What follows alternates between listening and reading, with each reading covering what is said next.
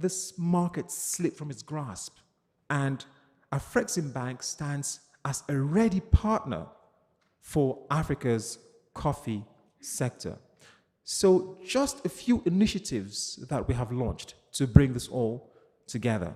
So for instance, the bank is financing and facilitating the creation of industrial parks and export processing zones across Africa with a focus on light manufacturing, including agro-processing. And it is premised on the fact that light manufacturing can spur an industrial revolution in Africa. The bank is also facilitating the emergence of internationally accredited quality infrastructure across Africa that provide testing, inspection, and certification services, as well as training in conformity assessment under the Africa Quality Assurance Center's IACO initiative. And I think this, for me, it is quite important because the SG talked about market access, but as you would concur, most times our products are not able to access foreign markets, even regional markets, because of conformity issues, phytosanitary constraints as well. So the bank is actually financing testing and certification centers. And the pilot center is actually being constructed as we speak in Ogun State in Nigeria. But we're also looking at facilitating the construction of testing centers in Tanzania, in Egypt, and in Ethiopia that will focus on agro-processing and also on textiles.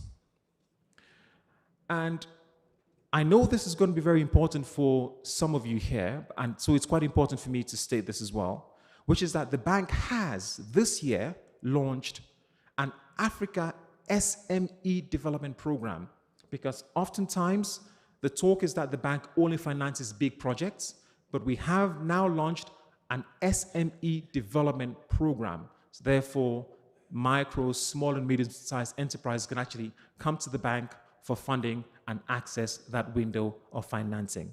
And lastly, and more specifically, the bank has actually been engaged with IACO to discuss the Africa Coffee Facility, which is actually modeled on our AfriCoin, which is all about financing and facilitating the entire value chain from production through to processing, through to marketing and to market access. And we believe that we can carry on with those conversations. You know, the challenges presented by the pandemic are a reminder that we need to work collaboratively to decommoditize Africa's coffee exports and promote African manufacturing and intra-African trade as a preventative measure against exogenous terms of trade shocks. And in so doing, we will build a vibrant, productive, and efficient coffee value chain, one which lives up to the needs of the millions of Africans engaged in the sector. I wish you very successful deliberations, and I thank you for your kind attention. Thank you.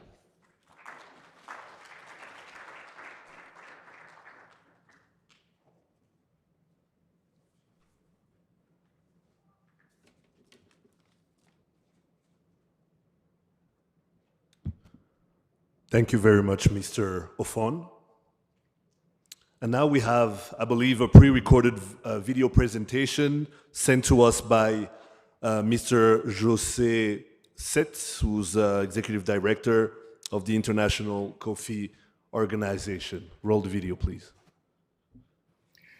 Her Excellency, Dr. Gerardine Mukeshimana, Minister of Agriculture and Animal Resources of Rwanda, and Chairperson of IACO. Ambassador Solomon Rutega, Secretary General of IACO. Excellencies, distinguished delegates, my dear friends from Africa, ladies and gentlemen, good morning. I am honored to have been invited to address the 61st Annual General Assembly of IACO and its associated 9th African Coffee Symposium, although I am disappointed that previously scheduled engagements prevent me from joining you in person at this prestigious event. Madam Chairperson, The IACO has always been a close and reliable partner of the ICO in finding ways to address the challenges facing coffee-producing countries. It has participated actively in the work of the International Coffee Organization for many years, contributing to the implementation and success of programs to improve the conditions of coffee farmers. Over the past 4 decades, we have seen a fundamental transformation of the world of coffee. There has been a paradigm shift in the political economy of the coffee market, away from regulation and towards liberalization. Today, coffee farmers operate in a free market that provides opportunities to prosper and grow, but also brings with it new challenges, such as price volatility and the impact of climate change. In this market-based environment, the coordination of the efforts of our 2 organizations to support the coffee industry in producing countries, particularly in Africa, has become more vital than ever. This is of particular importance since we face increasing challenges. Before talking about Africa in particular, I would like to take a brief look at the wider context in which we operate, the world coffee market. Looking back on where we were just 18 months ago, I have 2 reasons for feeling increasingly confident that the worst is behind us. The first reason is the evolution of the COVID-19 pandemic. Globally, COVID-related deaths are at their lowest level in the last 12 months. In London, where the ICO has its headquarters, movement restrictions have been relaxed and life is gradually returning to normal. Let's hope that this trend will continue and spread around the world. Although world coffee consumption may have fallen slightly as a result of COVID-19, coffee is now well placed to make a recovery as pandemic restrictions are eased. The positive trend in consumption is driven by 3 long-term factors. First, the rising demand in coffee-producing countries. Second, strong growth in consumption in emerging markets of non-producing countries. And finally, by increasingly dynamic traditional markets. Overall, world consumption is expected to continue growing with positive opportunities for ensuring coffee growers a living and prosperous income. The second reason for my optimism is the current high level of coffee prices. I am sure you are all aware of the severe frost that devastated Brazil's coffee growing regions in July. As a result of the damage inflicted by that frost, coffee prices have spiked dramatically from the low levels that prevailed in recent years. Arabica coffees are now trading at their highest level since 2012, and Robusta coffee is trading at prices that have not been seen since 2017. The shortage of coffee triggered by the Brazilian frost is likely to persist for some time, at least 2 years or even longer. Meanwhile, I would like to inject a word of caution. Although current price levels are encouraging for coffee growers, the escalation of costs caused by rising prices of inputs, the reduction in the availability of labor for farm activities in certain producing countries, plus the decreasing availability of land due to global warming are important limiting factors to production. Coffee is a labor-intensive crop with little mechanization in many producing countries, and global urban wages are increasing. Experience shows us also that coffee prices are subject to long-term cycles, so we must not fall into the trap of thinking that today's high prices will persist indefinitely. Farmers must use the good times today to organize their operations and improve their productivity in order to prepare themselves for lower prices in the future. To summarize, the reduction in supply caused by frost and the recovery in world consumption should help maintain a tight supply and demand balance, supporting current price levels for some time. Madam Chair, let's turn now to Africa. Before becoming an international commodity traded in many countries worldwide, coffee was native to Africa. The economic performance and development prospects of many countries in the continent are tied to commodity exports. In most African countries, coffee provides a particularly important share of export earnings, and a considerable number of growers who depend on coffee for their livelihood are often hit by the sharp swings in prices as experienced over the last 3 years. It is up to you, African countries, to take advantage of this powerful opportunity to close the living income gap and create prosperity for your farmers, to build resilient coffee landscapes, and to implement active participation of African stakeholders is expected to identify concrete projects for funding, particularly issues related to the living income of coffee growers and to gender. The task force will soon generate an important product, the Coffee Market Development Toolkit. This new guide, sponsored by the German Development Agency, will update and expand the work of the ICO's step-by-step guide to promoting coffee consumption, so as to include emerging trends and stimulate demand for coffee. This toolkit will be launched next year and will be a valuable resource for African countries. Madam Chair, as Executive Director, I must think of the future in terms of the potential role of the ICO and the way in which international cooperation can be a constructive force for the common good. Members of the ICO have set up a working group on the future of the International Coffee Agreement, which is discussing the future of our organization. We have noted positive developments, showing a predominant desire that the great coffee family should stay united to address the challenges facing our sector. Governments and industry in member countries must determine the precise role of the organization. I therefore encourage the active involvement of African members in this ongoing process.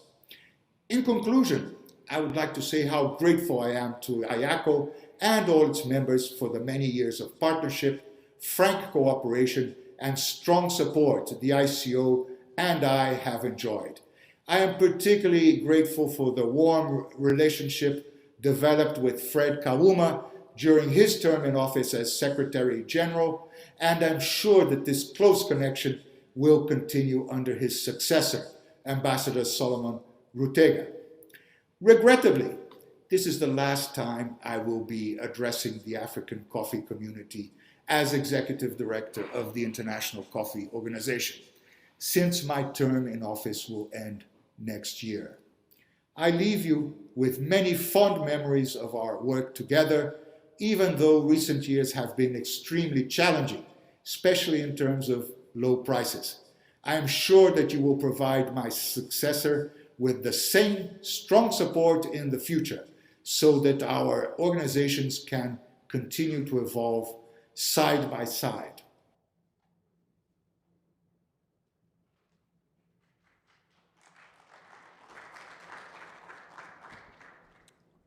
And now we have a live presentation coming from Her Excellency Madame Josefa Leonel Correo Sacco, who's the Commissioner of Agriculture, Rural Development, Blue Economy and Sustainable Environment at the African Union Commission. You can put her on.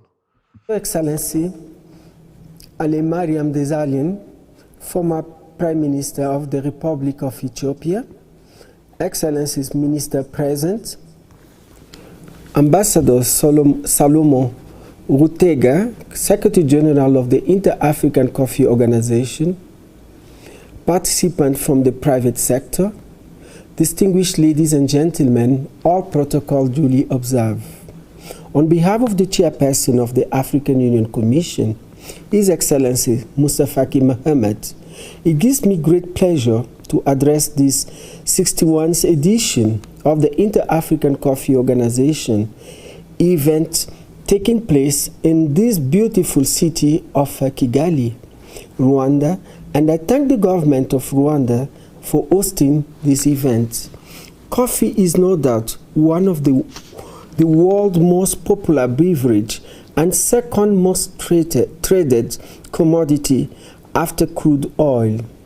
More than 2.6 billion cups of coffee are consumed every day, and over 120 million people live off the coffee value chain worldwide. The coffee trade amounted to $30 billion in 2019, representing 0.17% of the total world trade. Coffee is produced by over 60 countries in the world. The main coffee producers are Brazil, Vietnam, and Colombia. These three countries produce about 56% of the total world coffee in 2019. Africa grows about 11% of the total global coffee production in 2019. The main coffee producers in Africa are Ethiopia, Uganda, Cote d'Ivoire, Madagascar, and Tanzania. These five countries produce about 76% of the total coffee production in Africa and exported coffee worth about $1.65 billion in the year 2019.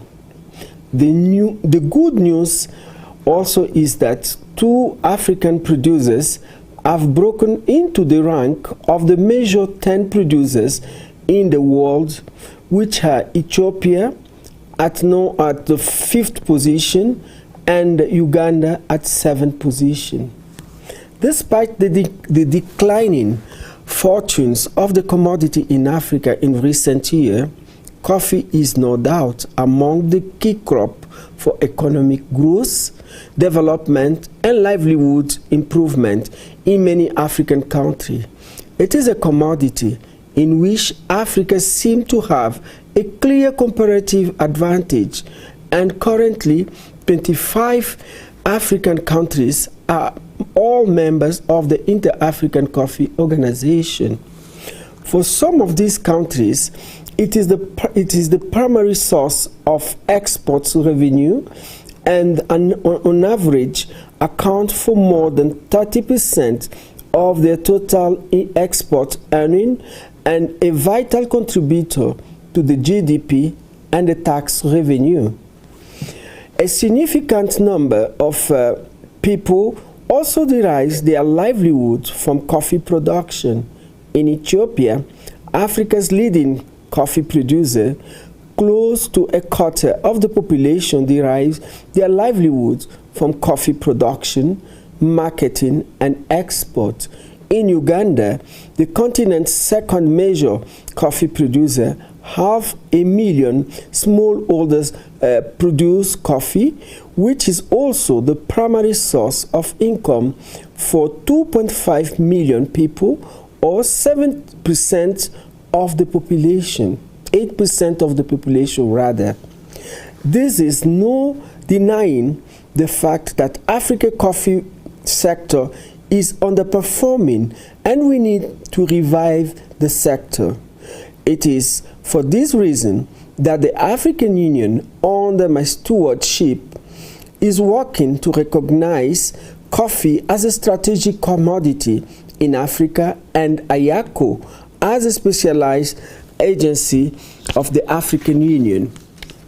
Let me elucidate briefly on some of the issues mitigating against coffee, which this meeting should strive to address. Across East Africa, for instance, there are more than 5 million coffee farmers, the vast majority of them smallholders. Most of these farmers live in poverty, typically for 3 reasons. The small size of their farms limits the number of coffee trees that they can cultivate. The trees they do have yield relatively few coffee cherries, and the coffee cherries they produce are sold at unpredictable and generally low price in the market. But it does not have to be this way. While increasing farm size may not be an option, productivity can be increased through improved climate-smart farming technique to mitigate climate change, which is becoming more frequent and taking a toll on the commodity. Contributing to the resilience of smallholder coffee farmers is imperative to create a sustainable coffee sector in Africa. The dark side of the coffee business is that some of those farmers who grow the crop, the women who harvest the beans, and those who pack the more than 140 million bags of coffee produced each year are not benefiting from the large profit generated at the top of the value chain. Coffee commodity price reaches new low in 2019 before recovering slightly, and the pain was felt in the low price paid to producers. In Africa, a region renowned for the variety and quality of its specialty coffee, small-scale production and high cost meant that low commodity price resulted in losses or unsustainably low earning for farmers. More than 90% of the coffee in Africa is exported as a raw product, with most of the added value transformation taking place in developed countries. On a fraction of global earning, estimated as less than 1%, remains in the hand of the farmers. We must change this narrative, taking advantage of the newly minted African Continental Free Trade Agreement. The implication is that we need to support our farmers to add value to their crops. Not just selling the green beans, but by roasting and packaging their coffee, even selling it under their own brand. That is the way forward. We already have few cases of successful farms in East Africa who are working on initiatives to promote roasting facilities and encourage local coffee consumption. The private sector must step in the big time. We need to devise mechanism to empower women in the coffee value chain to earn considerable less income than men in the sector by increasing their access to resources, including land and finance, supporting them to access the coffee market, participate in coffee cooperative, take a leadership role, and make change to decision-making dynamics with households so they can have more say over the profit generated from their efforts. I wish you all wonderful deliberation, and I thank you for your kind attention. Merci beaucoup. Muito obrigado.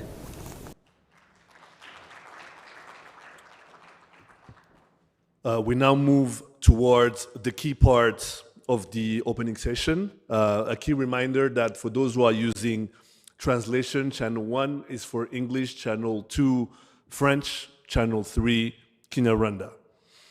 I'll now ask, with her permission, the Honorable Dr. Geraldine Mukeshimana, IACO Chairperson and Honorable Minister of Agriculture and Animal Resources of Rwanda, to please deliver us her opening remarks on that stage, please. Thank you.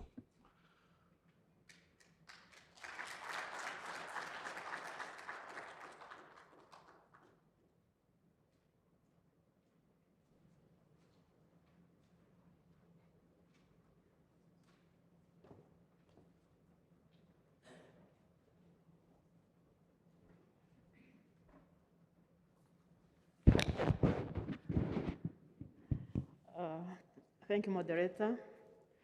Your Excellency Mariam Desalegn, the former Prime Minister of Ethiopia and IACO patron. Honorable ministers, Ambassador Simon Lotega, the Secretary General of IACO. I want to recognize the presence of NAEB Chairperson and CEO of NAEB. Dear delegates from IACO member states, colleagues, distinguished ladies and gentlemen, good morning. On behalf of the government of Rwanda, I am pleased to extend a cordial welcome to Kigali to all of you who are attending this meeting both physically and virtually. I want you to feel home, and it's a great pleasure to be your host. And thank you so much for attending the 2021 annual meetings for the Inter-African Coffee Organization. And this specific year, we are going to be looking at strengthening the coffee value chain for sustainable development of the economy and improving living incomes of coffee producers. The IACO annual meetings bring together ministers and senior officials from IACO member states, as well as other invited guests, to deliberate on various matters that are touching the African coffee value chains. In Rwanda, we have a rich tradition, although it's not equaling Ethiopia, dear patron. We have a rich tradition in coffee culture, which goes back from 1904. But we started exporting coffee 13 years later. That means in 1917. That said, coffee sector currently plays a strategic role in improving Rwanda's balance of trade. It generates income for producers, processors, and other trade actors that are operating in the agriculture sector.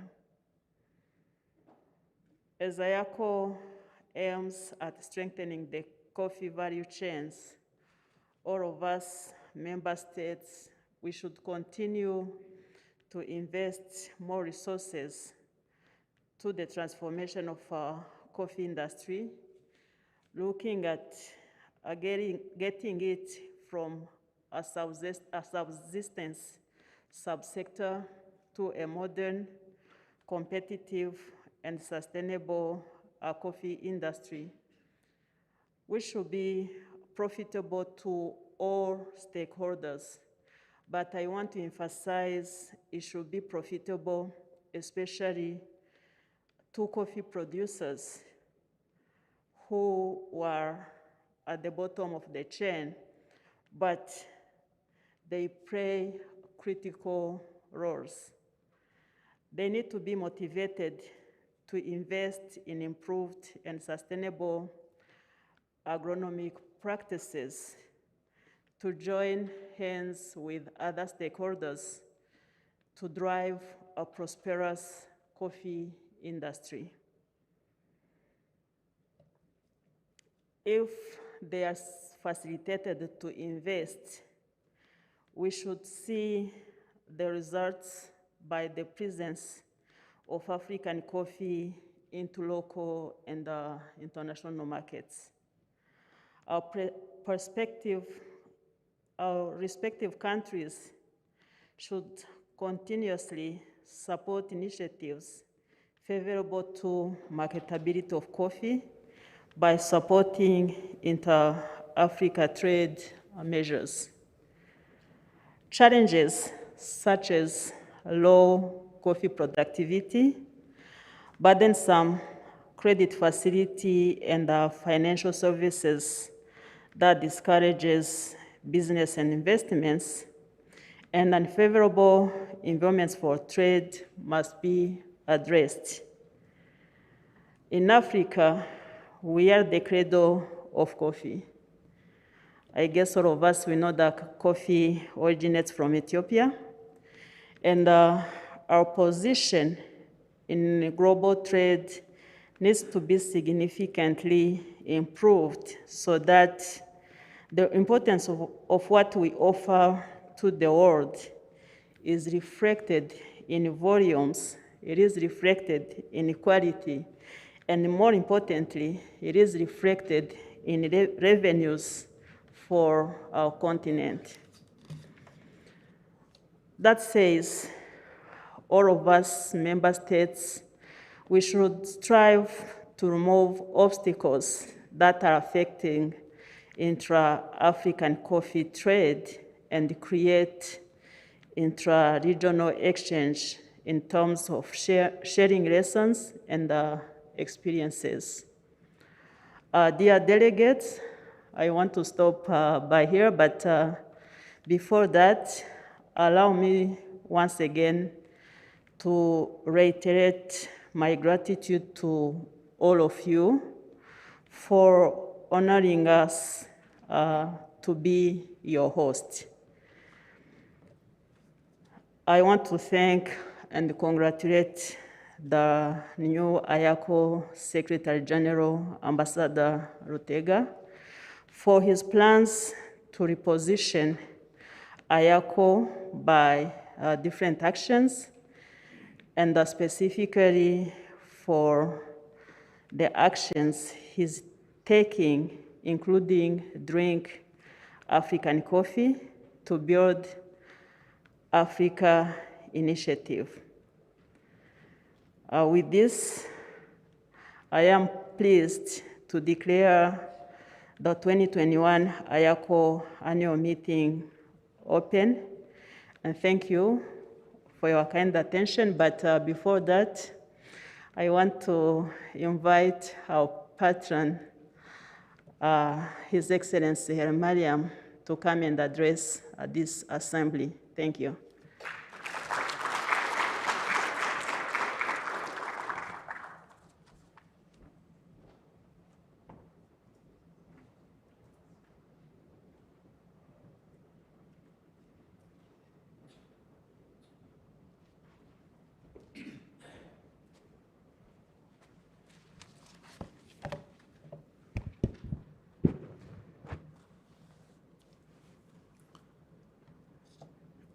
Honorable Dr. Gerardine Mukshamana, Minister of Agriculture and Animal Resources of the Republic of Rwanda, and the current chairperson of the Inter-African Coffee Organization, IACO. Honorable State Minister, Dr. Jean Chrysosoma, Your Excellency Ambassador Joseph Asako, Commissioner for Agriculture, Rural Development, Blue Economy, and Sustainable Environment, the African Union Commission, Ambassador Solomon Rotega, our new Secretary General, a very energetic person, which we depend on your leadership for the Inter-African Coffee Organization. Your Excellencies, members of the Diplomatic Corps, Honorable Chief Executive Coffee Board and authorities, honorable delegates, distinguished ladies and gentlemen. It is a pleasure for me to participate in the Inter-African Coffee Organization 61st Annual General Assembly that brings together a multitude of coffee enthusiasts, regional and international coffee roasters, traders, producers, professionals, and on the whole, the African coffee community under one roof to address the challenges of coffee, local processing, and consumption faced by Africa's coffee industry.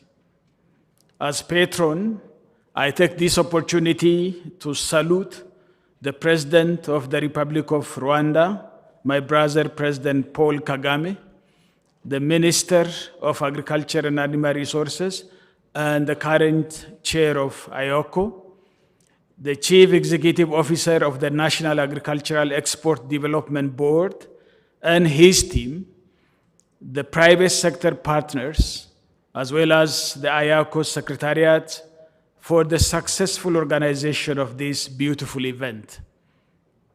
Madam Chairperson, ladies and gentlemen, in fact, in developing national policies conducive to improve the productivity and competitiveness of the African coffee, IACO has committed this coffee year to promote local coffee processing and consumption in our continent. To deliver this goal, the theme of this annual General Assembly is well-fitting, as it says, strengthening the coffee value chain for sustainable development of the economy and improved living income of African smallholder producers. And it is of great importance, given its aim to address the pertinent issues regarding local coffee processing and labeling for access to local, regional, and global markets. I know that the World Coffee Producers Forum is seriously promoting the roasting of coffee at origin. Thus, IACO's coffee efforts should help to consolidate this initiative in Africa. I believe that the promotion of consumption in Africa will help to enhance the competitiveness and efficiency of the African coffee industry, with potentially great benefits for all stakeholders, particularly the smallholder coffee producers who supply the bulk of our coffee. Of course, we acknowledge that local consumption in Africa is not the only challenge that the sector faces, that my own country, Ethiopia, consumes 60% of what it produces. But given all the attendant issues in the value chain that must be addressed, including financial and technical support that is required to improve productivity, support to development of value-added agricultural products, and the establishment of public-private partnerships to finance the African coffee industry. Among others, I would like to thank the Afri-Exim Bank, who has already said to us they are up to this challenge in this sector. We have to ensure that the African coffee industry becomes competitive and attractive to our investors and partners, and that our customers are pleased with what we have to offer. Excellencies, ladies and gentlemen, in order to address the challenges of local coffee processing and consumption in Africa, One of the instruments that the Inter-African Coffee Organization, IACO, is currently working on is the project that IACO jointly initiated with the International Coffee Organization as promotion of domestic coffee consumption in Africa. The objective is to boost coffee productivity, production, quality, as well as local processing and consumption in Africa.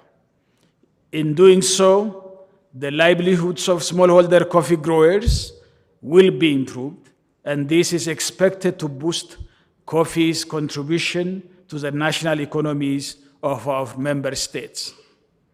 Distinguished participants, IACO, as Africa's intergovernmental body for the coffee industry and one of Africa's oldest continental organizations, has to partner with local, regional, and global public, as well as private institutions, to provide all necessary support to revamp and reshape the industry for the increased investment. I would like to acknowledge at this point the announcement that our commissioner has done just today, that IACO will be considered as a specialized institution of the African Union Commission. Therefore, a transformed coffee value in Africa, characterized by local processing through the use of modern technologies that preserves quality for both domestic consumption as well as meeting the requirements of international consumers, should enhance the position of our coffee and promote the prosperity of African producers.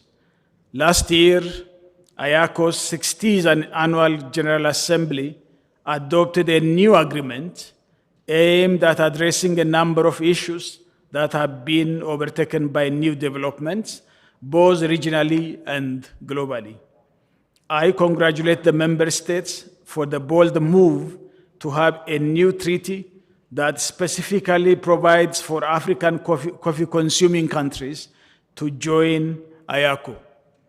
I believe this will greatly enhance the achievement of the objectives of the African Continental Free Trade Area, AfCFTA, in as far as the African coffee industry is concerned. I would like to encourage African countries to pay serious attention to strengthening our own regional body, IACO, because it will greatly enhance the competitiveness of African coffee when we work together to address all the issues that the industry faces today.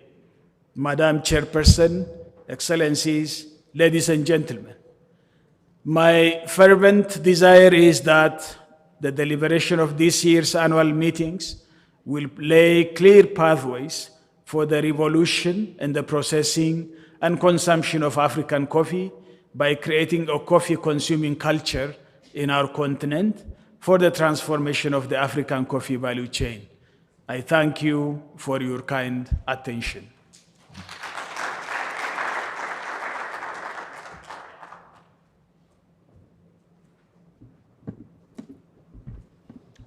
Thank you very much, Your Excellency. And now, before we move to the next part of the program, two quick reminders. Number one, right after here, we'll have a photo session. The first photo session, official photo session, will be a group of VIPs. We have a protocol team here right behind me that will show you exactly how to align yourselves. The second photo will be that group with the heads of delegations, so that group of VIPs with the heads of delegations. And the third photo will be that group, the heads of delegations and the heads of coffee boards. If I don't have it right, the protocol team will definitely have it right. There is a press conference that will take place right after here in room AD10, which the Minister of Agriculture and Animal Resources of Rwanda, the CEO of NAEB, and the Secretary General of IACO will take place, will participate in. A coffee break, speaking of coffee, is starting right now, right outside the room. Leave your translation kits here. We'll be right back in an hour. Thank you very much.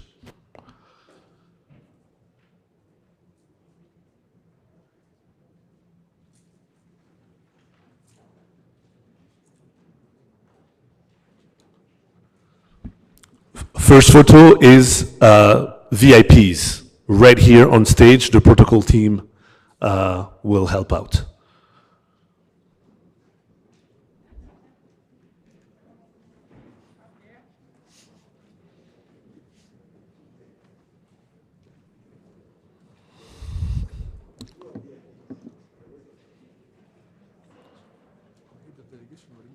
Oh yeah. So this one is the first photo. Members of the press, photographers, videographers, bloggers.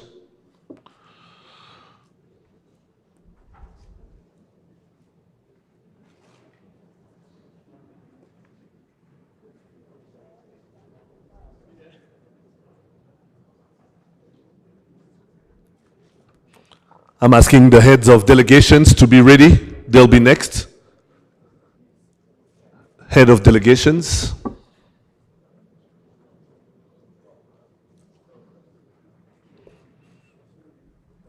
So that will be Mr. Moyo Khan, Mr. Vibi, Mr. Gouton, Mr. Kawuma, Ruvimbo Sandauke,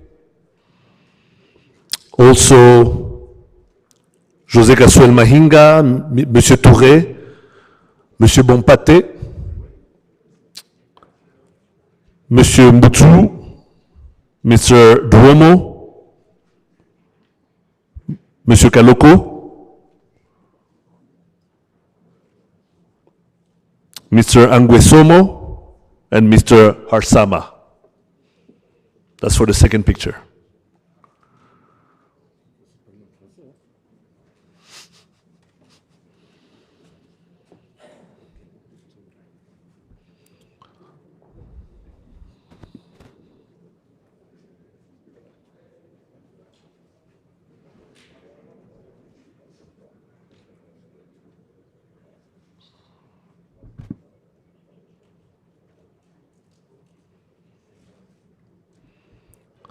And we're asking the heads of coffee boards, heads or coffee boards of Africa to be ready for the third photo. Heads of coffee boards.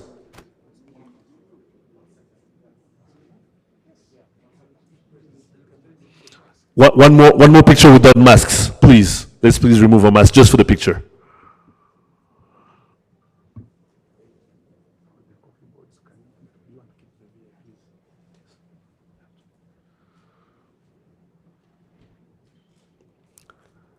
Heads of coffee boards, please step forward.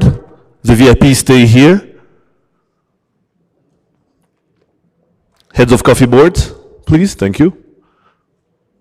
Right behind the VIPs, please.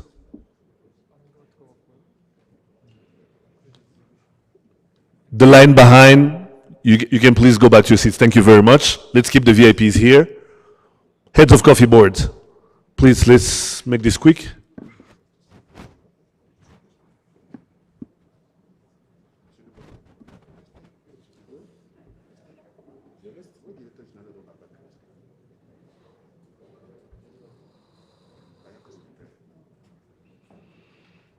This will be the last picture.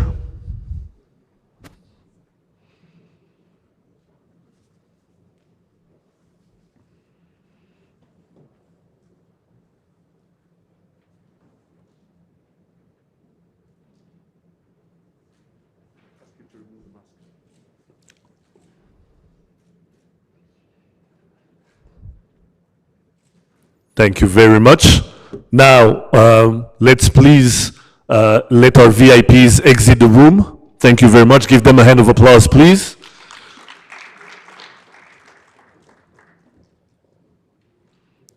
Again, the press conference will take place in AD 10 with the Minister of Agriculture and Animal Resources of Rwanda, the CEO of NAEB, and the Secretary General of IACO. Room AD 10. Everybody else, the coffee break is right outside. Pause café, on se retrouve ici d'ici 1 heure. We'll be back in an hour. Thank you.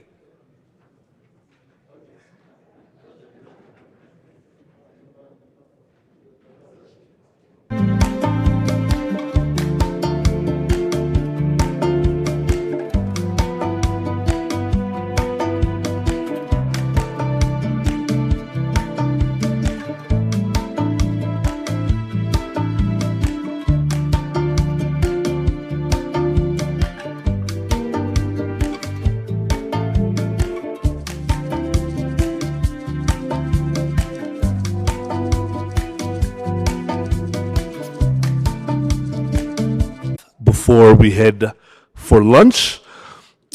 This session will be moderated, and I'll be calling now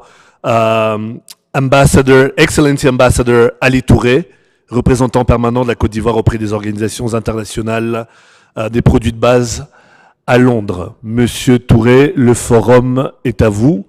Je vous laisse la parole. Nous avons 1h30 pour la prochaine session. Merci beaucoup.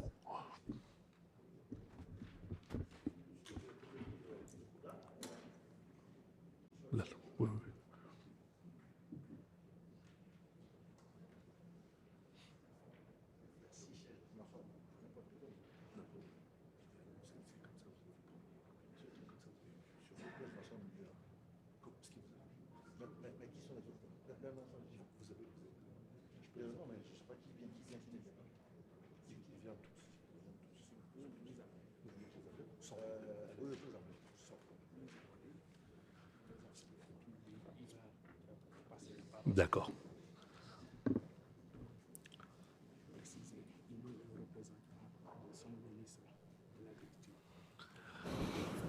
Excellence ambassadeur Touré est également représentant du ministre de l'Agriculture de la République de Côte d'Ivoire. Alors, je vais également appeler les prochains panélistes. Honorable Minister Dr. Géraldine Mukeshimana, IACO Chairperson and Minister of Agriculture and Animal Resources of the Republic of Rwanda.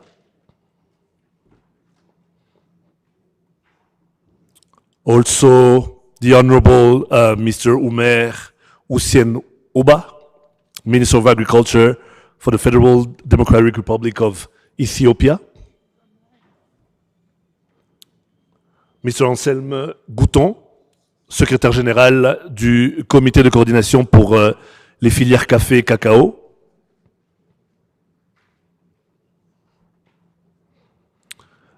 Monsieur Mohamed Kaloko, directeur général de l'Agence guinéenne de promotion des exportations, représentant également de son Excellence Monsieur le ministre du Commerce, de l'Industrie et des PME de la République de Guinée.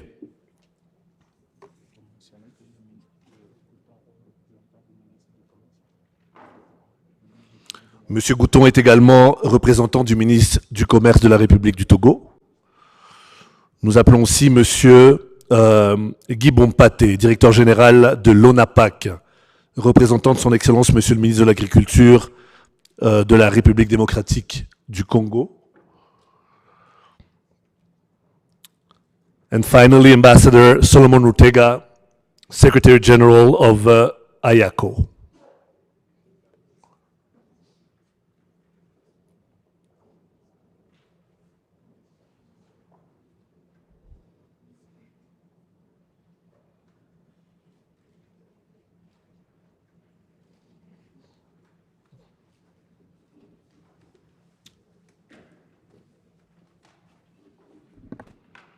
Excellence ambassadeur Ali Touré, le micro est à vous. Merci.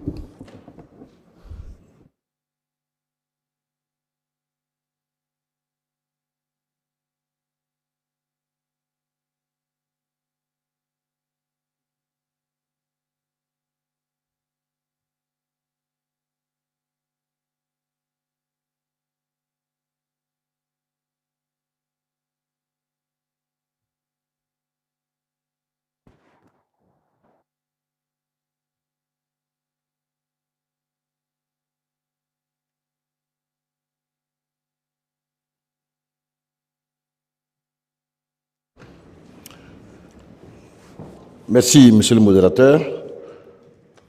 Madame la ministre, Dr. Géraldine Mukeshimana, présidente en exercice de l'OIAC et ministre de l'Agriculture et des Ressources animales de la République du Rwanda. Monsieur Anselme Gouton, secrétaire général du comité de coordination pour les filières café-cacao de la République du Togo.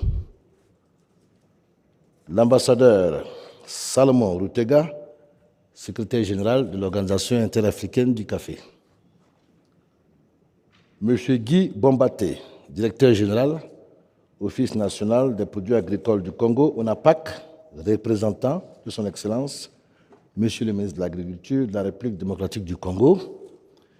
Et enfin, Monsieur Mohamed Kaloko, directeur général, Agence guinéenne de promotion des exportations, représentant de son Excellence, Monsieur le ministre du Commerce, de l'Industrie et des PME de la République de Guinée. Honorables délégués, honorables invités, mesdames et messieurs, je voudrais d'abord remercier les organisateurs pour l'honneur que l'on me fait et à travers moi, mon pays, la République de Côte d'Ivoire, pour présider ce forum politique de haut niveau sur le café. Je voudrais profiter de l'occasion pour féliciter le secrétaire général de l'OIAC pour cette initiative, car dans le cadre de la durabilité de la caféiculture africaine, nous pensons qu'il est important qu'on puisse adresser ce volet politique. Comme il est indiqué dans le document qui nous a été remis par le secrétariat de l'OIAC, cette session permet une interaction entre les ministres des États membres de l'OIAC afin de délibérer sur les différentes questions politiques affectant la chaîne de valeur du café africain, de la recherche à la consommation. Alors, je suis moi-même l'ambassadeur Ali Touré, représentant le ministre d'État, ministre de l'Agriculture et du Développement rural. Je voudrais, sans plus tarder, donner la parole aux différents panélistes qui sont là, pour que chacun puisse échanger sur son expérience. À tout seigneur, tout honneur, permettez-moi de donner la parole à Madame la ministre de l'Agriculture et des Ressources animales, présidente en exercice de l'OIAC, le docteur Géraldine Mukeshimana, pour sa contribution sur ce sujet. Madame la ministre de l'Agriculture, vous avez la parole.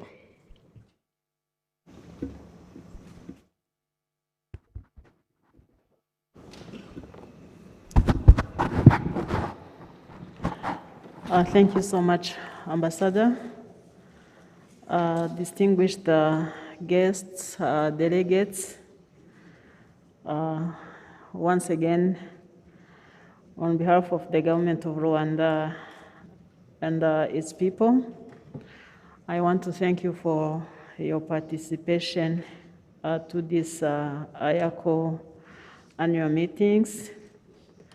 As mentioned before, that is bringing together decision makers on African coffee sector to discuss issues that are affecting development of coffee value chain and discuss possible approaches to adopt the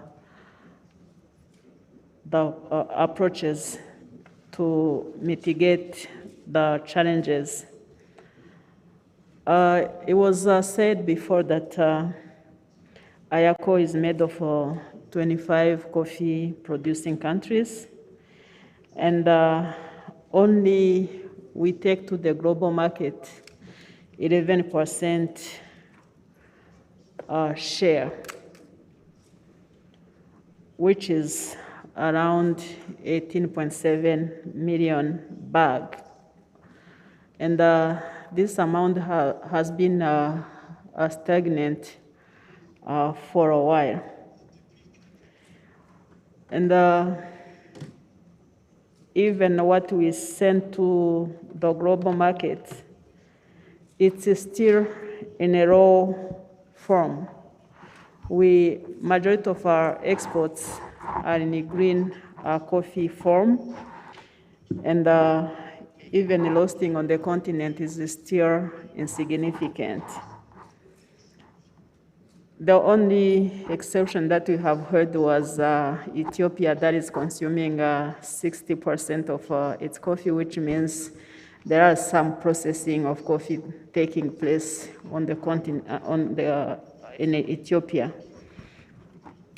And the majority of our exports are sent to United States and European Union countries.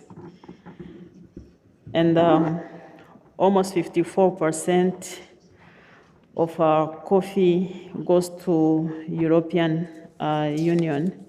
So it's important that at this meeting, we discuss on how we can add value to our coffee so that it can significantly improve the livelihoods of our producers and our economies. In Rwanda, we have taken a way of selling green coffee, fully washed green coffees, and we are at 80% of that. But as I said before, it's still green coffee. And when you look at the difference between the ordinary coffee and fully washed, there is some difference, but it's not something that is to be really excited for. So we are encouraging our private sector and other partners, investors, to come and invest in Rwanda and increase the share of roasted coffee that we are producing, even increase the share of ground coffee. And we find that getting to ground coffee can add a lot of value and increase significantly the amount of coffee that can be traded on African continent, so that this can contribute significantly to the commodity that we are trading among ourselves. The other issue that we are trying to tackle is how to make sure that the coffee producers are benefiting from producing the coffee, because as we all know, the coffee, the stakeholders of coffee make money as they go up into the value chains. You find that farmers are making a tiny bit of money, and then you find that the trader, the last segment, that is selling coffee, cup of coffees, are making most of the money.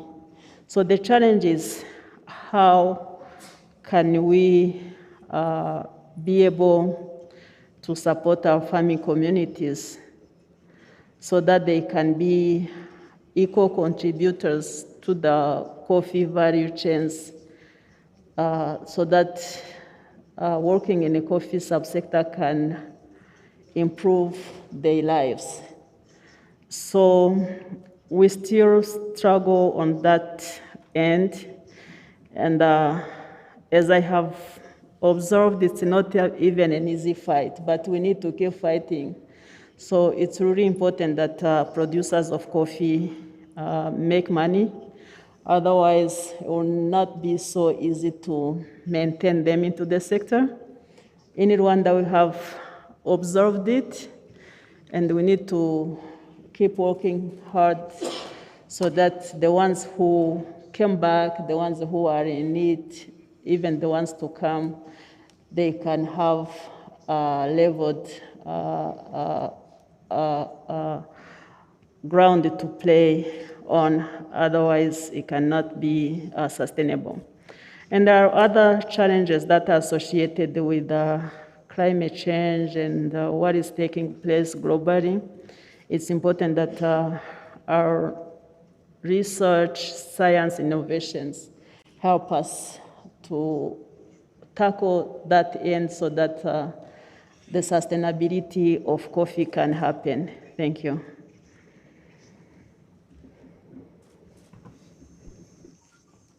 Madame la ministre présidente de l'OIAC, je voudrais vous remercier. En effet, vous avez de façon magistrale abordé les points saillants qui préoccupent les producteurs de café, à savoir l'amélioration de la chaîne de valeur du café, la promotion de la consommation et surtout l'amélioration des prix qu'on paye aux producteurs. Nous avons cette même problématique au niveau du cacao, donc nous savons de quoi vous parlez et nous voudrons vous féliciter d'avoir abordé ces sujets. En la présentant, avec votre permission, je voudrais maintenant donner la parole au secrétaire général de l'OIAC, l'ambassadeur Rutega, pour qu'il puisse nous dire comment il voit ce forum politique de haut niveau et qu'est-ce qu'il attend des États membres pour une durabilité de la filière caféière africaine. Monsieur le secrétaire général, vous avez la parole.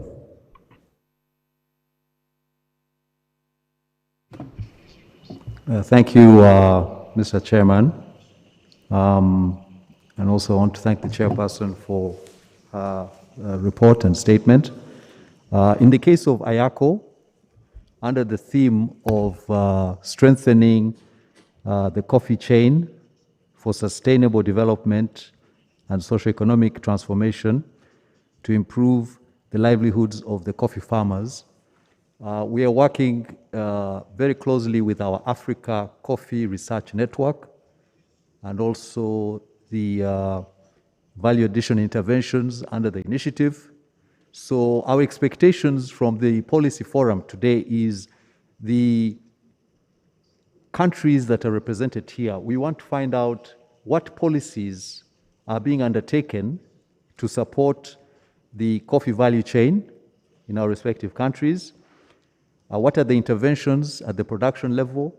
What are the interventions at the value addition level so that the transformation can take place? So this platform is to give us an opportunity to interact with the member states, especially the private sector, on the policies governments are taking to support this value chain and also to transform the lives of the farmers.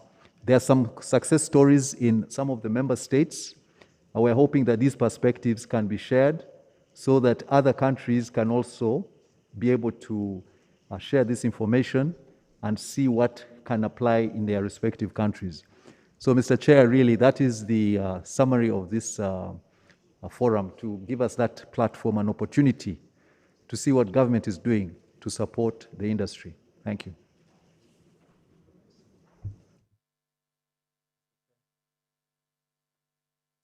Merci, Monsieur le Secrétaire Général. Je voudrais sans plus tarder donner la parole à Monsieur Anselme Gouton pour qu'il puisse nous dire quelques mots sur cette problématique liée à la durabilité de la filière caféière africaine.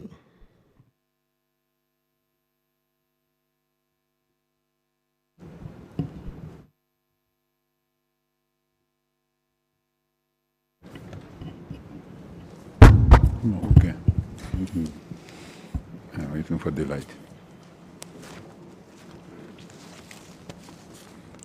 Merci, ambassadeur Litoré, pour m'avoir passé la parole. Donc, je voudrais, avant de délivrer mes propos,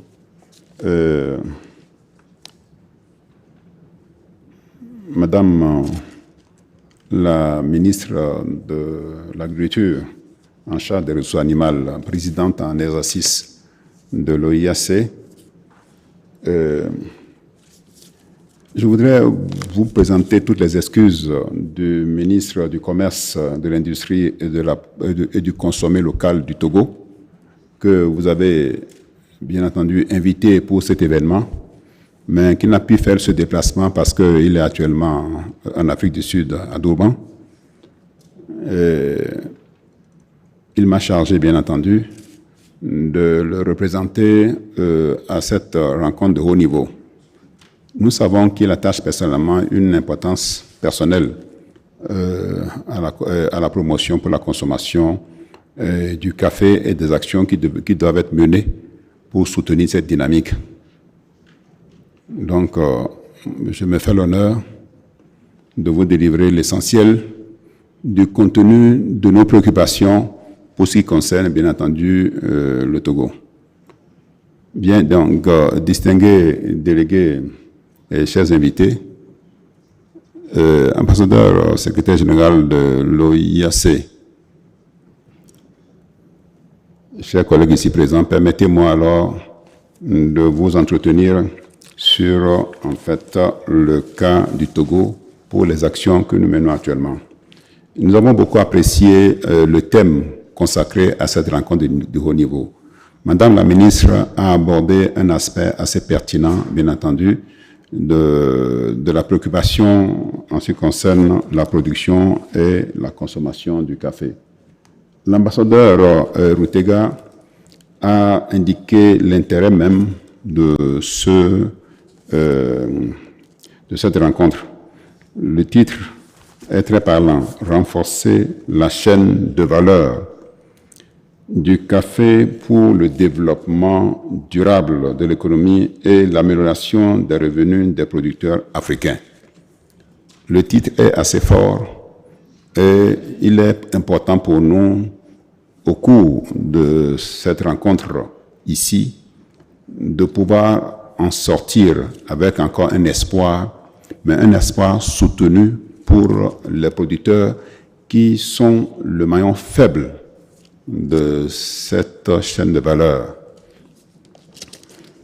Donc, en introduction, je dirais que pour perdurer et rester rentables à long terme, les chaînes de valeur doivent s'inscrire dans la logique du développement durable. Elles doivent être plus inclusives et concilier forcément les objectifs économiques. Et bien entendu, quand on parle d'objectifs économiques, on parle d'optimiser la valeur ajoutée, ce qui est très important. Également l'aspect social, c'est-à-dire équité, conditions de travail décentes. Et environnementaux.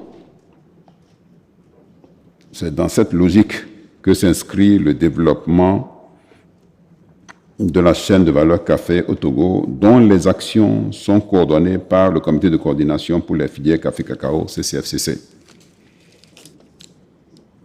Madame la ministre, chers invités, Excellences, ainsi les diverses mesures de renforcement de cette chaîne de valeur au Togo se récapitulent comme suite.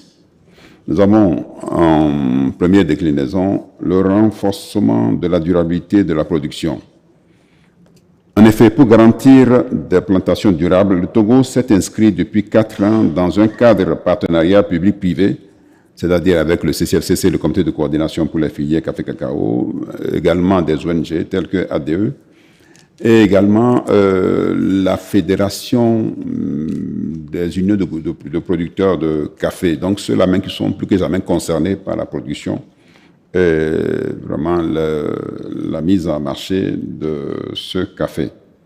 Donc à fournir aux producteurs du matériel végétal performant, donc plants de caféiers et plants agroforestiers, et des intrants agricoles. Cette action vise à couvrir à terme les plus de 18 000 producteurs de café qui exploitent plus de 27 000 hectares. Il convient de mentionner également la mise à disposition d'engrais café NPK 20-10-10. Mais nous continuons à étudier encore d'autres formes d'améliorants qui permettent justement de faire en sorte d'être moins dépendants des produits qui sont hautement chimiques. En deuxième déclinaison, je vous parlerai du renforcement de l'organisation des acteurs de la chaîne de valeur. En effet, l'environnement de la production, de la commercialisation et de la transformation du café du Togo connaît progressivement une meilleure organisation des différents acteurs dans l'optique de l'inclusion à travers l'interprofession, c'est-à-dire les producteurs, les acheteurs, les exportateurs et les transformateurs. Nous avons été plus loin puisque nous avons mis en place aussi une interprofession qui permet de concilier l'ensemble des préoccupations liées à ce secteur de café. En troisième déclinaison, je vous parlerai également du renforcement de la transformation et de la consommation locale.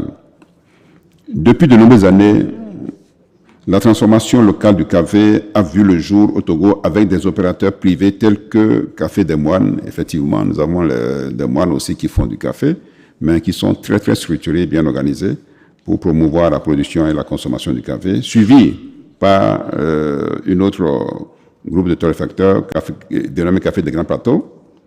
Et ensuite, nous avons un autre aussi opérateur qui s'appelle Café Kouman. Pour ne citer que ceux-là, bien entendu. Ces sociétés ont participé à plusieurs concours pour mieux valoriser le café produit et transformé au Togo.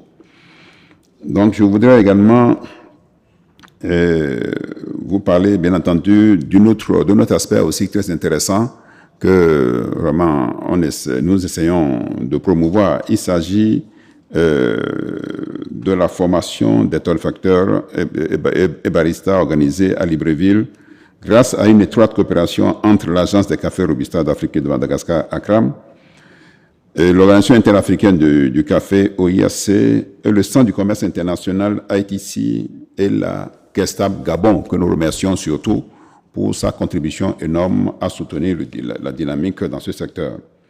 Je ne voudrais pas oublier, bien entendu, l'OIC, parce que l'OIC est au cœur de ce programme que développe actuellement l'OIAC. Dans le cadre du projet de la promotion de la consommation intérieure du café, donc projet OIAC, nous avons bien entendu programmé l'installation de kiosques à café et qui a commencé déjà à Lomé et qui va s'étendre à l'intérieur du pays, notamment dans le nord, dans la région septentrionale, dans la deuxième grande ville du pays. Donc depuis 2 ans, répondant à l'appel de l'Union économique et monétaire ouest-africaine, UEMOA, le Togo a institué le mois du consommé local, dont la deuxième édition, qui a commencé depuis le 15 octobre 2021, a été l'occasion d'implanter, comme je l'ai dit plus haut, le premier kiosque à café à Lomé lors d'une visite du secrétaire général de l'OIAC que nous remercions pour nous avoir rendu visite et nous avoir soutenus dans cette première opération. Et il convient aussi de préciser que déjà en mars 2019, nous avons implanté un kiosque de consommation de café et de cacao par l'ONG que nous appelons l'ONG VRD, dans une région qui produit pour l'essentiel aussi le café, qui s'appelle Palimé chez nous, qui est situé à 120 km de Lomé, au sud-ouest de la capitale. Donc le Togo étant un petit producteur, s'attelle à préserver la qualité de son café, surtout transformé, de manière à lui garantir un accès facile au marché, afin d'améliorer les revenus des différents acteurs de cette chaîne de valeur, notamment les producteurs. Dans la 4e déclinaison, je vous parlerai de la consolidation du cadre institutionnel. C'est un cadre important, bien entendu, pour mieux orienter l'action gouvernementale. Pour rendre le cadre institutionnel plus favorable au développement durable de la chaîne de valeur, le CCFCC, en sa qualité d'autorité de régulation des filières café-cacao, renforce la collaboration avec les services techniques relevant des ministères de tutelle et en charge de l'agriculture, notamment la direction du conditionnement et de la météorologie légale, le centre de recherche agronomique zone forestière. Nous avons déjà avec nous actuellement le directeur de ce centre, et l'unité technique café-cacao, UTCC, d'une part, et avec aussi l'interprofession et la société civile, dont les ONG que nous sollicitons souvent pour nous appuyer dans ce programme. Madame la ministre, présidente de l'OIAC, permettez-moi pour conclure de vous orienter vers les perspectives. Il s'agit de la dynamique de renforcement de la chaîne de valeur du café pour le développement durable de l'économie et l'amélioration des revenus des producteurs qui est lancée, bien entendu, au Togo. Pour le maintenir et l'amplifier à court et moyen terme, l'ensemble des acteurs de cette chaîne de valeur ont prévu de mutualiser leurs efforts en travaillant en étroite collaboration dans la logique du partenariat public-privé. Il s'agira bien entendu à terme de transformer la majeure partie du café togolais tout en renforçant la promotion de la consommation intérieure du café. Madame la ministre, mesdames et messieurs, chers invités, monsieur le modérateur, voilà ainsi déroulé le cas du Togo dans la perspective de soutenir la dynamique de la production et de la transformation du café. Merci. Merci, monsieur le secrétaire général, frère Anselme Gouton, pour cette expérience togolaise relative à la promotion de la consommation d'une part et à la transformation du café togolais. Je voudrais, sans plus tarder, inviter le ministre de l'Agriculture de la République fédérale d'Éthiopie. Je pense qu'il sera en ligne avec un PowerPoint. Est-ce qu'on peut me connecter le ministre de l'Agriculture de l'Éthiopie? Monsieur le ministre, bonjour. Vous m'entendez, monsieur le ministre? Est-ce que vous m'entendez? Can you hear me?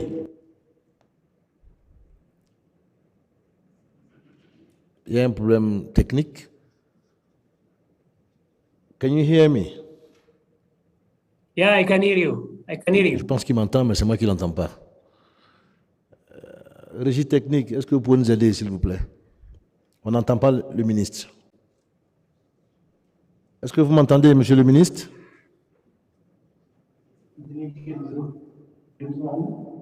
Hello, can you hear me? Est-ce que vous m'entendez, monsieur le ministre?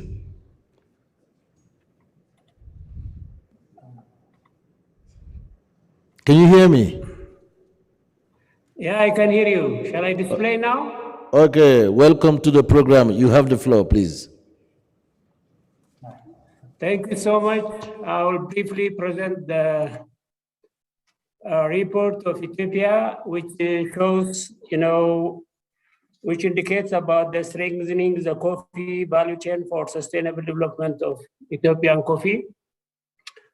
As presented earlier, first I will try to present the challenge that we face at the sector, and then the policy intervention area will be displayed second. In the coffee sector, we try to, as you all know, coffee is one of the first and large in its type of export of Ethiopia, and the livelihood of more than 6 million population is, household is relied on this. And annual production reached about 7.4 million metric tons. As earlier presented by the Minister of Rwanda, Ethiopian local consumption is also good compared to, the other country. Currently, we try to work on the policy issues, enabling policy environment in terms of quality, branding, protection, promotion issues.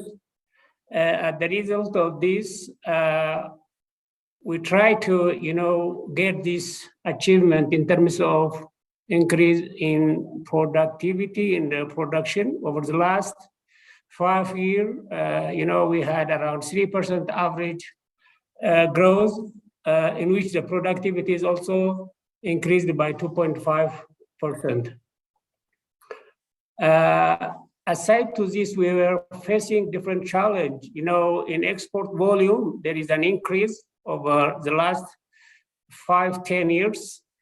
But due to the price paid to coffee growers, we were challenged. The price is not adequate at that of the volume increment. As you see from the graph, over the last, mostly in the last 5 years, there is a price decrease up to 1919 until, we have an policy intervention, which will be indicated next. There is a cyclical behavior of price over time, high degree of its volatility, and major problems for Ethiopian coffee market. The other challenge was about, what contributes to that price volatility. This is, the value chain, which is very hectic in the long value chain, which affects the income of our farmers. And by then, that will affect also the quality, the liquidity issue, low yield. We were in such a hectic problem because of the challenge that we have in the long value chain. Because of this, Ethiopian government, come up with some of the intervention to increase the productivity of our coffee. We try to, annually mobilize the people in stamping. And we took around, 100,000 of hectares every year. This affects increasing the production and the productivity, positively increase the riches in generic diversity as well, increase export volume and improve coffee quality. This is some of practical intervention which we made. Apart from that, we try to, government collaboration with the private sector, creating an enabling environment by reforming policy and the regulating framework. This has been done in 2017. This enables, farmers to directly export their coffee, vertical integration between the supplier and the exporter, improve the market efficiency as well. As the result of this, in the base years, we were, most of our coffee, which is accounted around 6% to around 36% in a lower grade, which ranges from grade 4 to grade 6. By working on that, we brought this low quality to 42%. This affects the price problem which we were mentioning earlier. And from 2019 onward, as it is depicted on the graph, the price starts increasing. The other, interpretation area is about internationally a cup of excellence competition in which we get high price on bid. And in 2020, we got around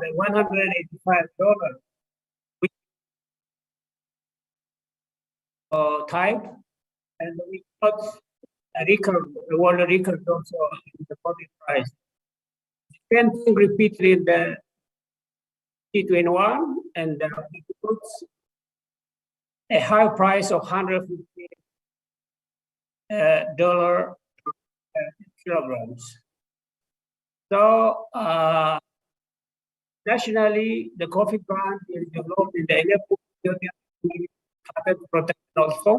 This is one of the policy interventions. This enhanced competitive source of additional income and improving the market efficiency.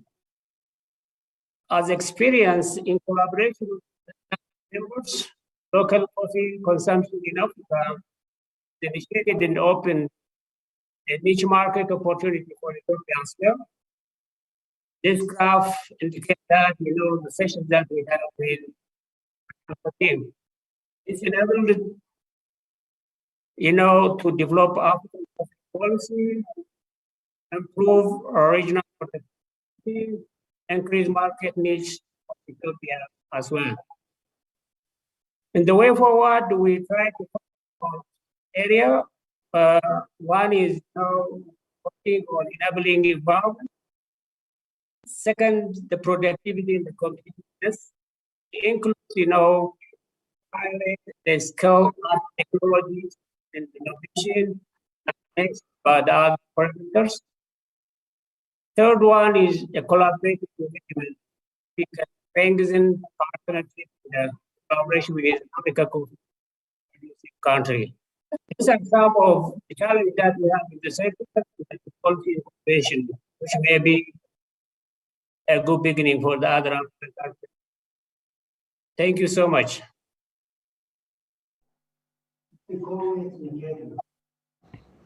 Merci, Monsieur le ministre, pour cette brillante présentation. Comme tout le monde le sait ici, l'Éthiopie est le premier pays africain producteur de café. Donc, votre expérience nous intéresse à plus d'un titre, mais je constate que l'Éthiopie fait face à la volatilité des prix sur le marché international. Et il serait bon que, en tant que leader du café africain, que vous puissiez prendre des initiatives pour nous permettre de nous retrouver à des niveaux beaucoup plus élevés afin de discuter de ces stratégies. Je vous le dis parce qu'au niveau du cacao, nous avons pris des dispositions pour discuter de la question du prix. Nous avons même formé des groupes de travail au sein de l'Organisation internationale du cacao. Donc je pense que l'OIAC en particulier et l'Organisation internationale du café en général pourraient s'inspirer des travaux que nous avons conduits au niveau de l'ICCO pour adresser la question du prix. Car, et là je parle pour la Côte d'Ivoire, les problèmes relatifs à la transformation, à la promotion de la consommation et surtout à l'amélioration des revenus des producteurs, pour nous, ce sont des sujets non négociables. Donc vraiment, je voudrais remercier le ministre de l'Agriculture de la République fédérale d'Éthiopie pour son expérience.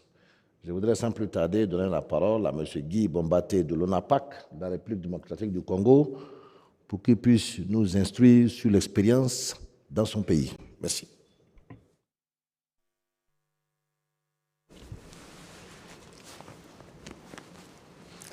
Merci beaucoup, Monsieur l'ambassadeur. Je tiens d'abord ici à remercier Madame, ministre de l'Agriculture, qui a voulu partager avec nous cette séance de travail sur renforcer la chaîne de valeur du café pour le développement durable de l'économie et l'amélioration des revenus des produits africains. Ici, mon ministre étant empêché, il est présentement au Burundi pour une autre mission d'État. C'est ainsi qu'il m'a dépêché pour lui représenter et il tient à vous présenter ses excuses pour son empêchement. Au nom, très chers frères et délégués invités,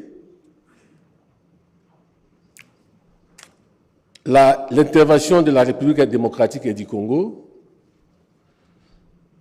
sur la chaîne de valeur du café pour le développement durable de l'économie et l'amélioration des revenus du producteur africain. Au nom de notre chef de l'État, Excellence M. Félix Antoine Tshisekedi Tshilombo, dans sa vision de revanche du sol sur le sous-sol. Vous savez, la RDC, c'est un produit, c'est un pays qui égorge beaucoup de matières premières, mais on a vu qu'on ne peut pas développer un pays seulement avec les minéraux. Il faut quand même penser,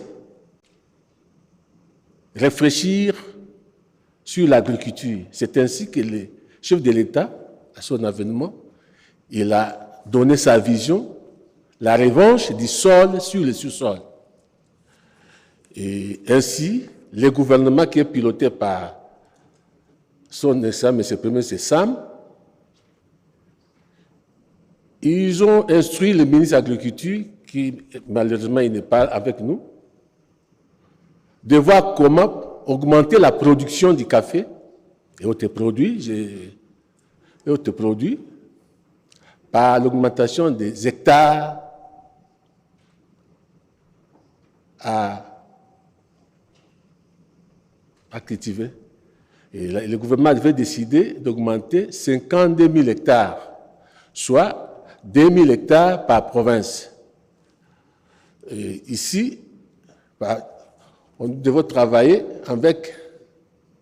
en partenariat, soit public et public, soit public privé.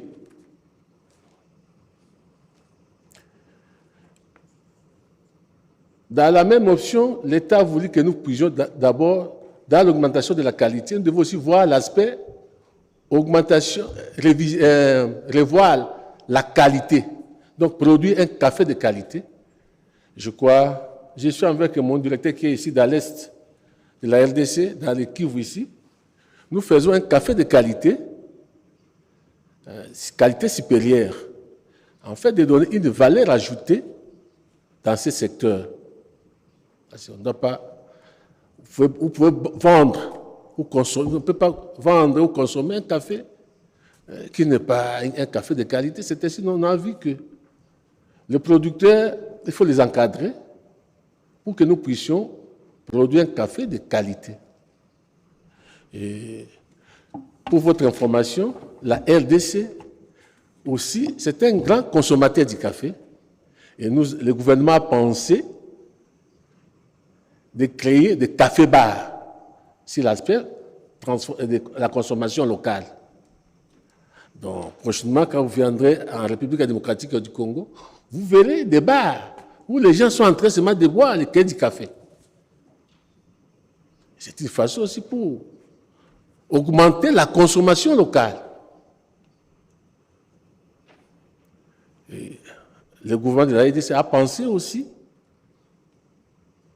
la révision de l'outil de travail, c'est-à-dire la transformation du café, d'équiper de nouvelles machines modernes pour la transformation du café. Je crois ainsi la politique de mon pays pour valoriser ce secteur. Il y a beaucoup de partenariats avec des privés, avec des ONG, en tout cas, on est en train d'y travailler pour que les cafés africains, les Africains consomment un bon café qui vient de la République démocratique du Congo.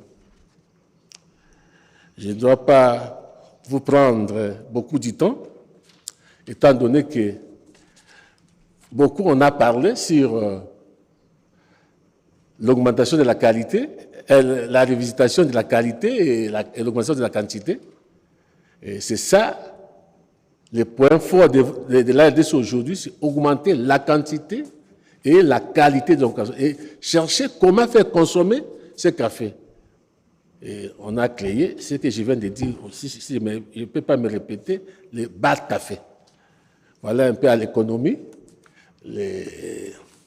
En économie, de manière résumée, le discours de mon ministre qui devait vous présenter. Merci beaucoup, monsieur l'ambassadeur. Merci, monsieur le DG de l'ONAPAC, pour cette expérience en République démocratique du Congo. Elle rejoint à peu près les préoccupations des autres pays producteurs de café membres de l'OIAC. Je voudrais sans plus tarder donner la parole à monsieur Mohamed Kaloko, qui est le DG de l'Agence guinéenne de promotion des exportations. Monsieur Kaloko, vous avez la parole.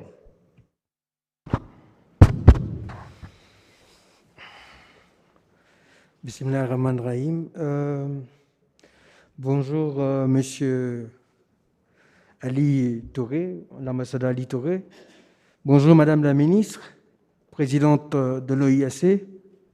Bonjour, monsieur le secrétaire général, monsieur Routega de l'OIAC.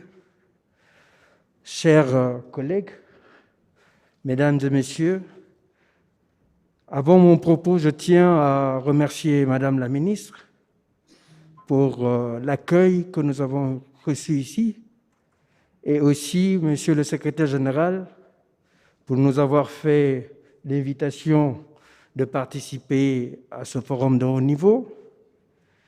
Et je voudrais présenter les excuses de mon ministre qui, pour d'autres raisons ou responsabilités, n'a pas pu être ici, mais qui m'a demandé de le représenter et je me ferai le devoir de vous livrer ici le message qu'il a voulu lui-même vous adresser ici.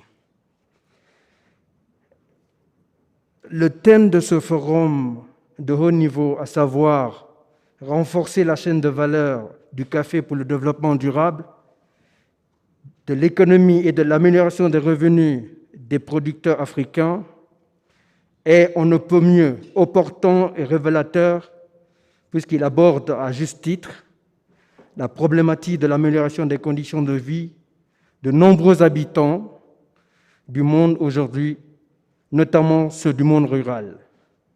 En effet, la production des biens et services s'est globalisée et cette globalisation a besoin de toute une série de moyens d'accompagnement pour promouvoir ou permettre aux biens ainsi produits d'atteindre les consommateurs par des canaux appropriés, soutenus par l'effet du commerce. De nos jours, pour soutenir le développement économique des pays, surtout ceux de moins avancés, il est indispensable de diversifier la production de biens, non seulement pour le marché local, mais aussi et surtout pour les biens, pour les exportateurs. La réalisation de ce noble objectif demeure le principal défi à relever dans ces pays et la seule voie susceptible de conduire vers une autonomisation économique des acteurs, surtout des jeunes et femmes, pour un développement inclusif et durable grâce à l'amélioration et au renforcement des capacités productives de ces pays. En République de Guinée, le café est cultivé principalement dans la région forestière, dont nous avons la variété Robusta, et en Moyenne-Guinée, nous avons la variété Arabica qui, il faut le souligner, est venue du Rwanda. Le potentiel de production est évalué à 70 000 tonnes, compte tenu de l'importance du verger traditionnel. Mais la production est en deçà de ce potentiel. Et depuis plusieurs années, le café est l'un des principaux produits d'exportation échangés sur les marchés internationaux. Des investissements importants ont été consentis par le gouvernement guinéen et ses partenaires au développement à travers des projets en cours pour appuyer les efforts déployés par le pays en vue de la réduction de la pauvreté et de l'amélioration durable des conditions de vie des populations dans les zones de production en agissant sur la chaîne de valeur. Nous sommes convaincus que ce partenariat pourra aboutir à la construction et à la modernisation des infrastructures de base, notamment dans la chaîne de valeur, le transport, la logistique d'exportation nécessaires pour une compétitivité de la filière café guinéenne. Dans ce contexte, la coordination entre les principaux acteurs au niveau national, régional et international est fondamentale pour la mise en œuvre des programmes et projets visant à accroître les capacités des ressources humaines à produire du café en qualité et en quantité. L'amélioration de l'environnement des affaires ainsi que la transformation industrielle à travers les investissements et le transfert de technologies sont autant d'éléments qui contribueront à faciliter les échanges, donc à permettre la diversification et l'autonomisation économique pour un développement inclusif et durable. Madame la Présidente, la République de Guinée est convaincue que l'OIAC est une réponse efficace aux problèmes et exigences des marchés mondiaux et les solutions aux problèmes qui se posent aux pays africains, producteurs et importateurs, consommateurs, membres de cette organisation pour arriver à faire face aux contraintes du côté de l'offre et de la demande. C'est pourquoi nous recommandons à l'OIAC de continuer cette approche de forum politique de haut niveau pour débattre des questions majeures concernant le développement des activités de la filière africaine, le café africaine. Nous sommes et demeurons convaincus que c'est une organisation qui a fait ses preuves à travers des actions comme par exemple le projet de promotion de la consommation intérieure de café en Afrique dont bénéficie la Guinée et qui est en train d'appuyer les acteurs de la filière café, notamment les femmes et les jeunes à sortir de la pauvreté dans notre pays. Nous tenons à souligner que cet appui de l'OIAC nous a permis de constater que 40% de la consommation guinéenne et de la production guinéenne est consommée en Guinée. C'est déjà un acquis sur lequel nous devons continuer à travailler. L'intégration du commerce dans le programme national de développement de réduction de la pauvreté tel que le plan national de développement économique et social PNDS est effective en République de Guinée. Pour nous, l'appui de l'OIAC peut apporter la croissance et contribuer à réduire la pauvreté. Je voudrais terminer mon intervention en disant que ce forum politique de haut niveau est bien l'occasion pour les membres de cette organisation de réaffirmer leur engagement en faveur du vaste programme de redynamisation de l'industrie caféière en Afrique à travers la promotion de la transformation et de la consommation locale du café afin de soutenir les prix payés aux caféculteurs et d'accroître la valeur ajoutée dans les pays producteurs. Je voudrais enfin, au nom de son Excellence, le colonel Mamadi Doumbouya, chef de l'État, président de la transition, de Monsieur le Premier ministre Mohamed Beavogui, chef du gouvernement, réitérer le soutien de la politique de la République de Guinée aux activités de l'OIAC, notamment ce qui concerne l'appui aux pays membres en agissant sur la valeur du café. Et comme il y a un adage qui le dit, celui qui parle doit avoir pitié des oreilles de celui qui écoute. Je vous remercie. Merci, M. Moloko, d'avoir terminé vos propos sur un sage dicton de l'Afrique. Je voudrais, pour la dernière présentation, est-ce que le Dr James Vibi est là? C'est vous? Dr James? D'accord. Représentant le ministre du Commerce et de l'Industrie de la Sierra Leone. Vous avez la parole. Good.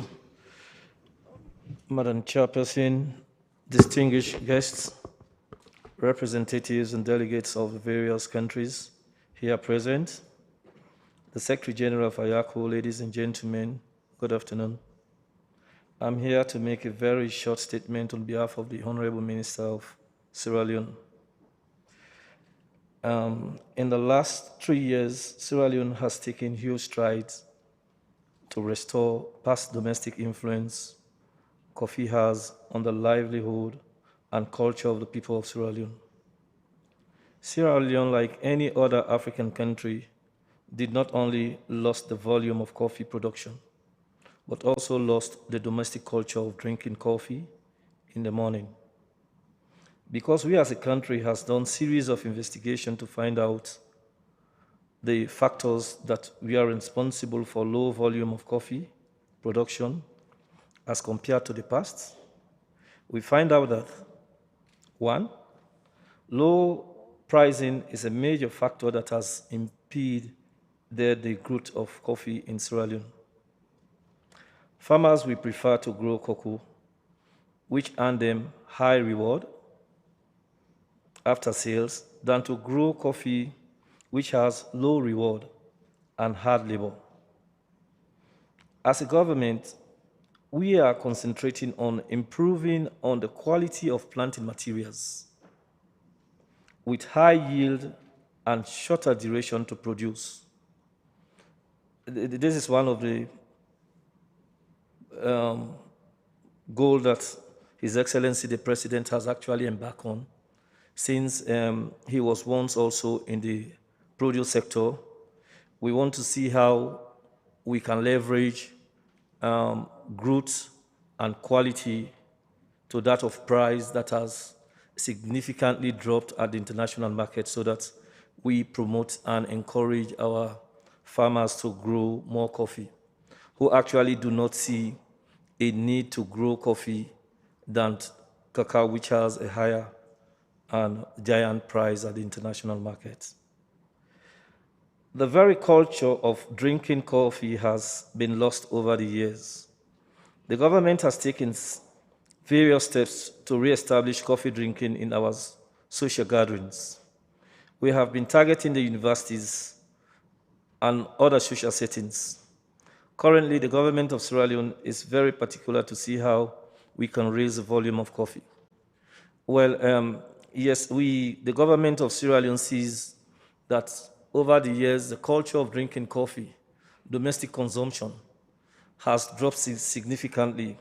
So as a government, we are trying to create platforms where coffee will be drunk. We have targeted various university campuses and other social gatherings so that coffee drinking will also take its place as it used to be in the past. As a nation, we must make sure that we improve the volume and quality of our coffee, since it is now no secret that our Stenophila coffee is one of the best flavored coffee in the coffee value chain in the world. In fact, it has been classed as 10 times superior to most coffee in the world. As it is at all times, the government of Sierra Leone is ready to engage international partners, the regulatory bodies like the IACO, the IACO, to make coffee trade an economic tool that will change the livelihood of our revered farmers in Africa who work so hard but receive little income. I also want to convey the appreciation of my Honorable Minister of Trade to this body for your invitation, and also convey to you that Sierra Leone coffee has organic nature. We are purely organic when it comes to the specification of our coffee. And also, as I have also mentioned, we have a Stenophila coffee that is only peculiar to Sierra Leone, and it is 10 times superior to most of the coffee you can find in the world. So it is also his wish that private partners who want to invest in the coffee sector see Sierra Leone as a destination of investments. Thank you. Merci, Dr. James, à nos chefs que vous êtes, de dégager des pistes de solutions pour améliorer les revenus des producteurs, pour améliorer la compétitivité de l'économie caféière africaine et voir dans quelle mesure nous pouvons assurer la durabilité de ce aliments pérennes. Alors, moi, j'ai dégagé 4 pistes de solutions. J'ai pensé d'abord qu'il est important pour les Africains de renforcer le secteur privé. Lorsque nous nous retrouvons à l'Organisation internationale du café, on se rend compte que les Latinos ont des secteurs privés très performants. Et qu'en Afrique, lorsque nous nous retrouvons dans les différents comités de l'OIC, au niveau du comité consultatif pour l'économie caféière durable et d'autres commissions, on sent pas le secteur privé africain au sein de l'institution. Et ça, je pense qu'il faut qu'on puisse le corriger parce que nous avons aussi le secteur privé. La deuxième piste de solution, c'est une politique de transformation et de consommation vraiment très active dans nos pays d'origine. Je vois que l'Éthiopie fait beaucoup d'efforts, mais il faut que nous puissions arriver au stade du Brésil. Le Brésil est le premier producteur mondial de café, mais il est presque le premier consommateur. Il faut qu'on puisse créer les conditions pour transformer et pour consommer ce que nous produisons. La troisième remarque, c'est l'agenda politique. Et là, c'est vous les ministres. Je pense que il faut qu'on puisse mettre le café à l'ordre du jour des travaux de l'Union africaine. Et lorsque vous, les ministres, vous allez, par exemple, à l'Union européenne, il faut que vous puissiez parler du café. Je le dis parce qu'au niveau du cacao, la Côte d'Ivoire et le Ghana ont réussi à mettre à l'agenda de l'Union européenne la question du cacao. Mais le café n'a pas encore pris. Donc je pense que nos ministres doivent faire un effort et parler de la problématique du café avec les interlocuteurs qu'ils rencontrent en dehors du continent. Et la quatrième proposition, c'est que je voulais proposer que l'OIAC organise une table ronde avec des multinationales, des torréfacteurs, des négociants, des banques, des pays consommateurs et des producteurs, où nous puissions adresser de façon intelligente la problématique du prix, de la promotion, de la consommation, de la transformation. Voilà les 4 propositions que je voudrais faire, Madame la ministre, sous votre parapluie. Sans plus tarder, Madame la ministre, je voudrais passer la parole à ceux qui voudraient la prendre. Dans cette salle, tous ceux qui sont familiers avec les travaux de l'OIAC savent que notre partenaire de toujours, c'est l'Organisation internationale du café, qui nous aide dans le renforcement des capacités, qui nous aide à structurer les projets, qui nous a même donné un fonds pour faire la promotion de la consommation du café en Afrique. Alors, je voudrais ici passer la parole, s'il le souhaite, au docteur Denis Sedieu, qui nous aide beaucoup au niveau des travaux de l'OIAC, s'il peut nous dire quelques mots sur les thèmes que nous abordons concernant le financement de la caféculture en Afrique, concernant les prix qu'on paye aux producteurs africains. Vraiment, docteur Sedieu, vous avez la parole. Docteur Denis Sedieu est le chef économiste de l'Organisation internationale du café. Il représente ici le directeur exécutif de l'OIC. Okay, Excellence, thank you. You just take me at very short notice. But I think the theme you are discussing is very important, it's crucial. As you know, sustainability and the living condition of coffee farmers and also the viability of coffee industry in Africa, in all producing countries, are the main topic IACO has been discussing for a number of years. And as you know also, the member you have set up this group, public-private partnership, and the task force is working. And what we notice is we are lacking the strong involvement of stakeholders from Africa. And we need the stakeholders from Africa to give their voice and to participate in the debate instead of taking the results. They have to participate. So there are a number of issues. But I think the real issue we have in Africa, all the challenges we know, but how to address them.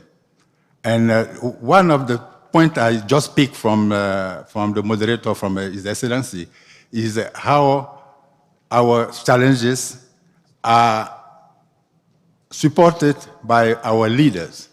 Because when you approach institutional development institution, the first thing they are asking is, do you have the support of your government? Is it the priority of your government? This one we cannot, because we work at a technical level, and the rest is our leaders. You are the one who will put this program forward. So we just bring to you, before you, what are the challenges, what need to be, and where the finance can come from. But it's up to you to take it now and to talk to your partners, European Union, even within the African Union. It's rare to see coffee in the discussion. So those are the points I would like shortly to make. And I think I'm pleased to continue to work with the Inter-African Coffee Organization on behalf of my organization. So we will continue debate, because we have a symposium tomorrow where I will make my presentation regarding what are the solutions, what can we do, and so it's a continued debate. So I thank you very much. I'm not going to take more time. Thank you. Thank you very much. Thank you. Before I give the floor to Fred, my friend from Kabi, can you come on the microphone, please? I want you to present your organization and tell us a few words. Is it possible? Thank you very much.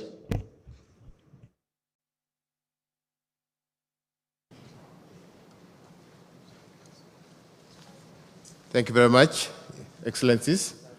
My name is Maurice Akiri, Region Director for Kabi Africa, based in Nairobi.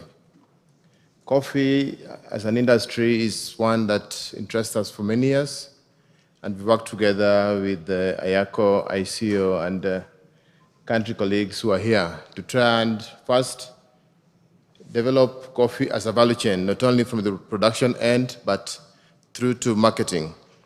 And the study that Ambassador is talking about is one that ICO commissioned Kabi to work with both the Anglophone and Francophone countries to see how we can come up with a baseline study, which then helps us go through to approach donors to see how we can promote domestic consumption within our countries. So it's something that is exciting, and we hope that tomorrow at the symposium we'll discuss some more, but then get to work with partners to see how we not only talk of challenges, but we come up with solutions that then transform us. Kabi is a research organization working in agriculture and environment, and gladly to say, Honorable Minister, that Rwanda is a member of Kabi as well, and we've interacted in other forums, in other support systems as well. Thank you very much for now. Thank you very much. I will switch a little bit in English, if you don't mind, Madam la Minister. You don't mind if I speak English, do you? Thank you very much. I want to give the floor now to Dr. Fred Kauma. Fred Kauma used to be the former Secretary General of IACO. Fred, you have the floor, please.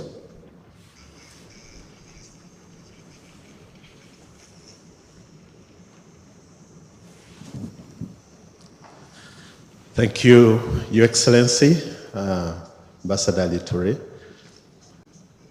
I just wanted to make a comment following the statement that you made about cocoa and the initiatives that have been taken by the,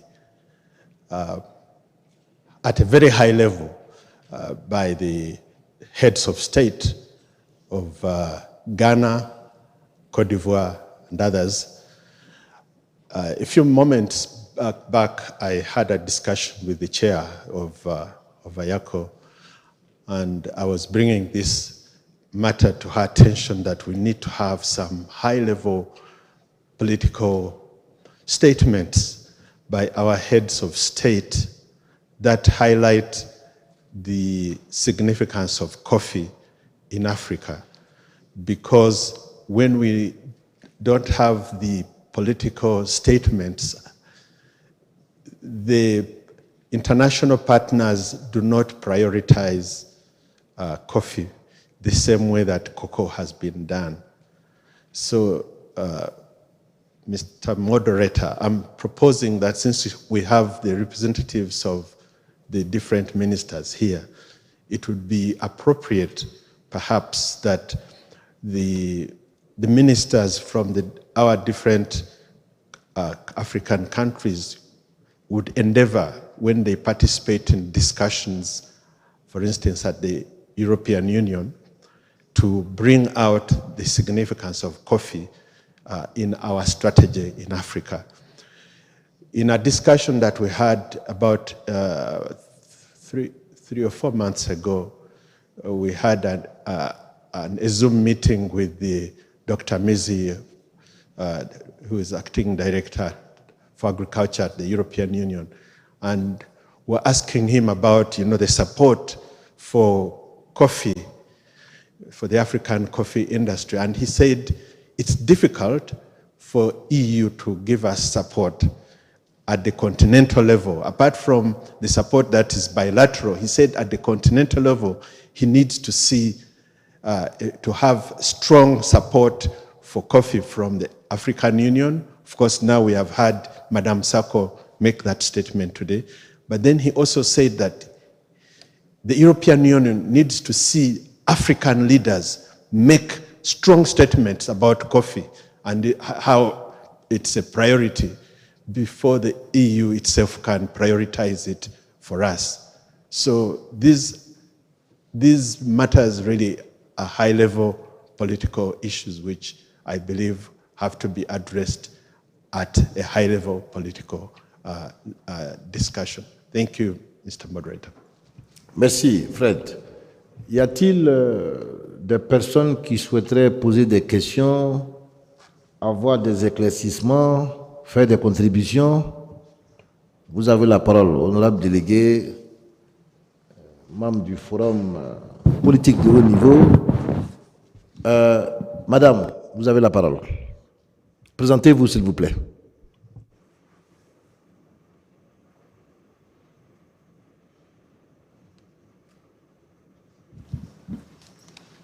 Good afternoon, everyone. First, I'd like to introduce myself. My name is Princess Adeyinka Tekena. I'm from Lagos, Nigeria, and I'm also the founder of Happy Coffee. It's an indigenous Nigerian coffee brand. Before I ask my question, I'd like to make this presentation of Nigerian coffee to her Honorable Minister. She's the only female on the panel, so it will do me great privilege to offer Nigerian coffee to her. Some of the work we're doing as young entrepreneurs. However, my question is to the panel. There's a voice that is missing in the room today, and it's the voice of young African entrepreneurs who every day continue to find innovative solutions to the African coffee problem. However, what are the opportunities that we have in creating support for us? Because I feel as though if we do not throw our weight behind young African entrepreneurs, saying that our work is being recognized, it becomes hard for us in our home countries like in Nigeria to make a lot of headway with coffee. So the question is, how do we begin to include the voice of young African entrepreneurs in the coffee sector to either work better in terms of farming or to create innovative solutions to bringing packaged coffee to the rest of Africa and to the world as a whole? Thank you. Merci, madame. Pendant que vous êtes là, vous pouvez remettre... should I speak in English or do you speak French? Do you speak French? No, not. No, too bad. Okay, anyway. Now, while you're here, you want to give the present to the minister now or you want it later? I would like to give it to her now. Okay, then you are forcing the minister. C'est bon? No, I'm not ever venir ici. Yeah, you can come.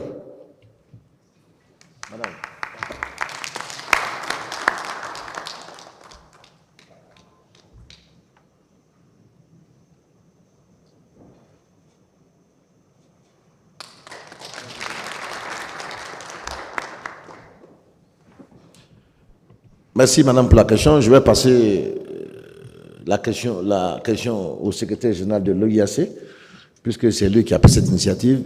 L'ambassadeur, vous voulez répondre à cette dame, s'il vous plaît? Yeah, thank you, Mr. Moderator. I also just, before I answer Princess's question, I just want to thank her for taking the initiative to come and attend the IACO meeting. I met Princess 3 months ago when I traveled to Lagos and shared my vision, and immediately she embraced it, and as a result she's able to attend the IACO meeting today. So thank you, Princess. Now, on the issue of the youth, what are governments doing to support young African entrepreneurs and young coffee farmers? There are countries that are taking initiatives to support formation of youth groups to help in agronomic practices, to help in value addition in terms of support for machinery. Just to share an example, Ghana, I traveled to Ghana also 2 months ago. They have formed associations that lease land for the youth at that farm level, where they work out an agreement with the local governments to lease land to young coffee farmers who don't have enough money to purchase land and plant coffee. So that's one very successful initiative that is vertically integrated, where they support them with the land, some seedlings, and also training on how to grow coffee, on also how to roast it, and also how to package the whole vertically integrated value chain. So governments in Africa should take a leaf from that kind of example, where they train and support them in terms of forming groups. I think the best thing is to first form a group. As IACO, I shared this idea where we're going to try and form an African youth group so that you can share experiences and also ideas on how to promote your coffee. So those are some of the initiatives that can strengthen the value chain for the young Africans who are now involved in coffee production, coffee processing, and also people like Princess that have this brand Happy Coffee, which is also being marketed at the retail level. So as IACO, I just want to assure you that part of our strategy is we're going to get involved with the universities. As I mentioned in my vision, we plan to open one coffee shop in all the universities in the member states. We've started in Togo, Kenya, we're now moving to other countries. We'll roll out this strategy. And companies like yours, the idea is now to form an association of the youth group that will be supported, especially with regards to training and also exchange of information. So yes, the youth are very important in our strategy. Thank you. Thank you, sir. Allô? Merci, M. le Secrétaire Général. Y a-t-il d'autres prises de parole? Y a-t-il quelqu'un ou une délégation qui souhaiterait prendre la parole ou poser des questions? S'il n'y a pas d'autres prises de parole, il est en ce moment 13h24. Je voudrais... oui, monsieur, vous avez la parole. Présentez-vous, s'il vous plaît, et vous avez la parole. Ne soyez pas trop long.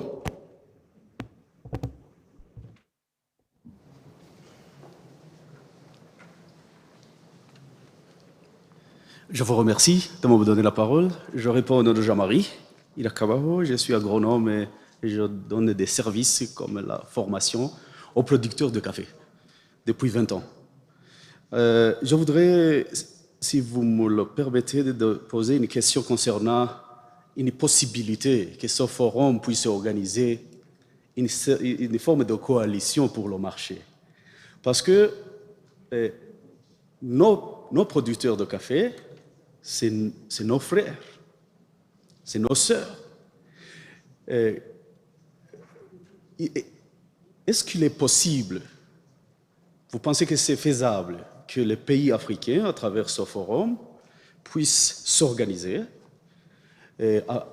à bénéficier, par exemple, le marché libre de l'Union africaine, c'est très récent, comment vraiment on peut l'utiliser pour que le café produit par nos producteurs puisse bénéficier de meilleurs prix. Une autre idée que je voudrais mettre à la table des honorables qui sont devant nous, c'est de voir si nous considérons une possibilité d'investir dans les pays des consommateurs de café. Parce que beaucoup de pays en Afrique, nous ne sommes pas consommateurs. Si nous investissons, par exemple, des business de torréfaction, des unités de torréfaction, mais qui sont conscients, ça peut être un investissement sociable, qui pense aux producteurs, qui pense à l'environnement, et puis qui peut être installé aux États-Unis, en Europe, mais qui est soucieux d'offrir le meilleur prix à nos producteurs. Le troisième point, très rapidement, c'est au niveau de développer des programmes de recherche et de vulgarisation cohérents. Parce que si vous considérez les résultats de recherche en matière de café qui sont disponibles, beaucoup parlent de productivité en termes de volume à l'hectare, mais c'est très rare de trouver le lien. Parce que si j'augmente la productivité par l'arbre de café, est-ce que réellement la taille des graines coïncide avec la demande du marché? Parce que les contrats, vous les connaissez. On dit toujours les graines plus 15 et ça s'achète plus. Est-ce que réellement la densité, c'est ce qui est recherché sur le marché? Est-ce que réellement le profil de la qualité, c'est ce qu'ils veulent, le marché? En fait, le marché devrait dicter la production. Je vous fais un terme d'exemple rapidement. Et on a trouvé que dans les recherches... Vous avez encore une minute. Une minute, merci beaucoup. Les micro-éléments au niveau de la fertilisation, comme le molybdène, le fer, ça influence le goût du café. Mais parfois, beaucoup de programmes de fertilisation ne touchent pas ça. Mon dernier point dans une seconde, c'est que il faudrait considérer, au niveau du problème de la volatilité des prix, il faudrait considérer les marchés certifiés. Les marchés certifiés donnent plus de prix, comme la Guinée nous a partagé. Le café bio peut s'acheter 5 fois plus, à partir de 5 fois plus, et la fluctuation, les changements sont très minimés. Je vous remercie de m'avoir offert cette opportunité, monsieur. Merci, monsieur. Je donne rapidement, non, c'est la dernière prise de parole, il est déjà 13h30. Donc, je donne la parole au secrétaire général pour qu'il puisse répondre rapidement à l'intervenant.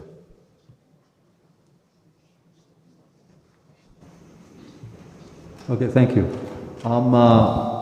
The issue on targeting African consumers is one of the IACO strategy under the new agreement, which is currently has been adopted, but it's going to be ratified hopefully by next year. So we've taken note on the opportunities within the African continent. The per capita coffee consumption in sub-Saharan Africa and parts of West Africa is less than 1 kilo per person. Ethiopia is the only country in Africa that has a per capita consumption of about 2 kilos above. When you go up North Africa, you're looking at about 5 to 6 kilos, which is quite high. So when we ratify our new agreement, we shall be targeting the Maghreb countries and other countries with high per capita consumption, Southern Africa. Nigeria is also one country with a lot of potential. So yes, we have a plan for bringing in the African consumers. The second question on research, yes, we also have an Africa Coffee Research Network that brings together scientists from the region to see, in terms of information on latest technologies, genetic materials. The component of research and development is very, very important. So that's also part of our strategic objective. There are also other alternative uses of coffee. We need to do more research. The issue of fertilizers and other inputs, and of course the issue of high-yielding, disease-resistant varieties. I'm told in one of the African countries there's a variety that is resistant to climate change-related issues. So we're going to look into that kind of all those varieties in view of the climate change-related issues. So research, definitely, we're on. The last question on certification for niche markets, that is also very important. Part of our strategy in the promotion and marketing is to identify using the digitalization of coffee, blockchain technology, traceability, appellations, where we monitor the coffee right from the farm all the way through to the cup. So we have embarked on some of those initiatives on the digital e-commerce platform. Thank you. Merci, Monsieur le Secrétaire Général. Mesdames et Messieurs, honorables délégués, je suis obligé d'arrêter ce forum, même s'il est intéressant. On devait finir à 13h30 et je voudrais qu'on puisse permettre à Madame la Ministre d'aller se reposer parce qu'elle est là depuis le matin quand même. On ne va pas abuser de son temps et de sa générosité. Donc je voudrais, avec votre permission, conclure ce forum. Madame la ministre de l'Agriculture et des Ressources animales du Rwanda, présidente en exercice de l'OIAC, Monsieur le ministre de l'Agriculture de la République fédérale de l'Éthiopie, distingués panélistes, Mesdames et Messieurs, distingués délégués, je voudrais d'abord, en votre nom, féliciter le secrétaire général de l'OIAC pour cette initiative intéressante et enrichissante pour nous tous. Je pense et je suis convaincu qu'il a pris bonne note de toutes nos communications et qu'on pourra avancer dans le prochain forum politique de haut niveau sur le café. Je voudrais vous souhaiter bon appétit, encore remercier Madame la ministre de l'Agriculture pour toutes les dispositions qui ont été prises dans son pays pour nous permettre d'avoir des discussions fructueuses. Et sous la permission de Madame la ministre, je souhaiterais clôturer cette session et lui permettre de vaquer à ses occupations régaliennes. Sur ce, je vous souhaite bon appétit et à bientôt. On prend une photo de famille avec Madame la ministre pour le forum. Donc, je demande au photographe de bien vouloir s'approcher pour nous prendre une photo avec Madame la ministre. Je parle des panélistes qui sont là. Merci.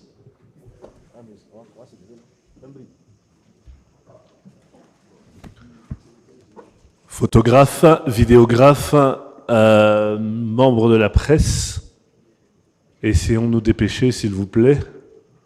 Merci. Entre-temps, je vous distille quelques informations rapidement. So lunch will take place at the Larder restaurant. The Larder restaurant. Our protocol team is here to guide you.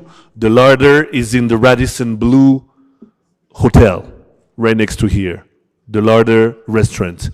The lunch will take place until about 3. We have to be back here. We have to be back in this vicinity in AD10 and AD11 for those who have to partake in the next committees. Lunch goes from now until 3 p.m. at the Larder at the Radisson Blu, which is right next to here.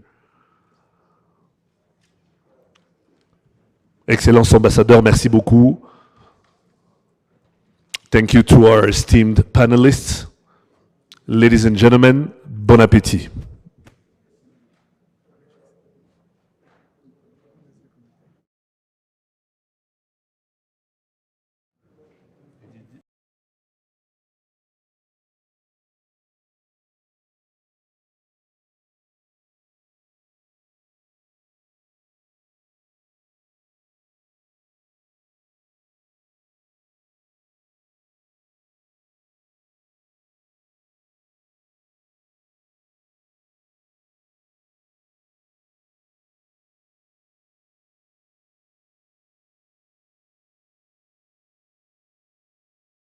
De se tenir ici se tiendra dans la pièce, au lieu de se tenir dans la pièce AD10, il se tiendra ici, dans cette salle. Donc pour le comité de coordination ACRN, nous nous retrouvons ici.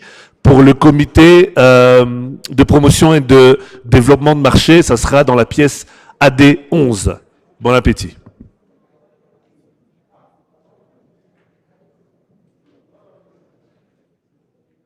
Meeting. So those two have emerged into one meeting so that work can go on fast.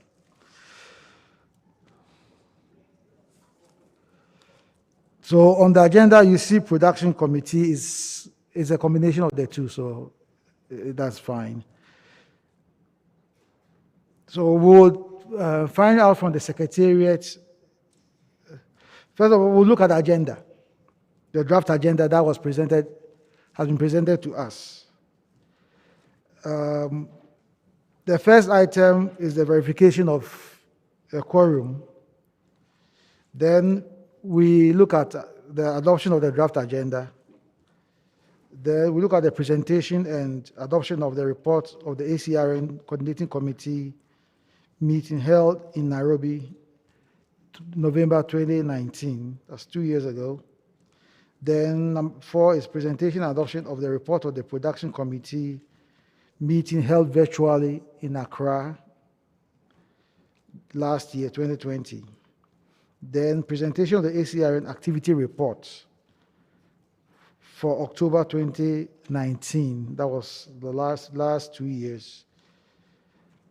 Then presentation of the ACRN work plan, October 2021 to September 2023.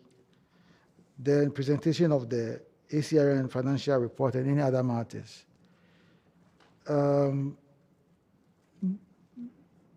I would let the Secretariat tell us if we have the quorum to begin the meeting. So, Celestine, do you have the quorum? Because this is open to all member countries as well as observers. Okay, so Secretariat confirms that we have the quorum to start the deliberation. On the agenda, as I mentioned, we would like to make one change before we present to the floor. We would like item number 7 to be presented before item number 6. That's the presentation of ACN financial report would come before presentation of the ACRN work plan for October 2021 to September 2023. So we switch those two items. Now I open the floor for any other comments on the agenda before we adopt it.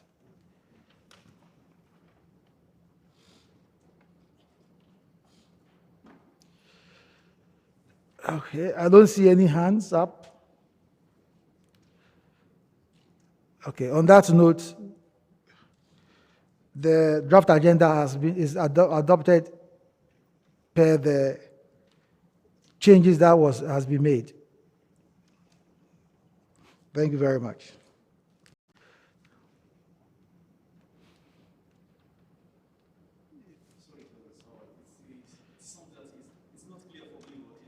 The change? Yes. Oh, okay. All right, let me repeat it. On the agenda, we have item number 7, which is presentation of the financial reports. Just look on the draft agenda, the first page. And we would like that to be presented before the work plan. So that's the change. Yeah. It's clear. All right, thank you.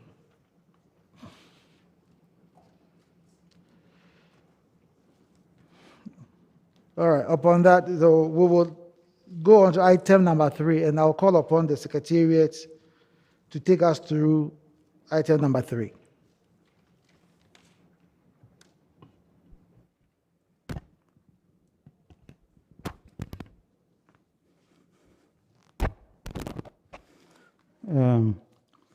Thank you, Chairperson. We had the last ACRN coordinating committee meeting we had. It was in 2019 in Nairobi. So this is the report we are going to present. It's the document number RG/13 GA/19/E or F for those ones who have the French version. So the ACRN, the 13th Biennial General Assembly, the report, as I said, for the meeting that we had in Nairobi in 2019, the meeting of ACRN Coordinating Committee of the Inter-African Coffee Organization, it took place on Wednesday, 25th November 2019, as a part of the IACO 2019 annual meetings at Safari Park Hotel in Nairobi, in Kenya, under the chairmanship of Mr. Michael Ousmane from Ghana. So the following member states were represented: Burundi, Cameroon, Cote d'Ivoire, Ghana, Republic of Guinea, Kenya, Nigeria, Democratic Republic of Congo, Togo, and Uganda. So after adopting the agenda, 4 different reports were presented and recommendations were made. So adoption of the agenda was presented and adopted with an amendment that item number 5 came before item number 4. The second point was the presentation and adoption of the report of the coordinating committee meeting held in February 2018 in Grand-Bassam, Cote d'Ivoire. The Director of Research and Development presented the report of the coordinating committee meeting held during the 11th Biennial General Assembly of Grand-Bassam, Cote d'Ivoire, and the report was adopted as presented. So the third point was the presentation of ACRN activity report for October 2017 to September 2019.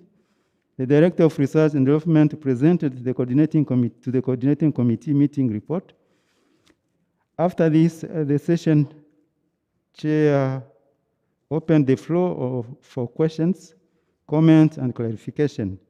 Thereafter, the following recommendations were made.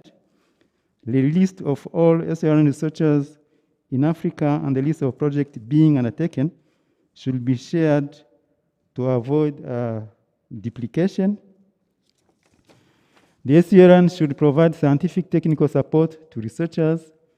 The ACRN and IACO member countries produce more to cover their costs at low prevailing international coffee prices in order to be able to intervene in coffee pricing.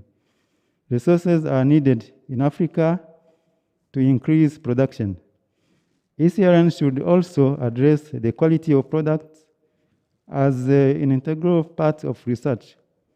Among these are the management of insects and disease and post-harvest handling. The ACRN should address the diversification of coffee use issue by looking for the use of coffee in medical and pharmaceutical industries. Variety processing technologies and management of plantations, application of fertilizers and irrigation should be used to improve productivity and production. As a solution to the cost of production as a hindrance to the coffee production, economies of scale, improvement of quality and value addition policies should be developed. Financial support should be made available to finance research programs to enhance technologies. The issue of sharing research results should be discussed in the high-level policy meeting. Point number 4, presentation of the ACRN financial report. The financial report was presented and updated after some amendments. The chairman emphasized on the need to have member countries paying up their contributions because of the IACO 25 countries, 21 are affiliated to ACRN, and only 5 regularly pay their duties. Point number 5, the presentation of ACRN work plan, October 2019 and September 2021, and budget. The ACRN coordinator presented the work plan and budget for year 2019-2020, 2020-2021. The report was adopted after being amended. From the discussion held after the presentation, the following was decided. ACRN should have a website different from that of IACO to host issues related to the research only. Team of research to draft projects be formed in order to seek funds under ACRN. ACRN should have MSc and PhD students working on various programs. The Secretariat was invited to prepare a list of member countries with outstanding areas to be circulated before the end of the meeting. And then point number 6, which was the AOB. Due to upcoming retirement of the ACRN coordinator, the ACRN coordinating committee will interview candidates and submit the recruitment candidates to the General Assembly. The Secretary General precised that the Director of Research and Development is also the coordinator of ACRN. As no more issue was raised, the chairman indicated that all the items have been successfully addressed and thanks the participants and closed the meeting. So that's the end of the report.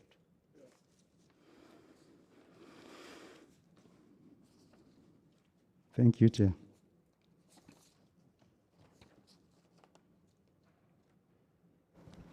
Thank you very much, Celestine.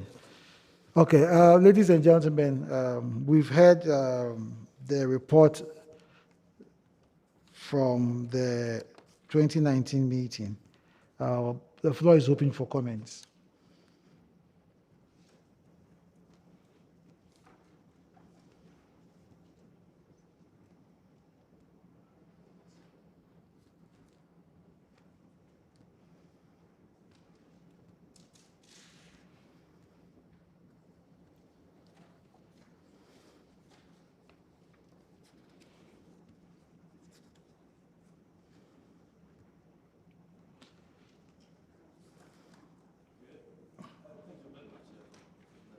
You have a microphone.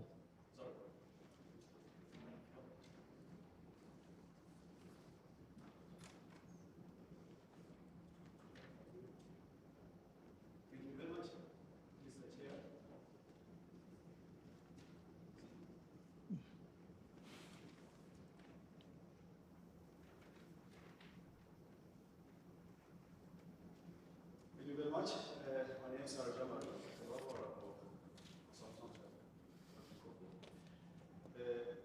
My one point is to know from the time that the meeting happened, could we maybe visit every country on the actual point to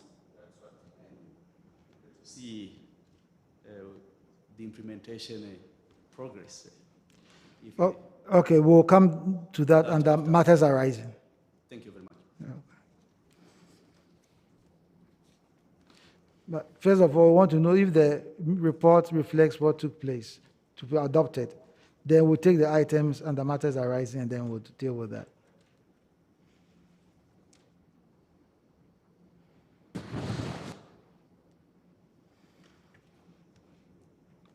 Okay, if we don't have any more comments coming up,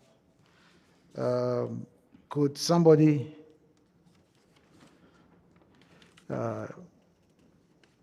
indicate that the report is a reflection of what happened so it can be adopted?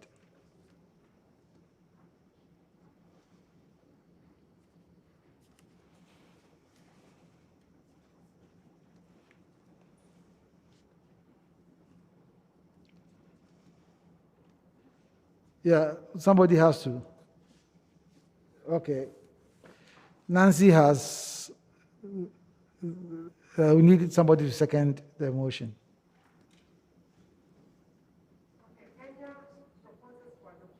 Okay, so anybody who would second Kenya's proposal?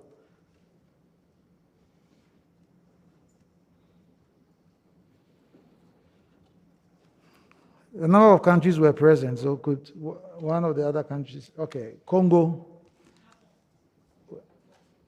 oh, Gabon, yeah, sorry. Gabon does second the motion. Thank you very much. So, adopted. Now we'll come to matters arising. So, Celestine, so we're going to pick the issues that were tabled and then see how far the Secretariat has gone on those issues. So given from number 3, presentation of the activity reports, item number 3. The first is the list of ACR and researchers in Africa, and projects being undertaken should be shared to avoid duplication. What is the status of that? We want to know the status of all those items that have been listed here.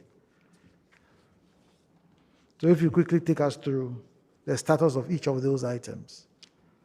Okay, thank you, Chair.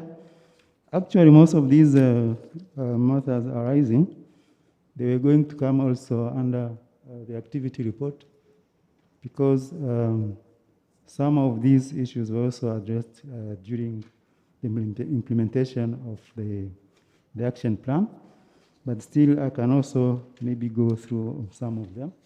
All right. For example, the list of ACR and researchers in Africa and the list of projects being undertaken should be shared to avoid duplication. So when we took office a year ago, so what we did was just to update the list of all coffee researchers in Africa. So the list was updated, and it is all now available on IACO website. So this one was done. So the list was also of the projects, they are all available on the IACO website. So everybody can access the list. Yeah, and then the ACRN should provide a scientific technical support to researchers. So this will also come on what we have done on this issue under the activity report. The ACRN and IACO member countries produce more to cover their costs at the low prevailing international coffee prices in order to be able to intervene in the coffee pricing. So this one, it's a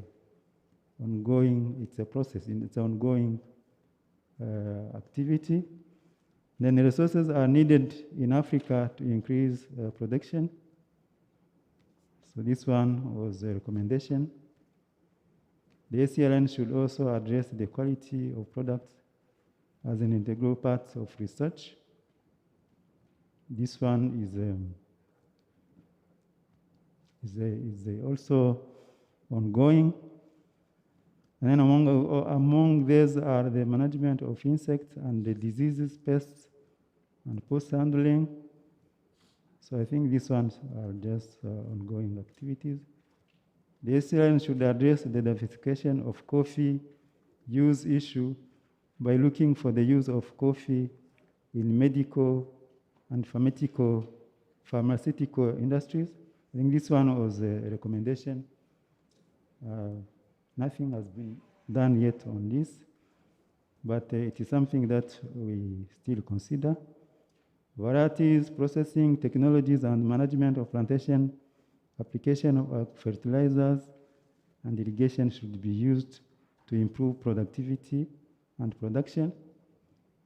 I think this one was also a recommendation that has to be implemented in the member countries. So as a solution, the cost of production as a hindrance to coffee production economies of scale, improvement of quality value addition policies should be developed.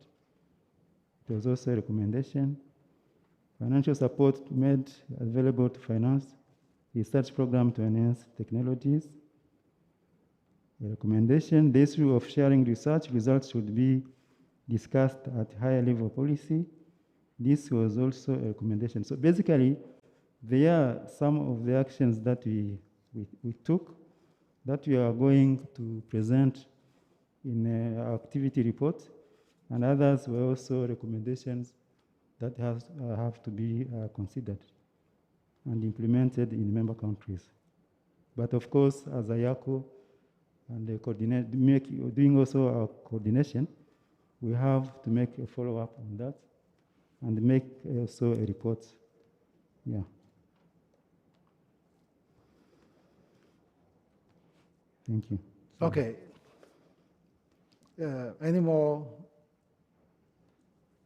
questions or comments? Your face doesn't look very satisfied because it looks like some of the comments, it's how should it be done? I see that on your face, that how should it be done? And some of these things, as we know, IACO is not resourced to do specific activities, but sometimes just to gather the information and then share with member countries on some of these issues that were done. And that's basically what the Secretariat, which is supposed to coordinate some of these activities, can do, but not necessarily physically go down to the ground to do some things. But let me listen to your comments.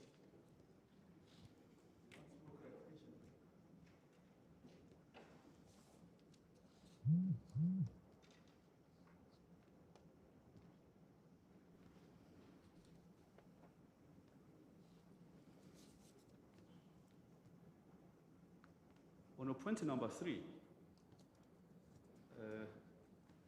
I have a French version, but I can try.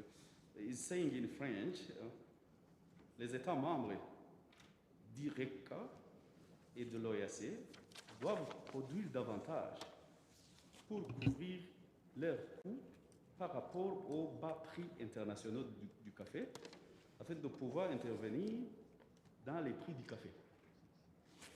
Cette recommandation me laisse un peu ambiguë, parce que quand les prix sont au plus bas sur les marchés internationaux, produit davantage. Si un producteur produit 10 kilos ou 100 kilos, et notre produit une tonne, si le prix est bas, je crois que la perte, ce n'est pas la unité de production, ce n'est pas le volume. Je crois que ça serait mieux d'élaborer plus, de voir comment mieux formuler, sinon il y a une petite confusion. Les prix sont bas, peut-être il faudrait analyser comment faire une analyse de risque de prix, une analyse de comment gérer la gestion des fluctuations des prix, mais seulement produire d'un coup comme ça, si le prix est en bas, je ne crois pas que ça constitue une solution en soi-même. Bon, je crois qu'il manque quelque chose il faut, pour cette recommandation, pour que ce soit bien compréhensible et que ce soit bien mis en application. Je vous remercie. Yeah, I think I agree with your comments.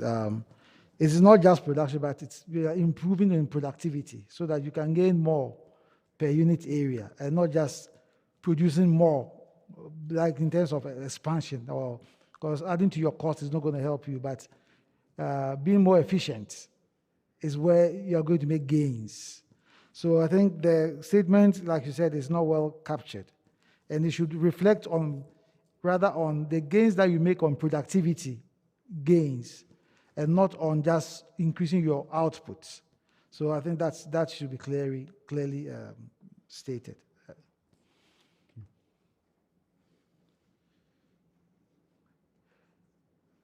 Yeah, on the matters arising and what the Secretariat gave us, any more comments on the status?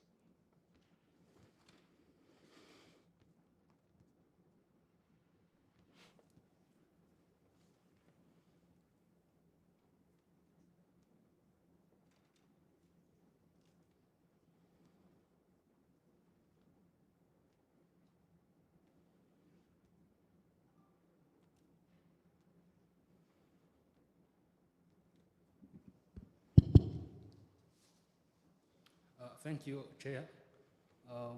It's a small observation. When I was checking the list of researchers, I was curious to know what criteria did you use to choose those one to put on the list.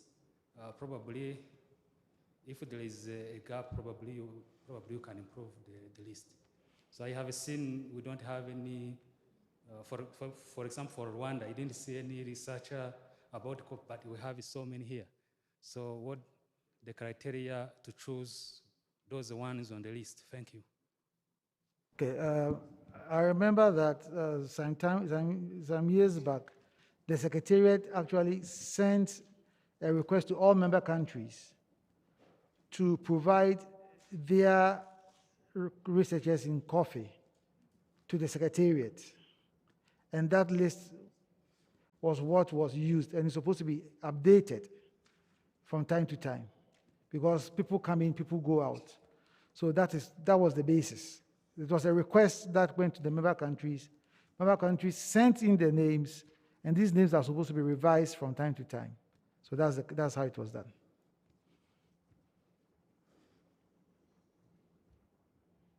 Make a comment?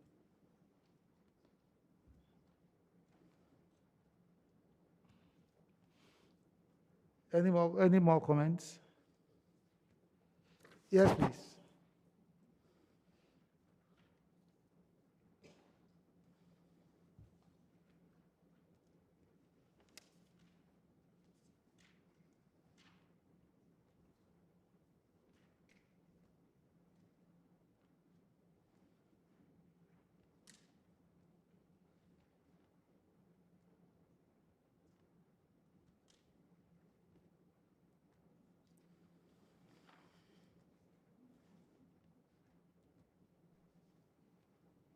Good afternoon.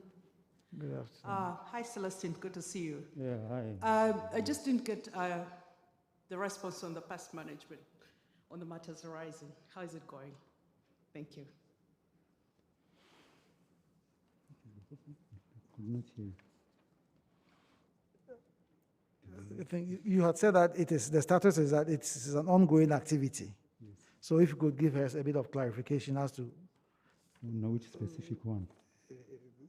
the ACRN should address the quality of products as an integral part of research. Among these are the management of pests and disease, Yeah, the post-handling, yeah, that particular point. So if you Yeah, can so, give us some clarification. Yeah, I think, like I was saying, some of these, the progress of these activities are going to be given in the reports of the activities. But basically, most of these activities are implemented in the member countries. So we have different issues in the different countries. Then when I come to the presentation, I will just show you what are the different challenges that we have in pest and disease management. But this is something that has to be implemented in the member countries of IACO and the ACRN. So it is specific to the country when we talk about pests and diseases. Yeah, but again, we have some serious pests and diseases depending on the country, or the specific country.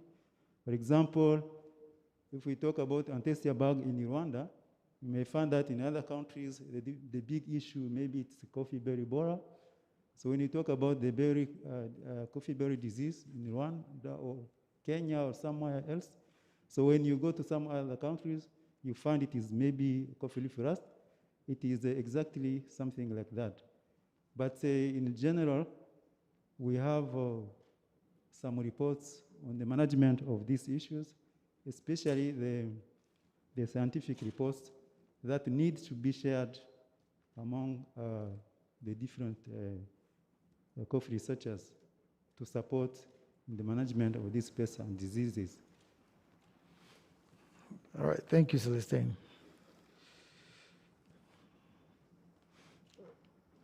Okay, any more questions, comments, suggestions?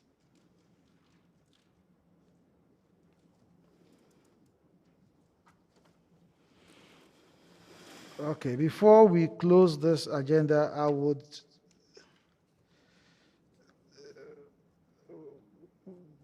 item number 4 in terms of the contributions from member countries. IACO, the ACRN has 21 member countries and only 5 are regularly supporting the activities of ACRN, and I think that is it is not very encouraging.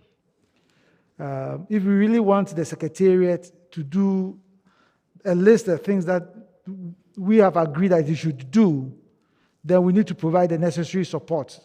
And the support that we need to provide is the resources that it would need to undertake its work. If not, it will be very difficult for us to question the Secretariat as to why things are not being done. We should know that IACO or ACRN belongs to us. We, the member countries, own it. And it is our obligation to ensure that something that we own runs properly. And the only way for that to happen is for us to do pay our contributions, honor our dues, so that things can be done. So we'll keep entreating that we get our capitals, we get our governments to actually pay these contributions. One of the reports, if you look at the arrears to ACRN, I think if we're able to collect that money, there's a lot that can be done for us. So please, let's take this contribution seriously and do the needful.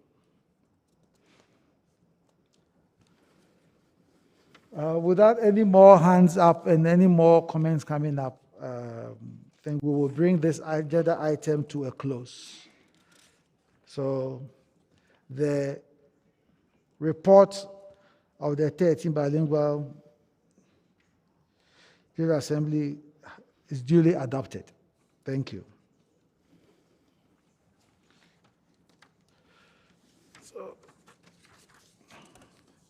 So the Secretariat would, item number 4, presentation and adoption of the report of the production committee meeting held virtually in Accra in 2020, RD 05/20.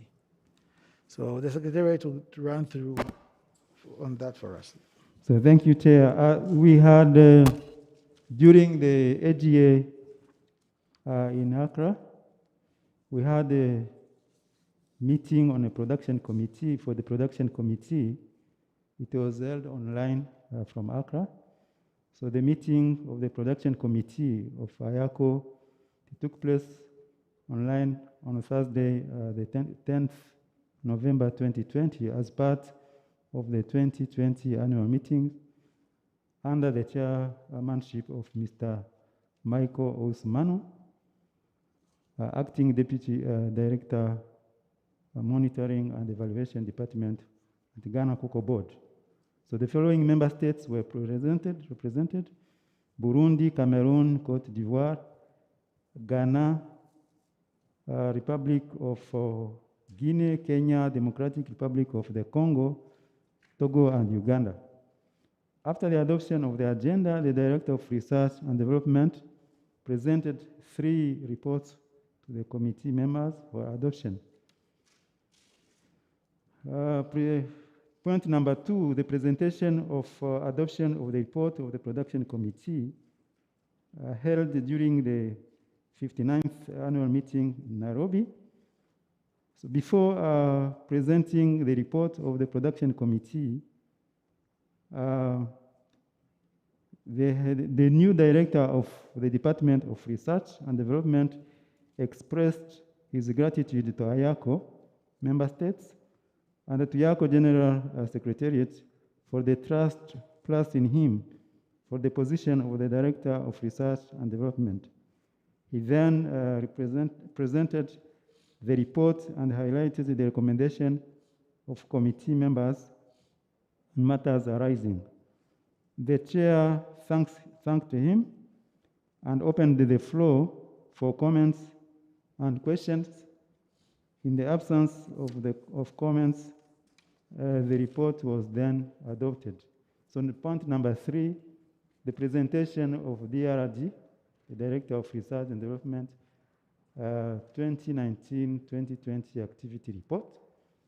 The DRD presented the activity report for the period of October 2019 to September 2020. He indicated that many of the planned field activities were not achieved due to the lockdown and travel restrictions for the COVID-19 pandemic. It was reported that the proceedings of the Scientific Coffee Conference held in Libreville were edited and will be posted on the IACO website. Then the committee members resolved that activities not carried out during the 2019-2020 be rescheduled as part of 2020-2021 Coffee Year Work Plan. The report was adopted in the absence of comments. So number 4, the presentation of the 2020-2021 work plan. So the DRD presented his 2020-2021 work plan and budget in 4 components as follows.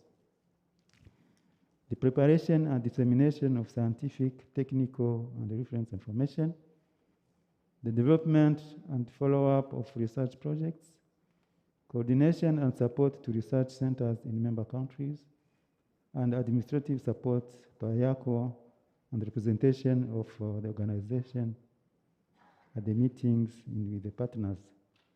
So the delegates appreciated and supported that some meetings were planned to be held online to reschedule the budget by avoiding unnecessary expenses. So the chairman thanks the DRD for his elaborate presentation and reminded the committee members that the DRD is also the ACRN coordinator, that the scientific conference and the ACRN meeting are organized every 2 years on an alternative basis. The work plan and budget were therefore adopted as presented. And then point number 5 in the AOB, in the absence of any other business, the chair invited the SG for comments, who in turn thanked the chair, the honorable delegates, and expressed special thanks to the new DRD for the work. He also indicated that the budget presented would be included in the IACO 2020-2021 total budget. The budget of ASRN was already approved in the last coffee years. The chair thanks the SG for his clarification, and then the meeting was closed. Thank you. All right, thank you very much, Celestine. Okay, the floor is open for comments before adoption of the report.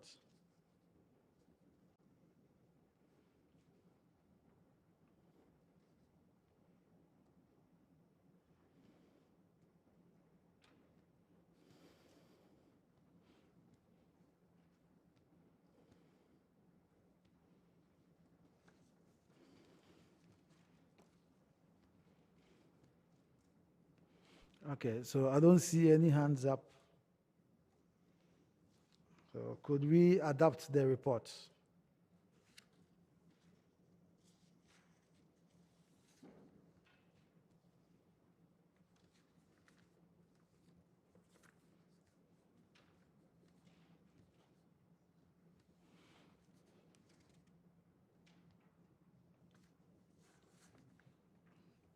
Yeah, I'm waiting for somebody to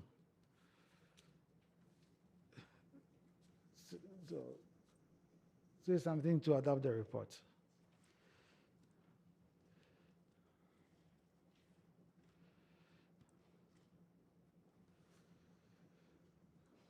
All right, so in the absence of anything, then I think the report is deemed adopted. All right, thank you. Matters arising from this report.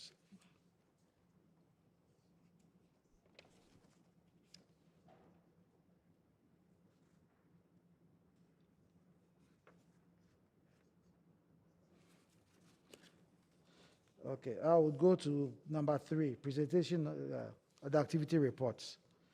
It was reported that the proceedings of the scientific conference held in Libreville were edited and will be posted on the IACO website. I just want to confirm if that has been done.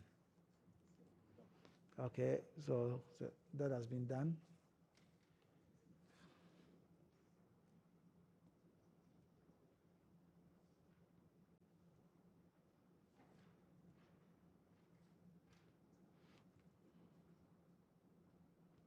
I don't see any other activity that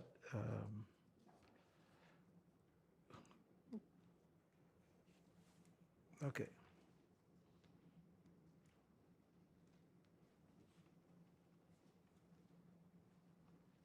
Thank you, Chair. I see on number 4, on 2020-2021 work plan, it was planned to prepare and disseminate of scientific, technical, and reference information. I would like to know how many scientific reports have been prepared, which way you use to disseminate so that the member state can easily access those reports. Another question I had, how do you partner with the member state if they need to conduct a research in a particular subject? Thank you very much. Thank you. Okay, Celestine. Yeah. Thank you, Chair, and thanks, Alex, for the questions. So so far, the way we are using to disseminate some of this information from IACO, it is the IACO website. I think that's where we are posting most of this information. So we had a conference, a scientific conference that we had in 2018, which was held in Gabon, Libreville. And then we had also a second, another scientific coffee conference, which was held last year in online from Accra. So we had different researchers from different African coffee producing countries, the IACO member countries, and the ACRN member countries as well.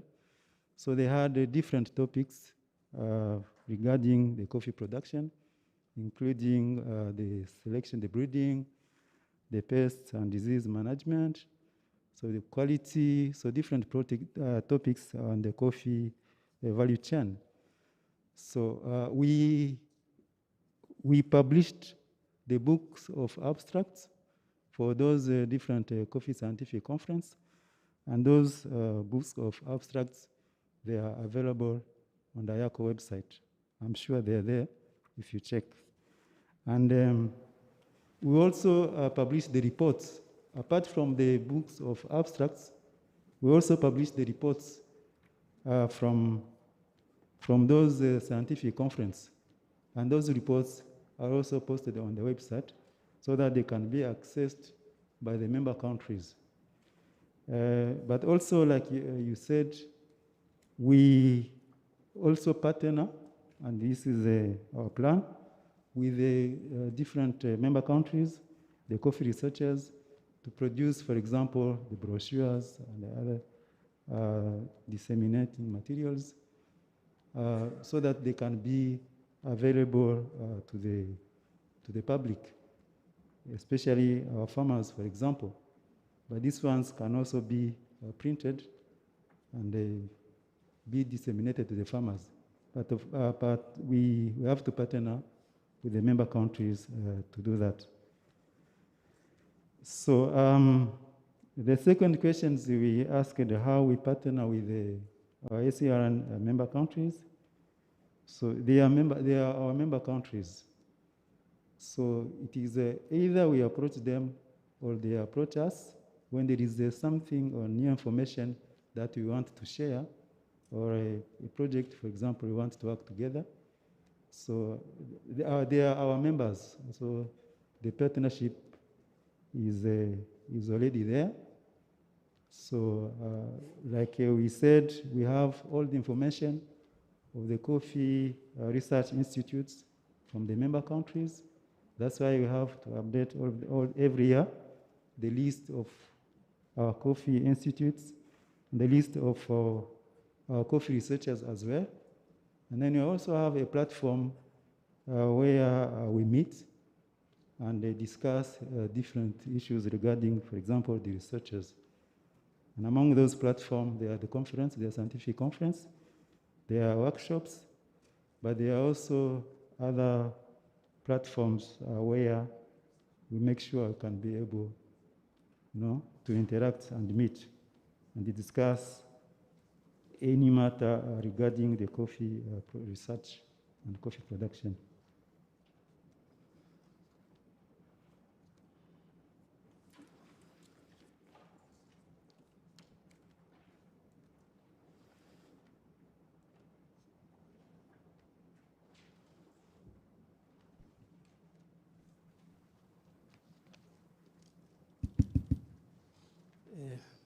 Merci beaucoup. D'abord, j'ai une observation sur l'article numéro 3, présentation du rapport d'activité pour l'année 2019-2020. J'ai vu qu'il y a les activités qui n'ont pas été réalisées dans l'année 2019-2020 à cause de la pandémie de Covid-19 et aussi à cause de la difficulté de l'accès sur l'information. D'abord, je voudrais savoir quel est le cas.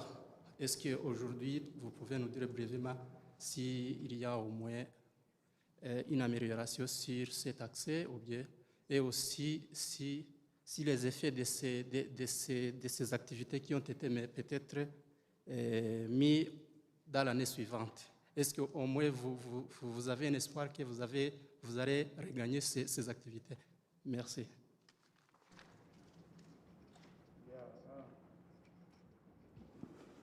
Yeah, I think thanks for this question and concern. Actually, during this period of 2019, 2020, and even the 2020, 2021 COFI years,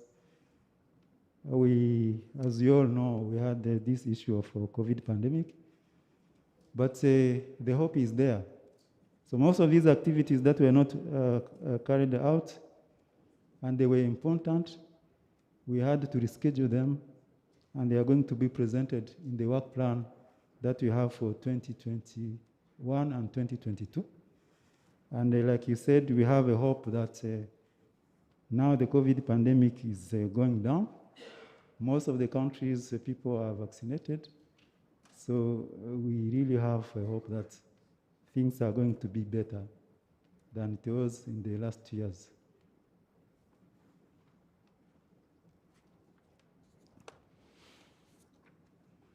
Okay.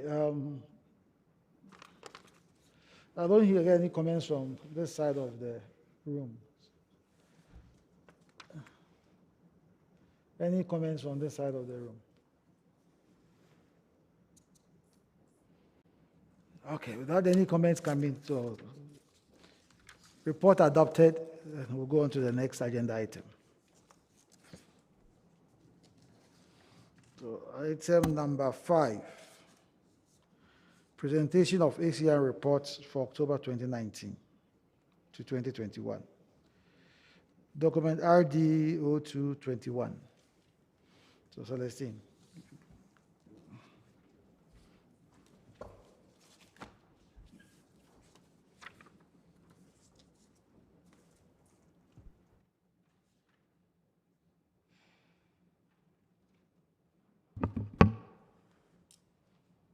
So we have a PowerPoint presentation, the cabin technique.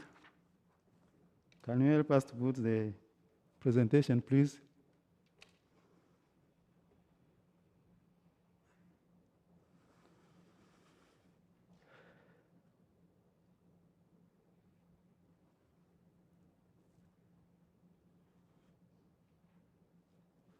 The PowerPoint presentation, please. Okay, yeah, thank you. Yeah, so this is the ACRN Coordinating Committee meeting, and it is also, like the chair said, the ACRN is the African Coffee Research Network. And the Coordinating Committee meeting is now together with the Production Committee for the IACO. So this is a report that we are going to present for, no, sorry.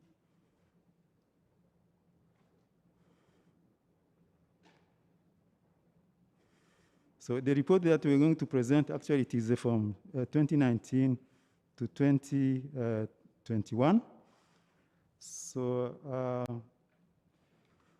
when I took office as the director, the new director of research and coordinator of ACRN, that was in 1st September 2020. It's 1 year ago now. So I'm happy to participate for the first time to the ACRN biennial meeting, because ACRN comes every time after 2 years. So like we said, the last one was in 2019 in Nairobi. So from the time I took office, I think this is now the first ACRN meeting I'm just attending. So the ACRN main goal is to revitalize and improve the research in order to enhance the productivity and the quality of the African coffee, with the key mission of promoting cooperation and exchange of information, scientific information and technologies among member countries. So when we are talking about information and technologies, we are also talking about, for example, sharing the varieties, the new varieties that are developed, the planting materials. And I think that's where here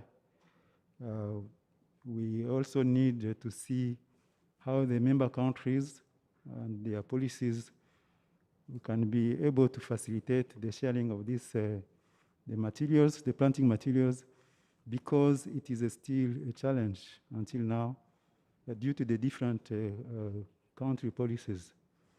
Yeah, encouraging the common research objectives to address constraints of African coffee production, establishing collaboration with the national and international institutes and coffee research organization, but also the other role of the ACRN is the resource mobilization to support the coffee research. That's also another role of ICO. So the ACRN annual meetings, next please. The ACRN annual meetings are convened, like you said before, every 2 years, and the last one was held in Nairobi in 2019. So during the IACO, the ACRN, the Nairobi meeting, it was decided to have the same meeting. I think we mentioned that, the ACRN coordinating committee meeting and the IACO production committee. So since the discussion matters are the same. And then the outline of the presentation we are going to have now. We are going to present the summary of the status of the coffee production in Africa. And then we are also going to have the reports of DRD ACRN reports, 2019-2021, which is the document reference number RD02 and then 21. It is either E for English or F for French. And then we will have also the ACRN financial report, 2019-2021. It is the document number RD 04 and then 21. It is either E for English or F for French. And then we have the DRD ACRN action plan and the budget for 2021 and 2023, which is the document number RD 03 and then 21, either E or F for French. Now, for the status of the production of coffee in Africa, we used the ICO data for 2021. Here, we still have a challenge to collect the information from member countries. Actually, we're supposed to use the information directly from the member countries instead of using the information from ICO. And this is a discussion that it has been there for a long time to see how we can facilitate the sharing of the information. So if you see the world production today, we have 175.6 million of bags, the bags of 60 kilograms. And then the Arabica constitutes 60%, and then Robusta 40%. So Africa has 11%, almost 11% on the global production. And then the graph that you see there, it shows the different segments of the continent, how the production changes. So the most producing countries, they are from South America, basically, especially Brazil. And then in Asia, we have Vietnam. So in Africa, the first 10 producing countries, we have Ethiopia, Uganda, Cote d'Ivoire, Tanzania, Kenya, DR Congo, Rwanda, Burundi, Cameroon, and then Guinea. So those are the countries that are producing the most coffee in Africa. But if you see, for the last, for example, 5 years, we have not had enough growth on the production due to the different challenges. And most of the challenges have been the low coffee prices and the farmers losing motivation to invest in the coffee plantations, for example, including the good agronomic practices and also the input use. I think all these challenges we all know. And then all the coffee plantations that we have. And then you have also the climate change issues. You have the pest and disease management issues, especially the Antestia bug for some countries, coffee berry borer, black twig borer, and then the leaf rust, and then the coffee berry disease. but there is also high of adequate lack of high-yielding varieties that are also resistant to pests and diseases. I think these ones are big challenging. Plus, the status that African coffee industry, the most producers are the small holding farmers. So with all these different challenges, this has been affecting the production of coffee industry and remain stagnant. So now, if we go to the report of activities for 2019-2021, again, most of these challenges we have in the production, research has to play a key role to streamline them. So that's why on all discussions we always have is to see how the research can be enhanced in order to be able to streamline some of these challenges of production. So the COVID lockdown and travel restriction, we said it, has been affecting too much most of these activities that we had planned. But despite the COVID, we were able to have some achievements that we are going to present now. And those achievements are grouped into 4 components. So the development and dissemination of scientific information, technical and reference documents, the development and follow-up of research projects, and then the coordination and support to research centers in the member countries. And then we also, as the Director of Research and Development, the Department of Research and Development, we do provide support to the IACO administration, but also representing IACO in the different forums. Now, when we come to the dissemination of this, scientific and technical information and reference documents, so I think this one we reported them before. So ACRN has 21 member countries out of 25 IACO member countries.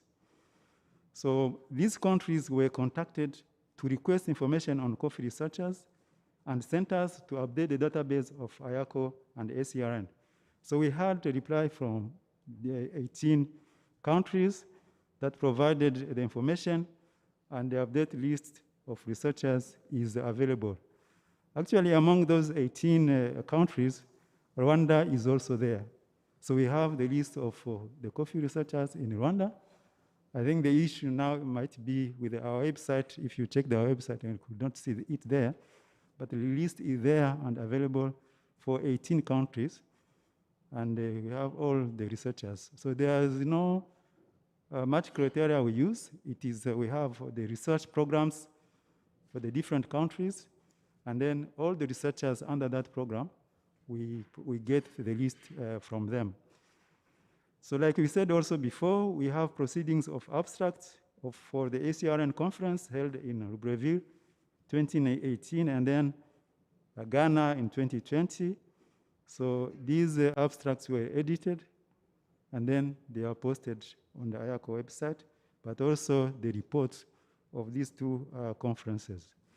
Now, for the development and follow-up of research projects, so we, in IACO, in collaboration with the CABI and IACO, we have already 2 documents of the project that we finalized and sent to the donors, and we're still waiting to get the funding. So what we have to do is just to continue make a follow-up and see if we can get funds from these projects. But we also have our big project, the African Coffee Facility document, that was finalized and submitted to African Bank. So still we are waiting to receive this feedback. And then we have also a project called Promoting Domestic Coffee Consumption in Africa. So the director of the Department of Research and Development, they coordinate also the implementation of this project within the IACO member countries. So this project had different components. Under the first component, we had analytical studies for the coffee sector in the countries. So this study on the marketing were carried out in Kenya, Uganda, Tanzania, Ethiopia, Ghana, Nigeria, Zambia, Guinea, Conakry, Gabon, Central African Republic, Togo, in collaboration with Kabi and IACO. So data have been collected and the report is being prepared. And then we have also another component, which is to support the national strategy for coffee roasting and domestic consumption. So the support was provided to Kenya, Ghana, Togo, Gabon, Rwanda, and Uganda for establishing mainly the coffee kiosk. But DR Congo received also the support to make a coffee campaign. And this one was made during the International Coffee Day last month. So already Kenya has established the 2 kiosks at 2 different universities, the Egerton University and the Kenyatta University. Togo kiosks were also launched, I think, last month. And then we have also some kiosks that are established here in Rwanda. And then in the different countries, we are still waiting for the reports as well. So in the same component of the project, we carried also training for the people who are in the coffee sector, especially the roasters. So we had one training in Gabon, Libreville, Gabon, and then we had also last month another training in Ghana, in collaboration with the Kestab Gabon, and then in collaboration with also the Ghana Cocoa Board. And then we had under still this project for making awareness on the coffee consumption and especially on the coffee health. We are developing a video on the coffee and health, and that is going to be shared with the member countries as well. It will be both in English and then in French. So these are the pictures. Next, please. So these are the pictures. But the first one, for example, in the opening of the coffee kiosk in Kenya, and then we have the coffee kiosk in Togo, and then we have the trainings in Ghana, and then people receiving their certificates. So those are the activities under the project promoting the coffee consumption in Africa. So in terms of coordination and support to research centers in member countries, I think it's a question that was also asked for. So we participated in the 19th Accra conference from the 26th and the 30th April 2021. That took place in Lomé, Togo. So during the conference, the outcome of that conference actually was good because we had to discuss the collaboration between ACRAM. ACRAM is the agency of coffee Robusta for Africa and Madagascar that is based in Libreville, Gabon. And then we discussed how we can collaborate in terms of developing the coffee sector in Africa. So the partnership was discussed during this our meeting. But we also discussed with the ITC and requested their support, for example, in some of these activities that we have. And during the trainings that we had in Gabon and Ghana, ITC actually provided the support, especially by sponsoring the participants who came for these trainings. So this was a discussion that we had in this meeting in Togo. But we have another, we are just continuing the discussion to see if we can have a partnership for a long-term partnership with ITC and to see how we can be able to raise funds and support, for example, the coffee industry and especially research. But we participated also in the 28th conference of the Association for Science and the information on coffee. IACO, that was held on Montpellier, France, from the 28th June to the 1st of July.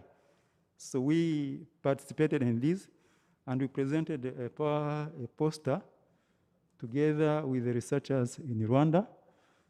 But the other thing that we need also to support research is the IACO supported 13 coffee researchers from 5 member countries, 1 from Rwanda, 2 from Togo, 2 from Uganda, 3 from Cote d'Ivoire, and then 5 from Ethiopia to participate to the conference through the existing partnership that IACO has with IACO.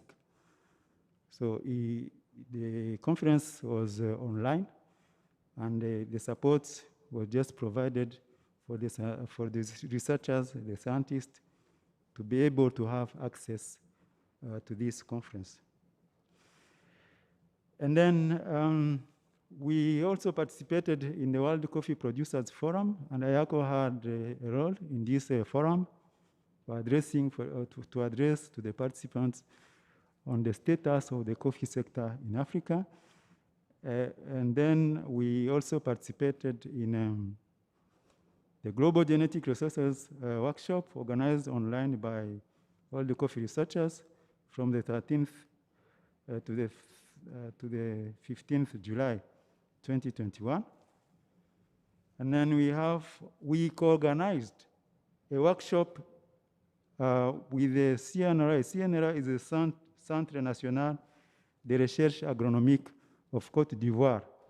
So we had a workshop with the CNRA where we discussed how we can strengthen the collaboration between CNRA and then IACO in terms of research. And then we also discussed on how we can share, because this center, they have developed different varieties on Robusta coffee. And what we discussed in how can we have those varieties being shared, for example, with other member countries. So this is a discussion that has to continue because it is not something that we can conclude once when we are talking about sharing of materials. And of course, we need also to have the support of the member countries on how these challenges of sharing materials can be streamlined, because one of the objectives of ACRN is how to facilitate the exchange of information and materials technologies within the member countries. So like we said before, we have also the 4th ACRN Scientific Conference that was held virtually on the 16th November 2020 from Accra, Ghana. And then we had also the different researchers presenting their progress on the different actions in the coffee research. And we had also different topics, including the pest management, the plant breeding, agronomy, the quality, and every country was presenting, every researcher was presenting what is the progress in terms of what they are doing. So it was recommended from the discussion to enhance the collaboration and information sharing between the coffee scientists in the IACO member countries, to enhance coffee research and innovation in the African IACO member countries. And then research should be oriented in a way to solve challenges faced by the coffee farmers. And then it was also recommended to strengthen the linkage between research and extension so as to facilitate the dissemination of the findings to the farmers. Because if you have those different technologies and then you keep them and then they are not in use, they can only be important when they go to the farmers. And the linkage between researchers and extension needs to be there. Now, on just to finish on the administrative support and representation of IACO, so the directorates of research and development participated in the different meetings, for example, with the SG in Abidjan, including the diplomats, and then the ministers, and then other organizations. that we visited to share with them the vision, the new vision of IACO. So the Department of Research and Development participated on this. And then we had also other discussion for the partnership, including the CIRAD, and then including also the WCR. We had an MOU with the WCR, IACO, ACRN had an MOU with the WCR that we need to revamp, to renew, because it was there for a long time. So we participated in different discussions with the WCR to see how we can renew this MOU so that we can be able to strengthen research collaboration in Africa. And then we had also participation as a member in a Living Prosperous Income. This is the ICO technical work stream that is being implemented by the Sustainable Food Lab to see how we can close the gap for the living income within the member countries. So basically, in those 4 components, those are the different achievements that we had. But of course, like we said before, some of the activities that we could not achieve, they were rescheduled for this year that is going to come.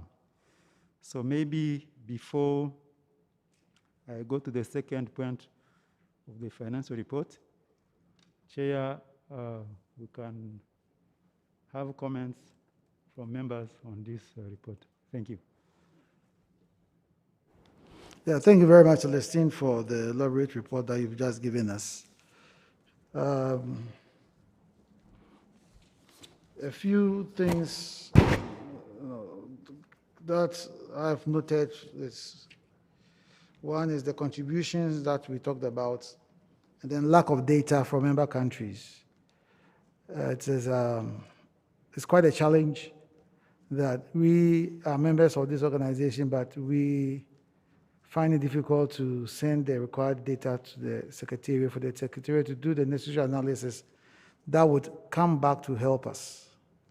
I think we need to devise some appropriate means of dealing with this particular problem.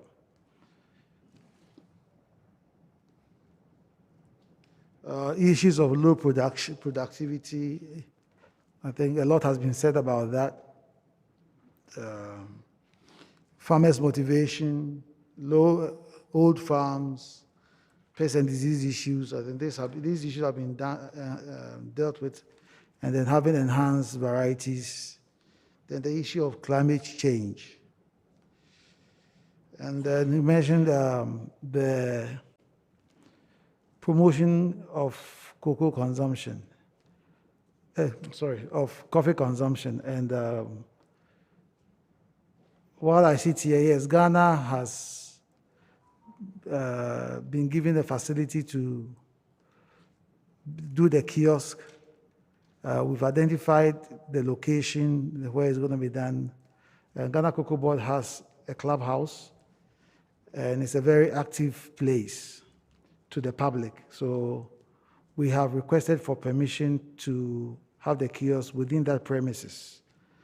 We're hoping that by the time we go back, I think the permit would have received information on that permission, and then we would start to work on that, on the kiosk. We've had a design and everything done. We are going to use that facility to promote Ghana coffee. Even as small as our coffee is, we still have quite some coffee in Ghana.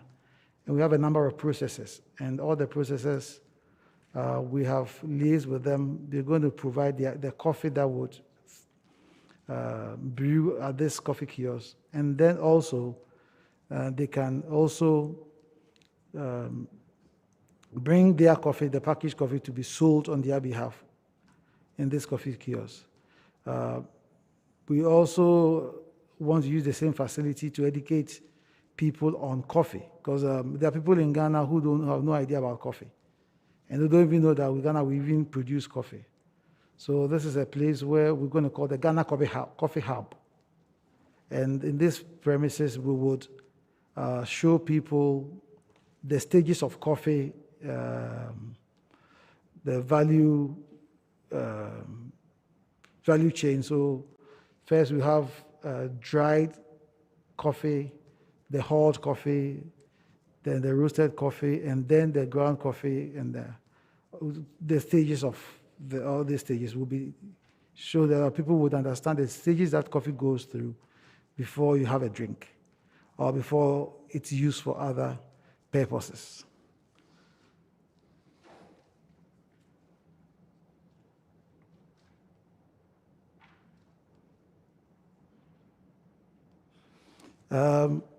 We had recommendations made, and how do we want really to achieve those recommendations? I think we need to have a discussion on how to achieve those recommendations, because we've said it, but then how do we get it done? I think we need to have a discussion on that, and then come up with ways and means that those can be done.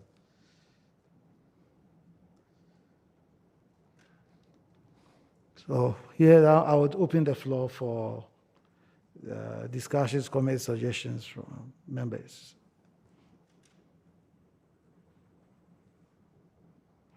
Yes, please. I think you identify yourself before you make your comments. Thank you, Mr. Chairman. I'm Sandrine Rugini, working from National Agriculture Export Development Board of Rwanda. I would like, first of all, to thank the Director of Research and Development for the presentation made on the activities achieved, but I had just a few questions.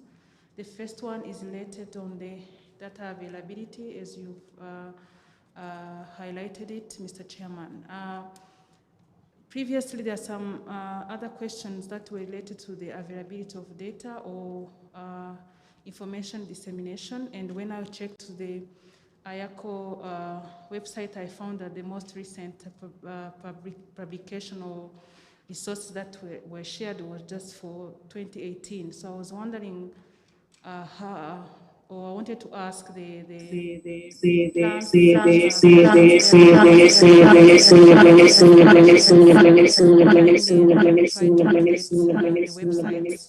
on the research and the other information needed in this area. And I've also noticed that it was even a recommendation of the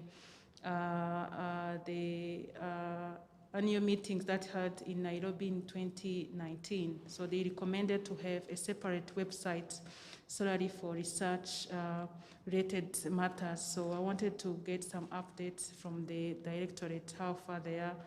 Otherwise, we can't call ourselves that we are in research and development, yet we are very reluctant to share information or disseminate them.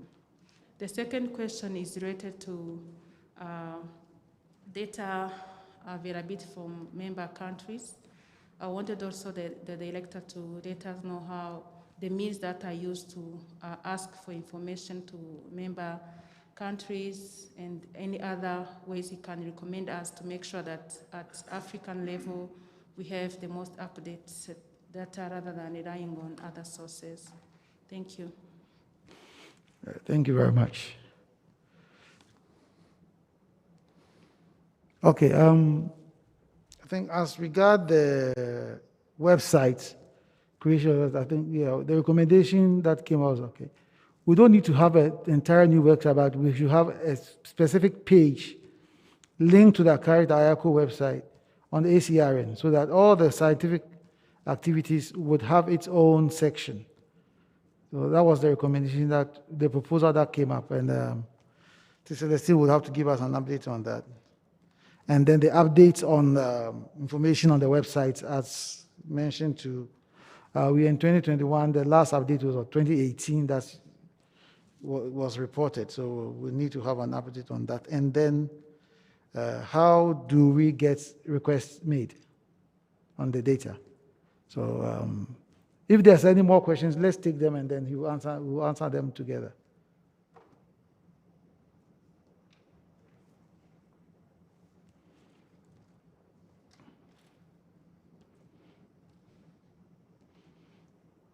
Okay, Celestine, then I think you can take them. Oh, okay.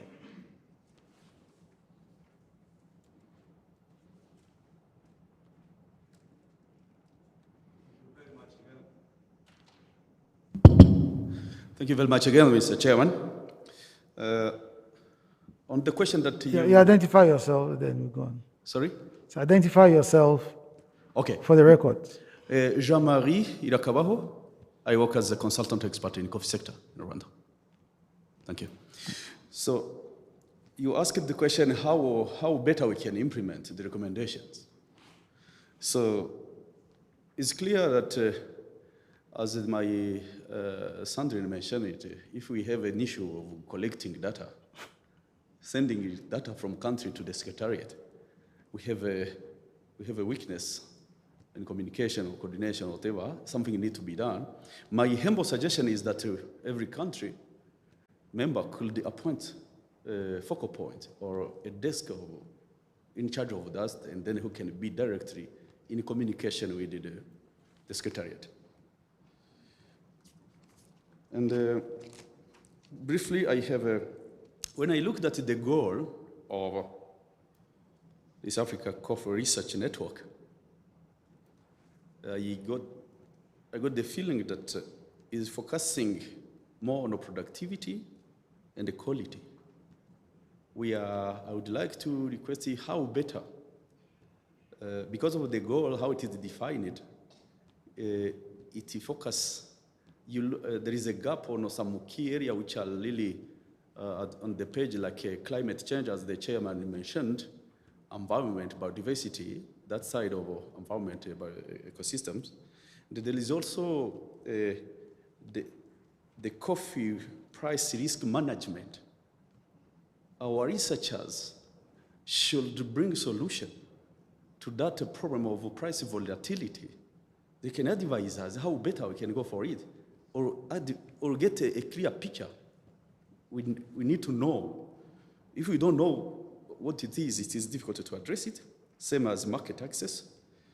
Other point is that the director of research mentioned that very good point on linking research and extension. I would like to have more clarification on this, because of that way we have a big gap in many countries in Africa. Good researchers are done, but farmers do not benefit from it. How better is it being done so that producers can benefit? My last point is this department you are doing a really good job, but I would like to advise on to give a priority also in the term of technology transfer.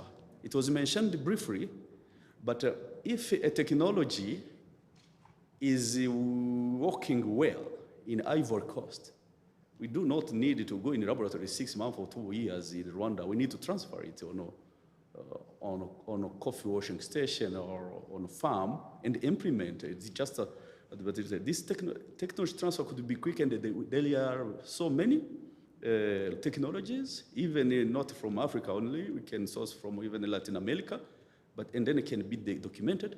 And then this secretariat, our expectation could be to have a concrete guide or manual.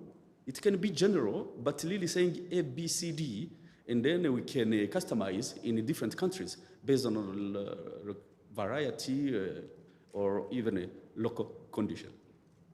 I thank you very much, Mr. Chairman. Thank you.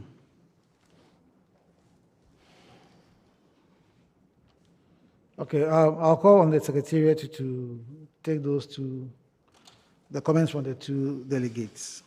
Okay, thank you, Chair, and for the questions of Sandrine. Thanks, Sandrine, for the questions.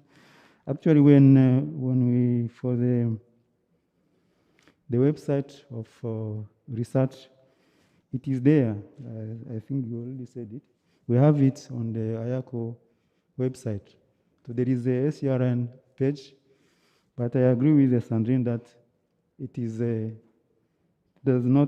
poor. It does not have enough information. So most of this information, they are old. So now what we are doing, and we know we are aware of it. So what we are doing, and hopefully this year it's going to be possible, is how we can update. I mean, we are trying to see how we can get a consultant who can help us to review and to make the website very well, so that we can also update some of this information. It is only not updating, but we also want to improve or upgrade our website of IACO, because the way it is, we have seen that it has some gaps. So I think this is a good recommendation that we're going to take note of it, and we have to work on this. So the website is there, even for research, but the information that is there, it is old, and maybe not also enough. Yeah, for the data availability, it's something that has been there for many years. So this is really a big challenge. I think every year when you have meetings like this, it is being discussed, but the implementation of the recommendation for the sharing of data from member countries, it has been a very big challenge. So what we are now trying to think as IACO now is to see how we can have different strategies. Because the way we've been doing now is writing to the countries, requesting the information. We have focal points actually in each country, especially the coffee boards. But when you write, you don't get the feedback. Or the feedback comes late, and then it is only 1 or 2 countries that are going to provide the information. But now, when you want to take that information for the global, I mean, for Africa, the continent, then considering only 2 countries, it's not really representative. So that's why we always opt to go, for example, for the IACO, because there at least we can have the information for the different countries, though it would be better to have that information from the source. So now what we are thinking is to see how we can maybe thinking of different ways to see how we can collect the information from member countries. We have also been thinking of having, for example, a software that we can share with the member countries, so that every time when they update information on that software, then we can see the information from directly at IACO. So, but those are the different way of thinking and the strategies that we think will be able to help us to collect the data.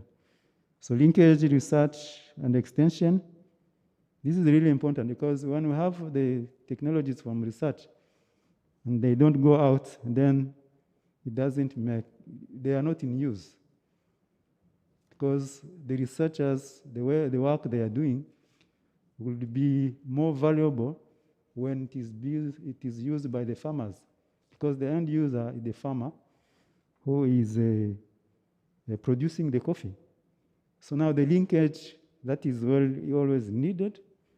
We have had, for example, when I was in research in Rwanda before, we had the different approach of having a participatory research.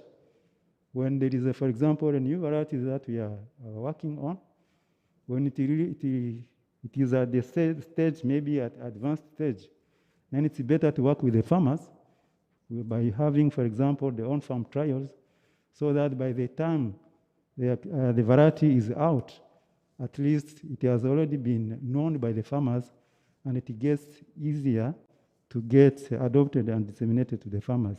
I think the participatory research would be a good way for having this linkage, for example, the extension and the research.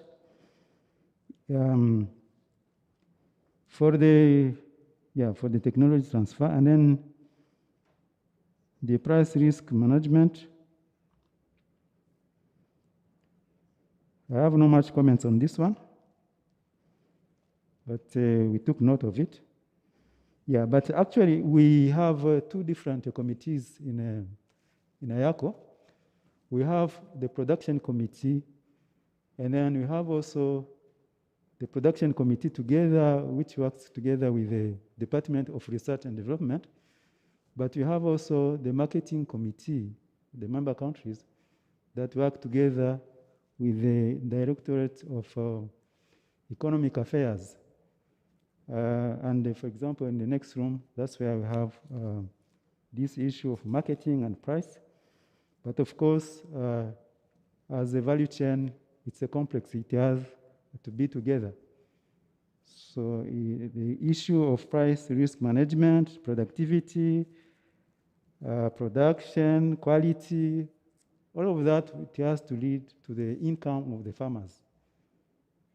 I think it's something that is complex, and everyone has to play a role in it. So I think basically those are the questions that were asked. Yeah. All right, thank you very much, Celestine. Any more questions, comments, or suggestions?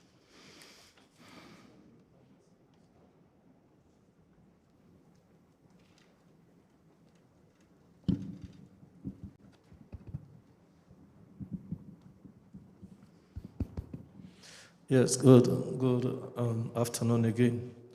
My suggestion is, when I see the composition of IACO, you see a lot of experts, researchers, and other composition. But I think what is lacking is a political structure that actually drive the wheel of action. You see, it doesn't matter how much conferences and meetings we hold as IACO, but as long as we do not have that political will to drive some of these suggestions to actions, we'll be deliberating year after year and nothing comes out of it. I can give you a simple example. Within Africa itself, we have a lot of protectionism. You have some African countries, in terms of research and development, in their planting materials, they are far ahead. But if actually IACO was having that political will to have political leaders enforcing, cooperating with each other, we will have a lot of development. We have countries that do have now the draft variety of 1 year, 6 months, and that is leveraging the coffee sector and the coffee farmers in their various countries. If that is replicated in other parts of Africa, it's really going to be a very big development. So my suggestion is actually we try to enforce more political will. Maybe we have a steering committee where we have more politicians actually on the table discussing and making commitments to the coffee sector. Thank you.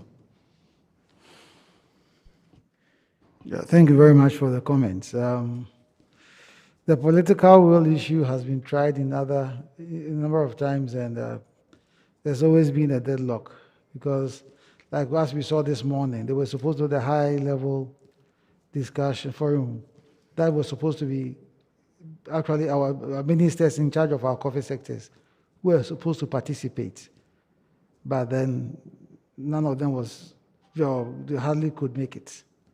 So a lot of the work now falls on those of us who represent our countries here, that things that happen here, we should be able to find ways to take it up the political ladder in our countries and get things done. If not, it's very difficult to get our ministers to be sitting here with us throughout the meetings. So a lot of it falls on us. But yes, what you said too is very important, but a lot of it falls on us too, to ensure that what goes on here, we find ways and means to carry it up and then get things done.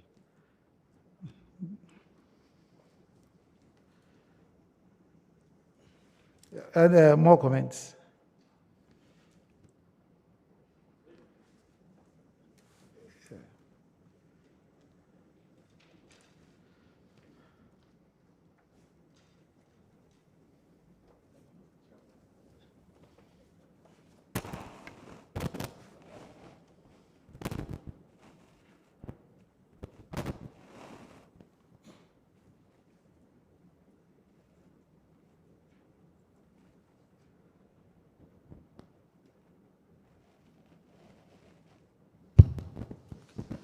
Thank you, Mr. Chairman. Good afternoon. I'm Emmanuel Ajibanjumo from Ghana. Mr. Chairman, I want further explanation on when you say data, what exactly are you looking for? And also, I think a comment was made earlier on. If we can get key members of the various countries to be held responsible for getting this information, but I want to know what exactly the data that we're looking for. And is it periodically? Is it a daily affair? How many, I mean, in the course of the year, what are the expectations? Basically, that's it. When it comes to coffee development, I think we can learn something also from cocoa. There are all three crops that most of the countries that are producing coffee are also into cocoa production.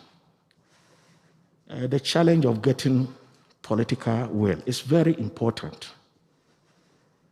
I think we have to find a way to get our ministers to be actively involved in whatever that we are doing. But before we get them, let us look at how cocoa, we've been able to structure cocoa, and then we have gotten to this point, and see how best we can pick one or two sort of from cocoa and see how we can use that to improve upon what we are doing with regards to coffee too. Thank you. Thank you very much. Celestine, you take the question on the data, what you requested. Yeah. Thank you, Dr. Emmanuel. Actually, the data we've been requesting from the member countries, they are just data on production, and then the productivity, then the cost of production for the countries. We requested the data on exports, and the data on consumption, coffee consumption in the member countries. We know that there's some of the information that some member countries don't have, especially in the coffee consumption, but at least we know that we have information every year because there are reports for the coffee boards for the coffee production in each country. The exports, they are available. The production, productivity, and exports. So when we share, we write to the countries. We also put an annex on the formats, on the way we want this data to be provided. But like I said before, I think we get hardly the reply from the countries. Even once a year could have been even better. But if we can be able to get, for example, the data every quarter, that will be ideal. But even for a year, the annual reports that you can get from the member countries, it is always difficult to get. So it's true, I think we have the focal points for each member countries.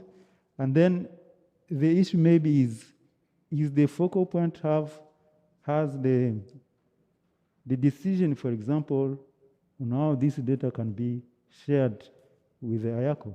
But still, the focal point is the one who can be able to make a follow-up and see if those data, for example, from the coffee boards can be shared.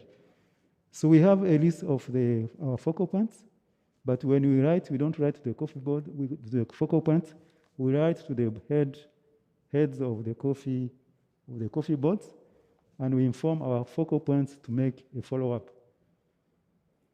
Yeah, so I think that's the challenge that we have on getting the data, and it is not today. It is something that is there for many years, and definitely I think we have to think of it and see how we can be able to share this information. I think on the political wise, I think it's a good recommendation. I think during the high policy meeting that we had this morning, it was also mentioned, and I agree with you. If the policymakers are not taking this matter, I think it can't move fast. So this is really a recommendation that we have to consider. So for the data, I think maybe we can, if we can have a recommendation on how do you think we can do better to be able to get this data from the member countries. So the focal points are there. We know the data we have, we need.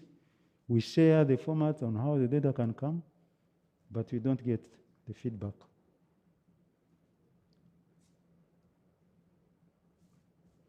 Well, we just have to keep reminding ourselves that IACO is for us, and we have to do what it takes to make it successful. When the request comes, we have to ensure that what is requested, we provide it to the best of what information that we have available in the member countries.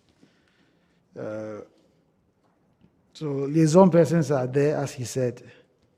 They already have the liaison persons in most of the countries. So countries that you don't have contacts, if they have delegations here, talk to delegations and get new contacts. Make sure that reinforce the contacts that you have, and then get assurances that information requests going to them, they would act on it. And then deadlines too should be set when you say asking for information. And then there should be quite a bit of follow-ups. One of the best ways to follow ups is to make phone calls or travel. But since we don't pay our contributions, it becomes very difficult for the Secretariat to do those follow-ups. So it all comes back to us that we need to pay our contributions as well, so that even if they're supposed to be follow-ups, they can be done effectively. If we need to hold some online workshops to go through the format of how you want reports sent to you, like the formats that you have, I think those two should be encouraged, so that you have even an online workshop with all the members present, the liaison persons, and then you take them through how you want your report, you want your data sent, to ensure that they know how to fill the forms or update the formats, the templates, and then get them to you. So I think that's another suggestion that I would make, that if it is necessary, let's hold an online workshop. Take the liaisons person through, and then teach them how you want the templates filled out, and then how regular you want them filled out. So that at least when you got to really move people to do things. So when we push, I think we'll get a bit done. And I think the same thing goes with all other requests that comes to member countries. It's not only for the data. List of scientists, ongoing research, anything, and all information that we need to do, I think, sent to the Secretariat. It all boils down to who is going to do it and how it's going to be done. So we need to help the Secretariat work for us. Thank you very much.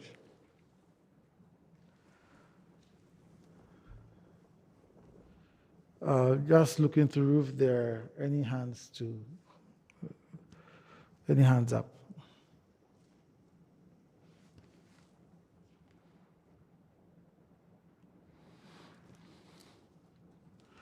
Okay, so without any hands showing up, I think we would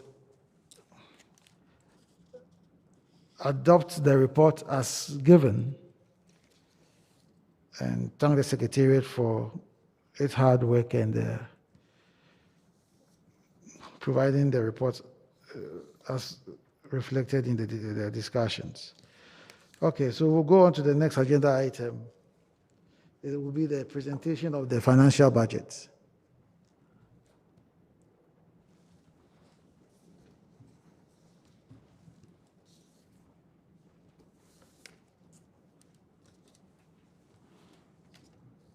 Next slide, please. PowerPoint presentation.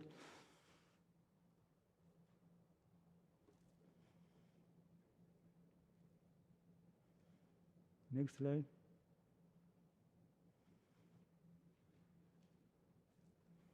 Again. Okay, no. Financial report, next slide. Yes, thank you. So this the SERN financial report for 2019-2021. So it's not going to be long. We're not going to take a long time. We don't have a lot of money, so there is no, it's not going to be a long report, so it's going to be very short. So the source of income of the ACRN for the last 2 years has been the contribution of the member countries. So this is where we get money for the network. And then each member country pays an annual contribution of 2,000 USD. This is about 1,525 euro, so annually. So this is the annual contribution. So actually the aim of this report that we are going to give now is to see, to update on the members on the financial status of the network, that's the ACRN. So we show the available amount in the bank that you have today, the expenses made 2020, 2021, and then the status of the contribution from the member countries, so that you can make for us advocacy to see how countries can pay. Next slide. Now, this is the money we have as the ACRN. So like I said, when I took office last year in September, we had 33,200 euro in the account. So that's what we had. And then in this year, 2020, 2021, some countries paid their contributions. So we have Cameroon, DR Congo, Cote d'Ivoire, Ghana, Kenya, Rwanda, Togo, and Uganda. And then the contribution that we collected for this year, 2020, 2021, is 26,760 euro. Now, when you add the money that we had in account in September 2020, and then the contribution for the year, 26,000, and then the expenses that we made during 2020, 2021. So the money that we have today at the ICRN is 58,475 euro. So this is the amount of money we have currently. And then the expenses that we had a total of 1,488 euro. Those are the expenses that we made last year. And then this was 10% contribution, 10% used on the budget that we had planned for 14,870. Only on the SCRN, because IACO's activities, you have 3 sources of money. You have the SCRN fund, you have the activities supported by IACO, and then you also have the activities supported under different projects. But specifically on SCRN, we had only 14,000 euro that we had planned for. So the expenses that we have in SCRN coordination office, we have a field visit, participation in the different meetings and workshops, organization of trainings and workshops, costs for developing research projects, proposals, purchase of materials, and equipment support to research in member countries. So most of the activities that we had planned, like we said before, the conferences, the meeting that we had to have, they were held online, and we could not make it. It was okay, it was good. We could not use that money that we had planned. For example, if you see the ASIC conference, there was a budget for that, for the support of the researchers to participate, and ACRN coordination office participation as well.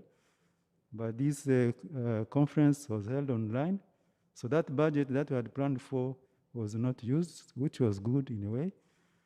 And even other different activities, meetings, workshops, most of them were carried out online. So that's why if you see the way we use this budget, it was not much.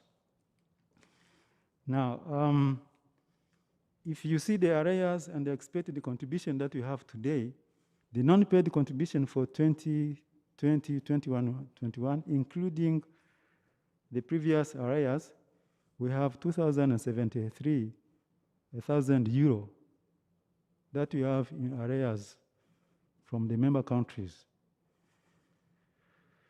So this is equivalent to 179,580,000 francs CFA. So this money is in areas and needs to be collected from the member countries. So the contribution for this year alone that we're expecting is 32,000 euro. And given the way we see countries pay, we're expecting to cover 40% of this amount from the contributions. So in the meantime, the ACRN pleads with the member to do their best to clear the areas. So for the interest of strengthening our coffee research. And then if you see the different countries where we have areas, there's Malawi, Ethiopia, Madagascar, Guinea, Tanzania, Nigeria, Burundi, Benin, Zimbabwe, Angola, Zambia, Sierra Leone, DR Congo. They have areas only for last year, and then Gabon as well. So let us hope that they are going to pay. So we need to make advocacy so that this money can be paid from the member countries. Yeah, budget estimate for 2021, 2022. So we are expecting to use this year 14,000 euro, almost 15,000 euro.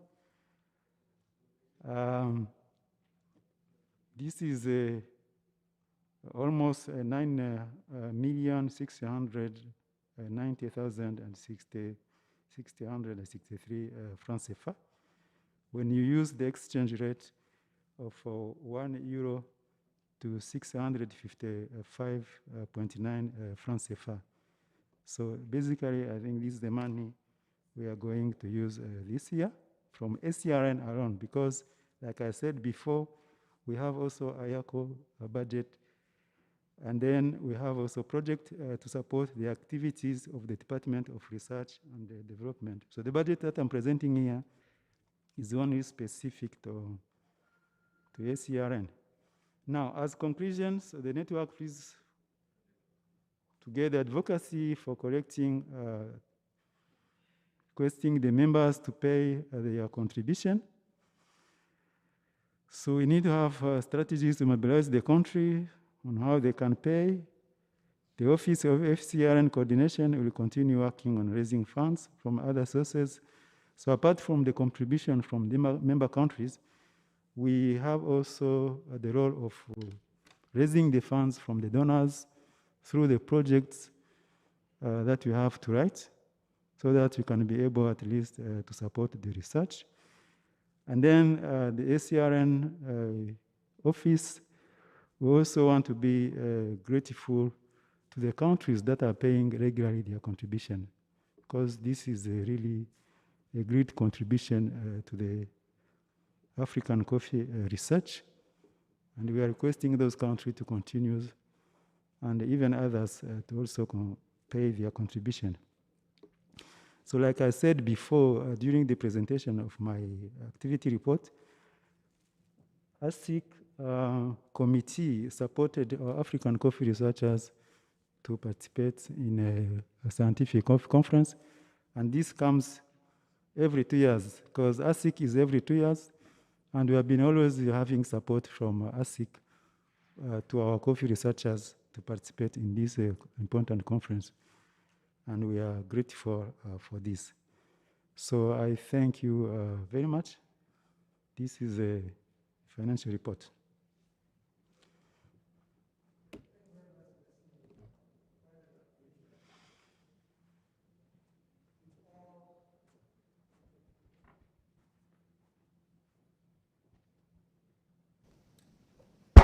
Yeah, okay. Thank you very much, Celestine, for the report. Quite elaborate. We've all heard where things stand, especially in terms of the arrears. I think we need to take a decision as to these arrears. So I think maybe we'll go delegation by delegation as to what has to be done about this area. So we'll start from the first table, Kenya. Kenya.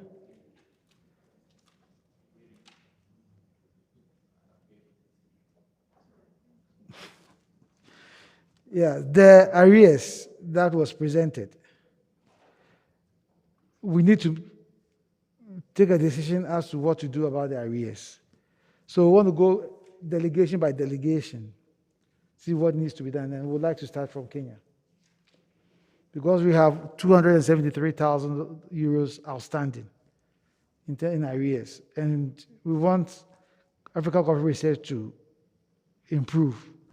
And without these monies, there's very little that can be done, even in terms of the coordination. So we want to hear from every delegation what needs to be done on this arrears. So starting from Kenya.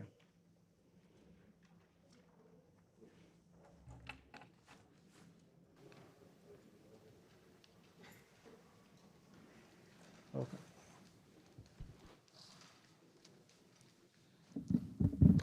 Yeah, as Kenya, would really push for members to pay, but again, this is something we have always said, that members should pay for us to have a robust and a very strong IACO. The last 8 years was marred with a lot of challenges for the organization because they could not have sufficient funding.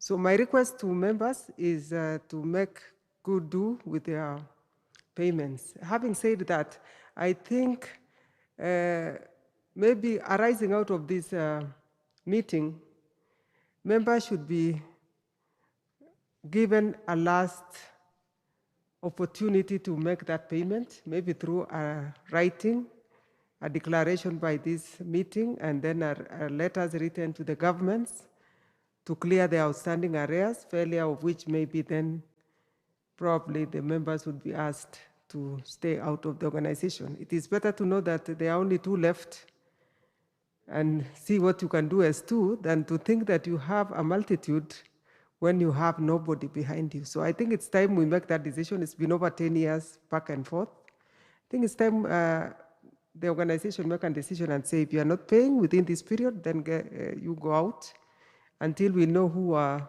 there and who are not there. Thank you. Okay, Ghana next.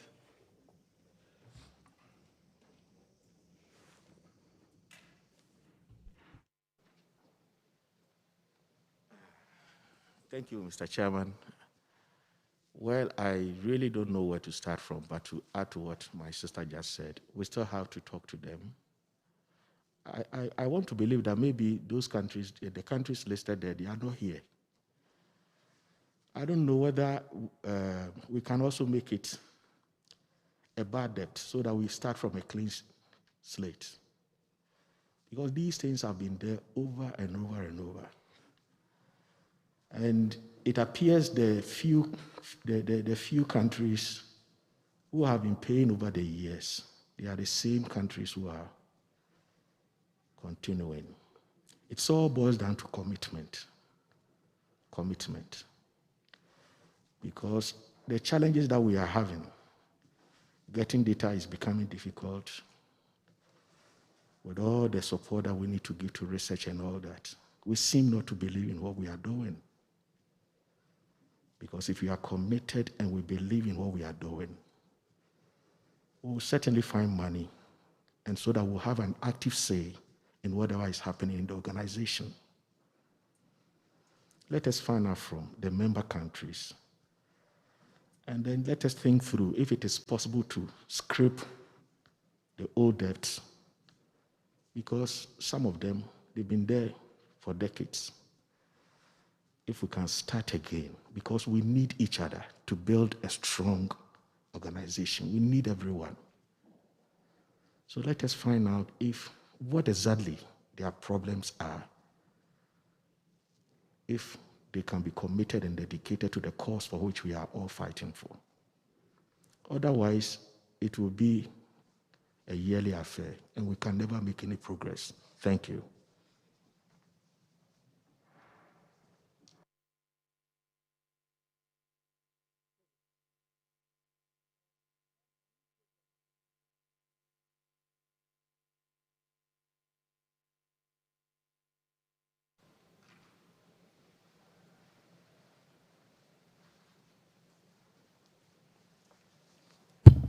Ok, merci beaucoup, Monsieur le Chairman. Je suis Ablédé Komlan, représentant du Togo. Au fait, le problème de paiement des arriérés, à mon avis, je crois que c'est un problème de manque de volonté de la part des pays membres. Parce que si vous voyez le montant qui est prévu pour le paiement annuel, je crois que c'est $2000 américains. Donc, si par exemple des pays qui sont actuellement membres de cette organisation, s'ils savent ce qu'ils gagnent réellement de cette organisation, je pense qu'ils doivent être normalement prêts à payer annuellement ces $2000. Maintenant, moi, je me pose la question à ce niveau. Ou bien, ils ne trouvent pas un intérêt particulier à faire partie de cette organisation, c'est pour ça qu'ils ne paient pas. Parce que pour pouvoir payer quelque chose, il faut se demander qu'est-ce que moi aussi je tire comme profit de cette organisation. Si je suis membre de l'organisation, qu'est-ce que je tire comme profit? Peut-être que le problème peut se trouver à ce niveau. J'ai pensé également à des sanctions, mais je pense que les sanctions ne peuvent pas nous profiter parce qu'il faudrait qu'on soit unis pour être beaucoup plus forts. Et donc, je pense qu'on doit pouvoir agir au niveau politique pour que les gens puissent avoir la réelle volonté de contribuer annuellement. J'ai vu les arriérés, c'est mouse par rapport aux énormes défis qui nous attendent dans l'organisation. Donc, il faudrait qu'on puisse plaider chacun à notre niveau, au niveau de nos organisations, de nos États, pour pouvoir expliquer le bien fondé de cette organisation, pour qu'au moins il y ait cette réelle volonté-là, pour qu'on puisse payer régulièrement ces $2000. Je vous remercie.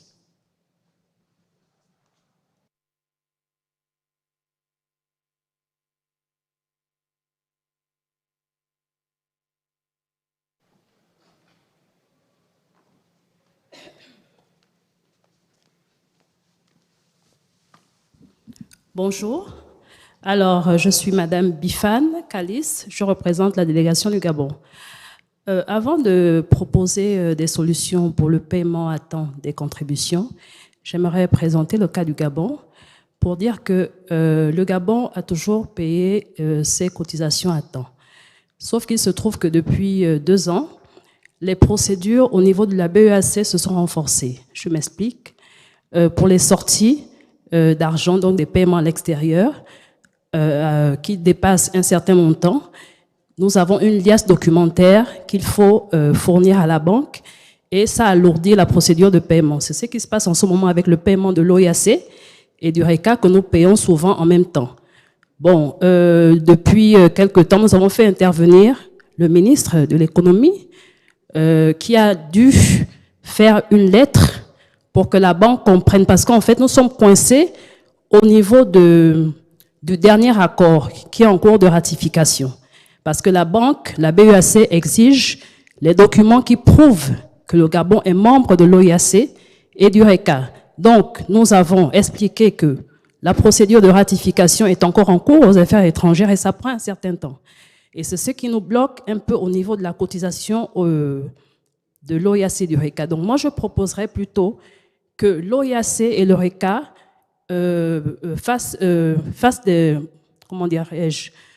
permettent certaines facilitations aux États membres dans lesquels les procédures sont compliquées.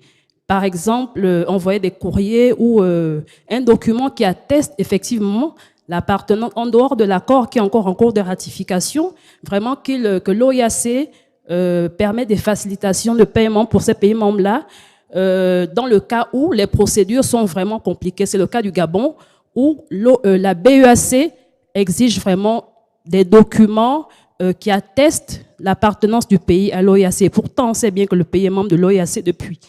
sa création, mais n'empêche que les procédures sont compliquées. Donc moi, je proposerais plutôt de faciliter justement les paiements dans certains pays membres où les procédures sont vraiment alourdies. Donc ça, c'est ma contribution. Merci.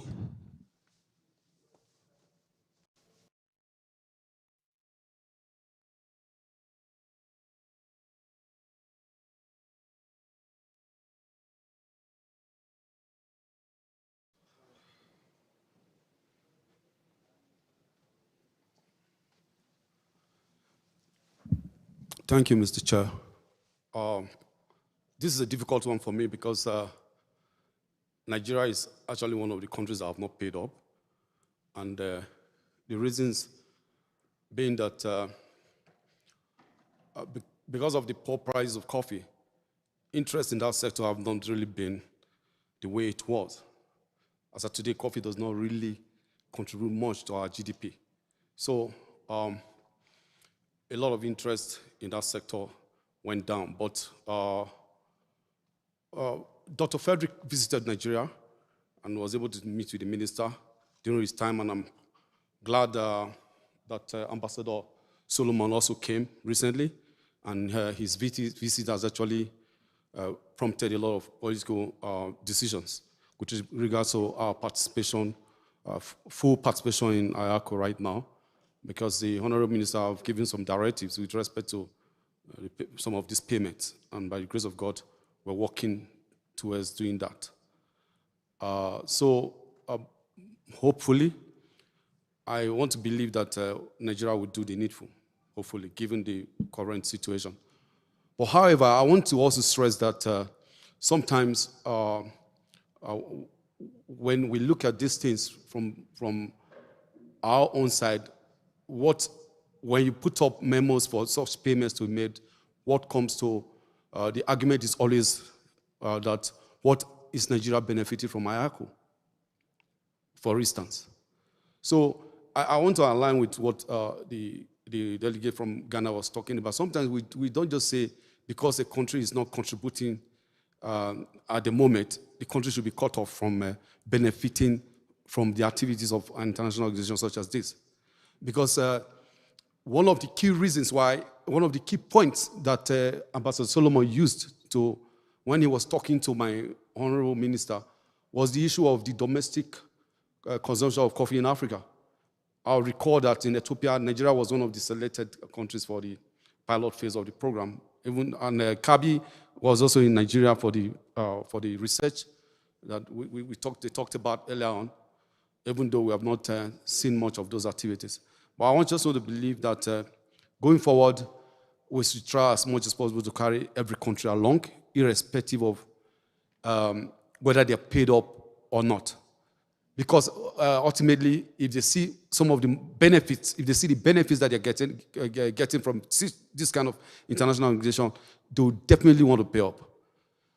So like in the case of Nigeria, we've gotten directives to do the needful. So we've started the process, and hopefully we'll do what we need to do. Content de constater que la RDC était parmi les pays les plus endettés pour l'organisation, mais nous avons fourni des efforts pour que nous puissions diminuer notre dette. Et aujourd'hui, je pense que j'adhère à l'idée de mes prédécesseurs qui ont dit qu'il ne fallait pas exclure les gens.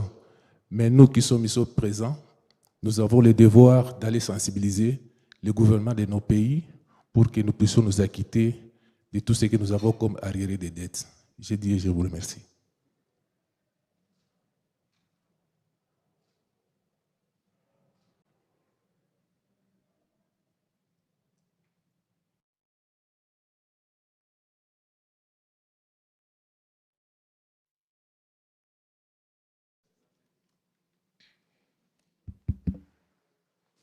Thank you, Chair. I'm Munyaneza from Rwanda. As Rwanda, we don't have areas, but we still commit to contribute as much as we can. Again, we highlight that country members should contribute, but again, we have to be convinced, because sometimes those political figures most of the time, they question us as technical or people saying, why are you paying that? So we have to come up with innovative ideas to show those politicians that it is really a need, even high need, to make sure this value chain can go forward. Thank you very much.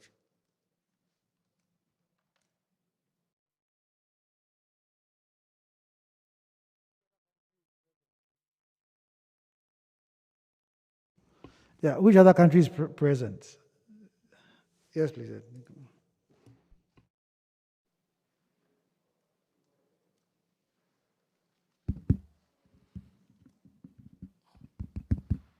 Yes, good afternoon again. For Sierra Leone, actually, we have been working to pay the balance that is left for IACO. But the difficult situation has been actually, as executive chairman of the Produce Monitoring Board, you actually have to look at why am I actually presenting this debt to be paid to the Budget Bureau? Because when you look at the yearly income, for the past years, coffee has not brought anything to the national basket. And it is not just like ordering payment, but it's actually to justify why you are paying. But I think we have got over that as a country. Some of these liabilities we have presented in our budget this year, and hopefully we might be able to settle some of these areas.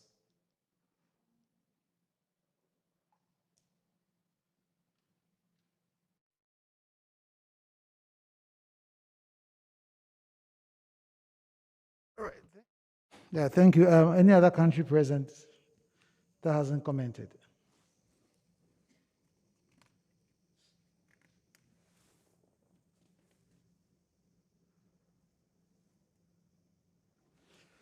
So far, we have 8 countries that have commented. Any other country present?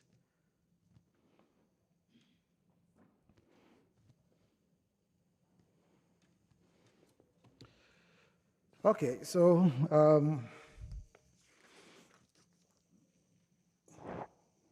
to summarize some of the comments that came from the floor is to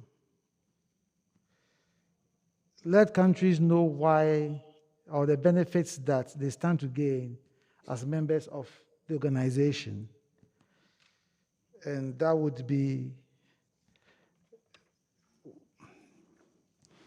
help them make that decision as to pay. And this comes with some form of sensitization and some convincing.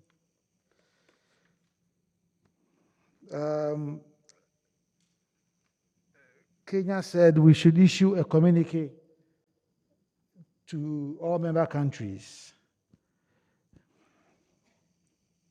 And another suggestion from Ghana is that, is it possible to write this off as a bad debt? That would have to go to the board of directors to make that decision. But I think in summary, we can issue a communique, and in that communique, let countries know what they stand to gain as members of ACRN and as members of IACO. And this should be very convincing, and it should be something justifying why they still should stay as members. Because one of the consensus that comes is that nobody should be kicked out. Everybody should be retained as a member. But that we need to justify to them why they should be members by telling them what the benefits they stand to gain. So I think that the communique should come out clearly stating the benefits the countries stand to gain, and then convincing them that they should pay their contributions. As to the bad debt, would take it up to the board of directors, and then I think a decision has to be made. But But before we go there, would we all agree that the proposal as a bad debt should be included going to the next level? I think I want us to clarify that. Which means that all arrears are going to be written off, and we're all going to start on a clean slate from zero. That would make it easy for countries that have huge debts to now maybe bring them back into the membership, because somebody looks at the contribution for the last 20 years, they've not paid. The person in charge of commodities now hasn't got a history of why they didn't pay. It becomes very difficult for them to decide to pay. So we need to find out, do we bring that proposal in of writing off the arrears? Do we bring that as a proposal? Comments, please.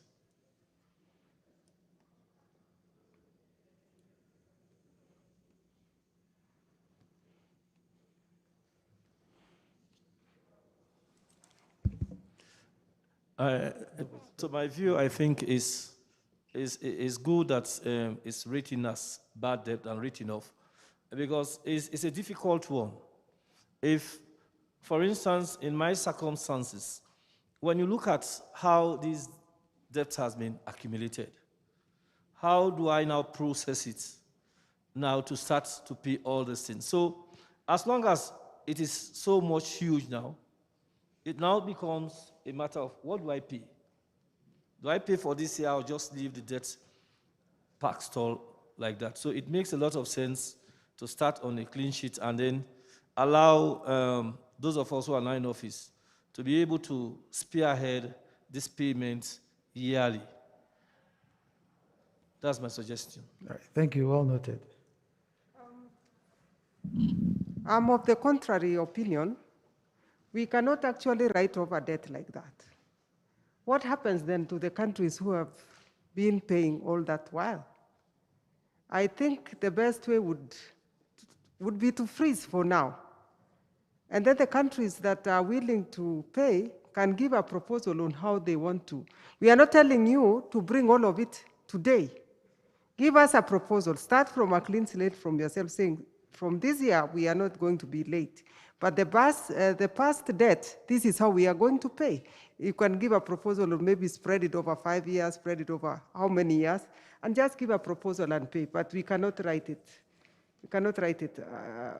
No, we have probably freeze it for now, and then you give the proposal on how you intend to clear that debt, because it is a debt.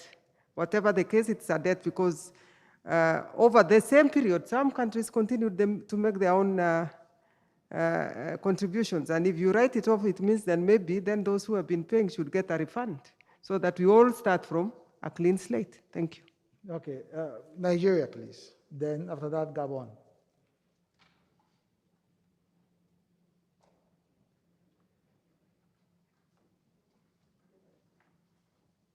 Thank you very much, Mr. Chair. I think it wouldn't be a bad idea if the areas can be written off, so that we can start on a clean slate. Let me use my country as an example. We have not benefited anything from this organization for a very, very long time. And even the inclusion of Nigeria in the domestic coffee consumption project, nothing has happened in my country. You know, so how do you convince? How do you continue to write and write and write to try to convince? Most of the countries that have been paying have been benefiting in one way or the other.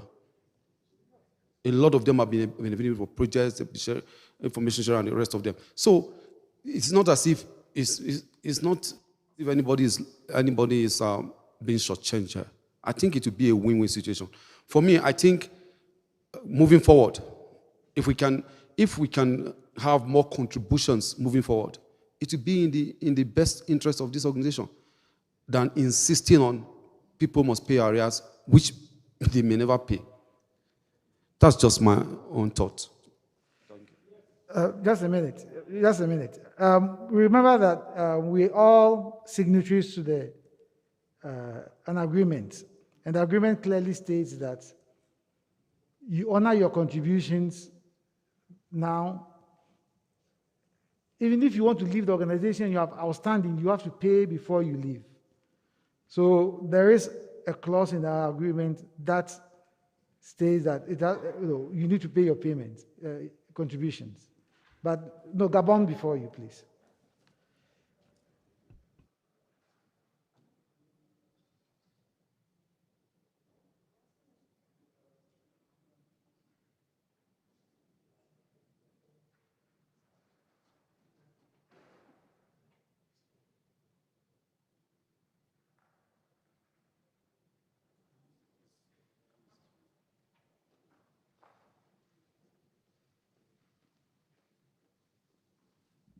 Merci, Monsieur le Président. Alors, c'est Madame Bifane, représentante de la délégation du Gabon. Moi, je pense, à mon humble avis, annuler les arriérés, ce serait une façon de ne pas encourager les autres pays membres qui font l'effort de cotiser. Ce que nous pouvons faire, c'est de mettre en place peut-être des moyens de paiement, peut-être fractionner les paiements, que chaque pays membre montre sa volonté de payer ses contributions, et comme ça au moins l'organisation est gagnante, parce que les contributions, c'est la base, c'est ce qui fait fonctionner l'organisation. Si nous nous mettons à annuler à chaque fois les arriérés, je pense que nous n'allons pas beaucoup avancer. C'est ma contribution.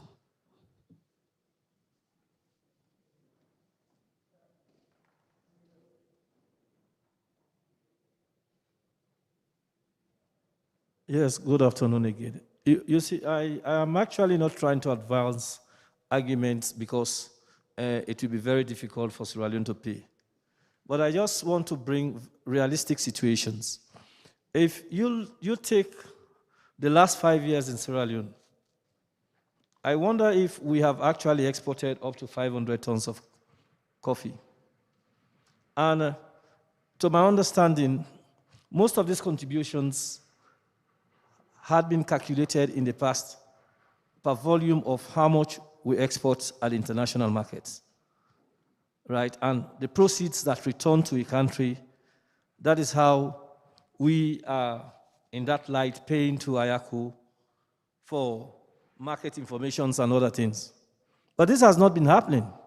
But it is still good to maintain an institution like this, an organization like this in Africa, so that together we can all foster coffee consumption in Africa and also be able to work together to see how we can develop and upgrade the price.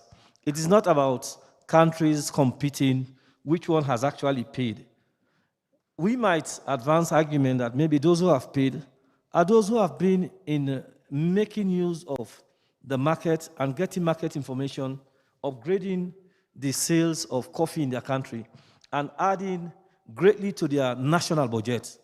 That is the reason why they have been very, very particular and conscious in paying. But this has not been the case of Sierra Leone. Now, moving forward, trying to see how best we advance coffee value chain in Africa, I think it makes a lot of sense to say, okay, those debts that has been recorded, I cannot even attest how they were, right? We write it off and then start a clean page and see how those of us who are in office now, who has the value of us coming together as an organization and pushing IACO to lead the value chain development in the coffee sector. Now we'll be ready to advance those cases to our national budget and including them in the yearly budget to pay. I think that makes a lot of sense to me than actually resisting, holding on the idea that I have paid as country A, therefore it is incumbent on country B to pay.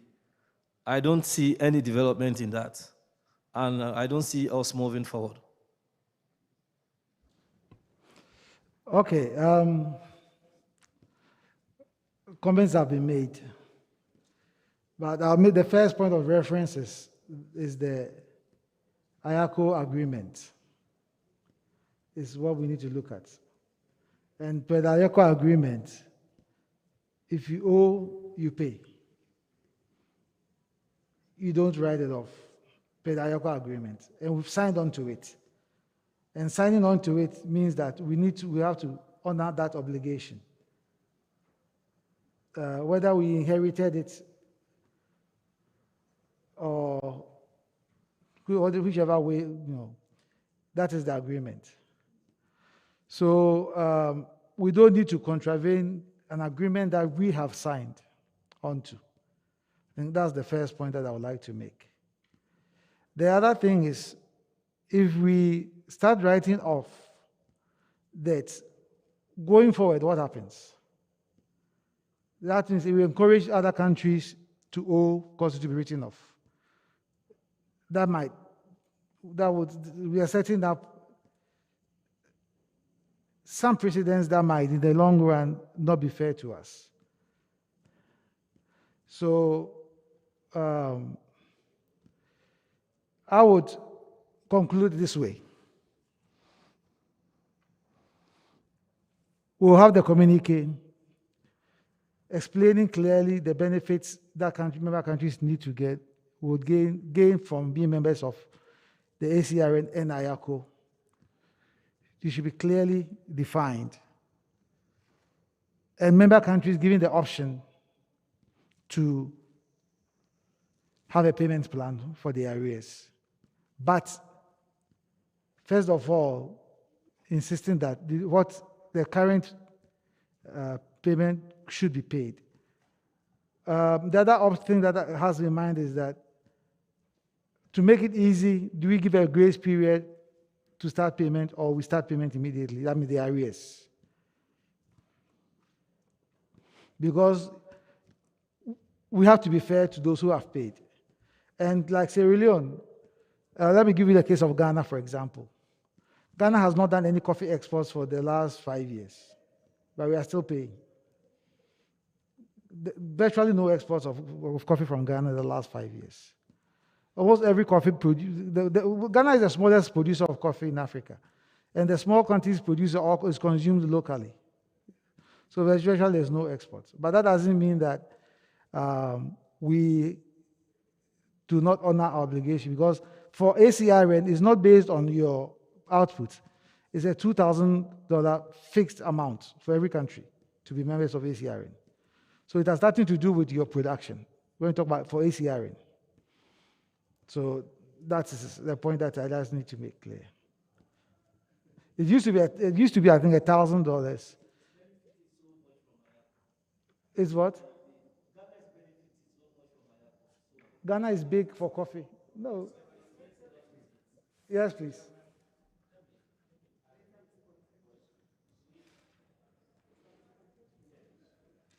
We need to. We have all met here because we believe in something. Like Mr. Chairman said, 5 years is even more than even 5 years. We have never exported coffee, but we are committed to the cause. That is why every year we do the payment. This is an organization for Africa. It's all about commitment and dedication. If we know where we want to go, we will sacrifice to get there. But not until we begin to look at things that way. You see, I suggested this because I still believe that we need each other. How do we make progress? Well, the clause says that I didn't know until he said it. I have not read it. So it means that it's a no-go area. But the point that I want to make is that if we really want to make this organization strong for the future of our children and our children's children, then there's the need to be committed now. So that when we are gone, it will still stay there. So that we can add value to coffee. We can increase our production, consume, and then also sell, so that we can compete with the world. Otherwise, we will fizzle out with time. Thank you, Mr. Chairman. Yeah, thank you very much.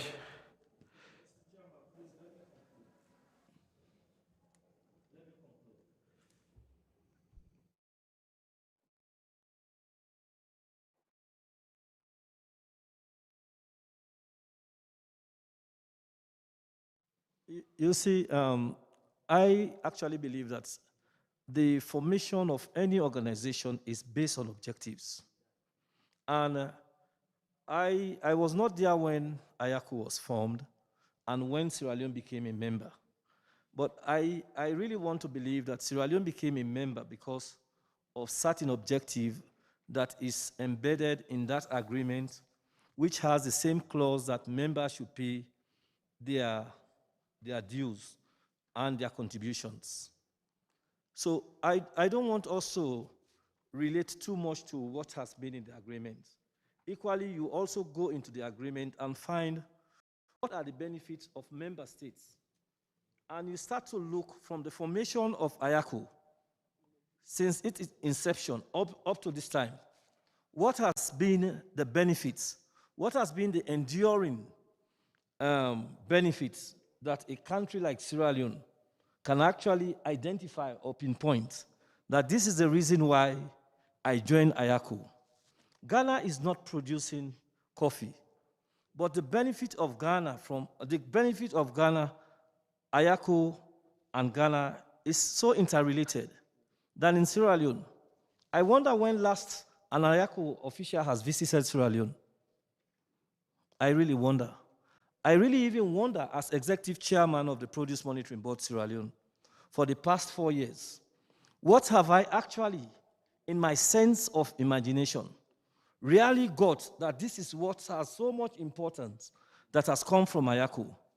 I don't want us to go into the relics. I just want us to discuss as an organization that is serving the proposal of what is in our mind for Africa. But let us don't go into its legalities, and let us don't try to pinpoint what has been embedded in that agreement. If that is the case, I think countries like Sierra Leone will say, no, I have not been treated fairly.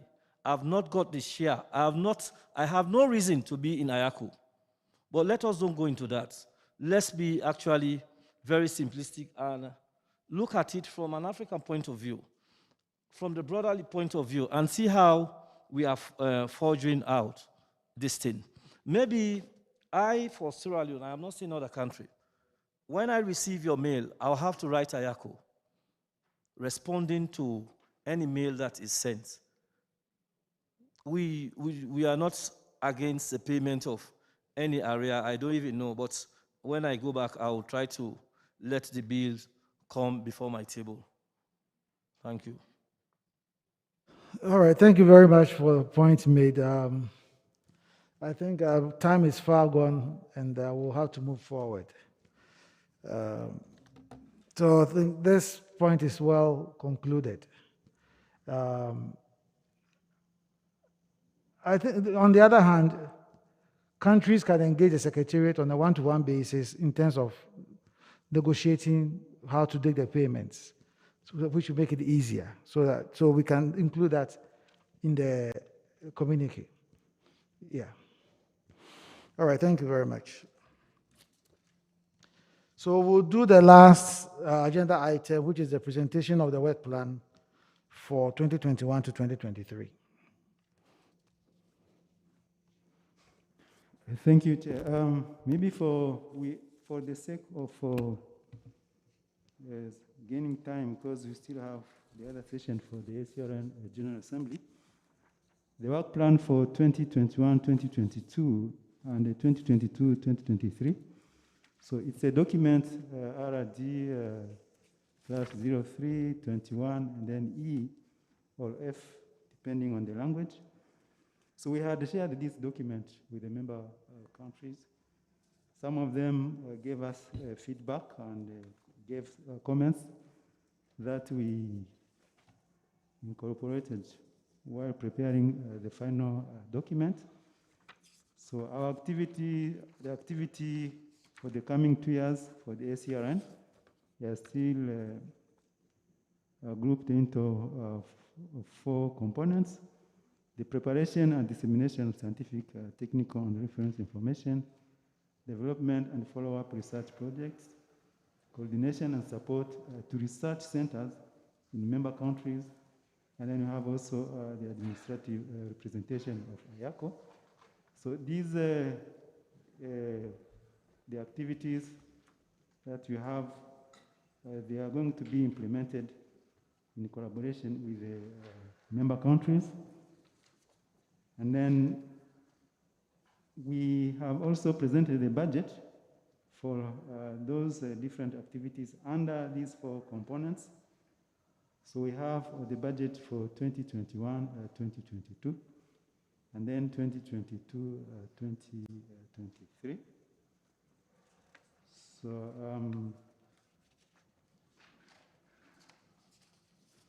on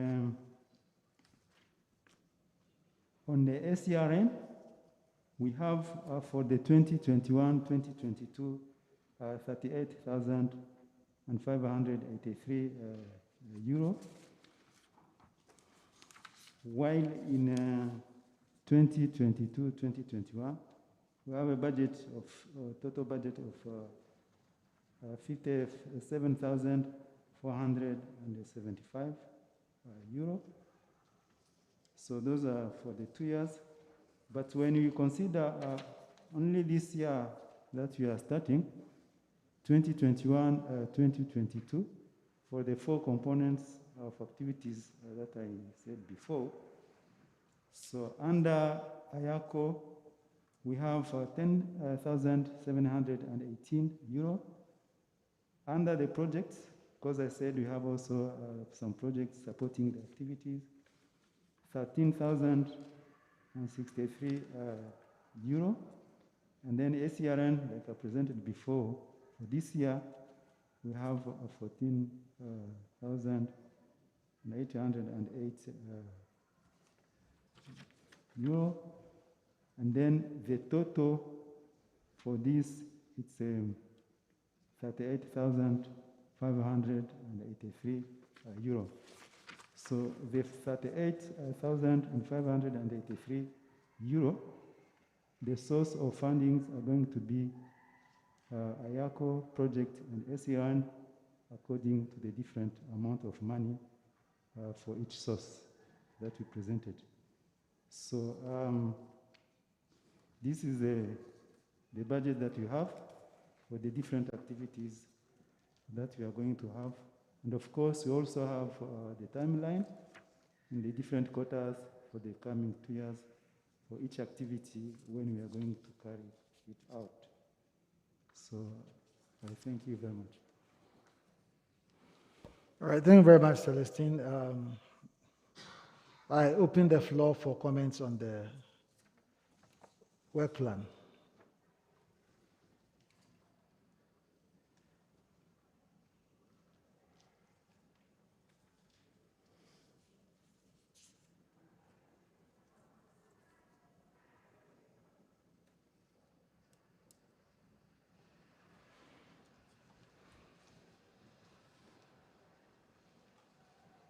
Well, it seems everybody is satisfied with the work plan presented for the next 2 years.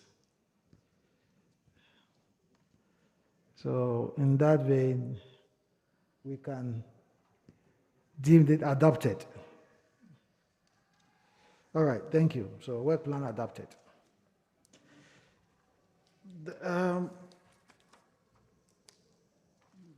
We have another set of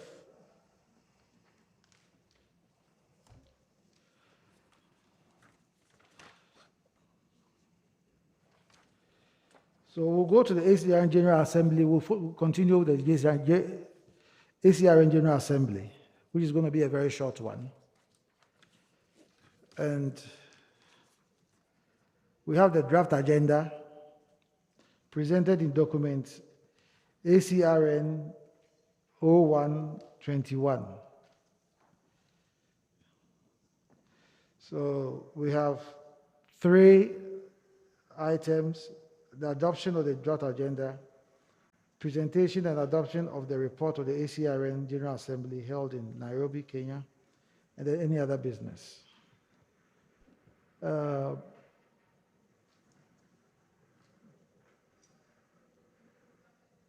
Are there any comments on the draft agenda?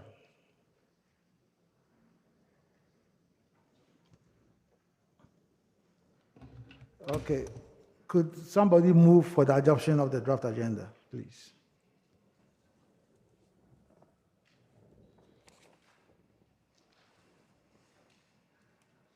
Okay, Kenya moves for the adoption of the draft agenda. And a seconder, please.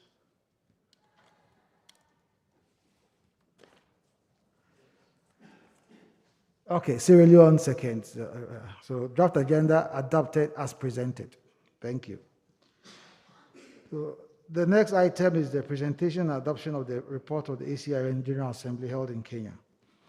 Document number ACRN 13GA19.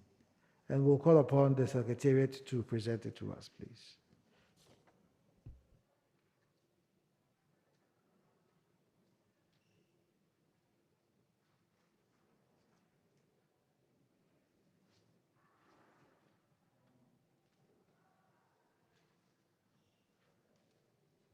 Thank you, Chair. So we had the General Assembly meeting of ACRN in Nairobi on 25th November 2019. The Biennial General Assembly of ACRN of Inter-African Coffee took place as a part of IACO 2019 annual meetings at Safari Park Hotel in Nairobi, Republic of Kenya, under the chairmanship of Mr. Michael Ausmano from Ghana. The following member states were represented: Burundi, Cameroon, Cote d'Ivoire, Ghana, Republic of Guinea, Kenya, Nigeria, Democratic Republic of the Congo, Togo, and Uganda. So after adoption of the agenda as presented, the Director of Research and Development presented the report of the 12th ACRN Biennial General Assembly held in Grand-Bassam, Cote d'Ivoire in February 2018, which was adopted as presented, as well as the oral report of the coordinating committee without any question or comments raised.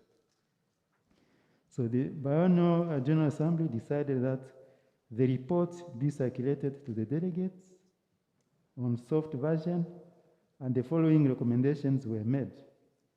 So make available an updated list of researchers by country and then by research theme. Set pricing terms for African coffee and build African capacity to negotiate the prices. Increase African supplies 10% to influence price decision in the global market. And then finding fundings for research activities. Create a coffee research center of excellence. Pay contributions as quickly as possible to allow smooth operation of research. Identify the form of support that ACRN can provide to member countries. Communicate the different ACRN meetings to the member states. Find common research or project theme for countries and their source of funding, and then host ACRN website on the IACO website. So as no more matters or questions were raised, the chair thanked the delegates for their active participation and closed the meeting. Thank you. All right, thank you very much, Celestine. The report has been presented, and first of all, it needs to be adopted, and then we'll look at matters arising. So, are there any comments, suggestions, or questions before we adopt the report?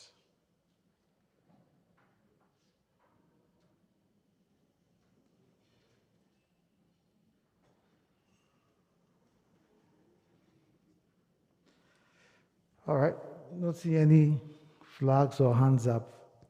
I think everybody is okay with the report, and therefore report is deemed adopted. As to the recommendations,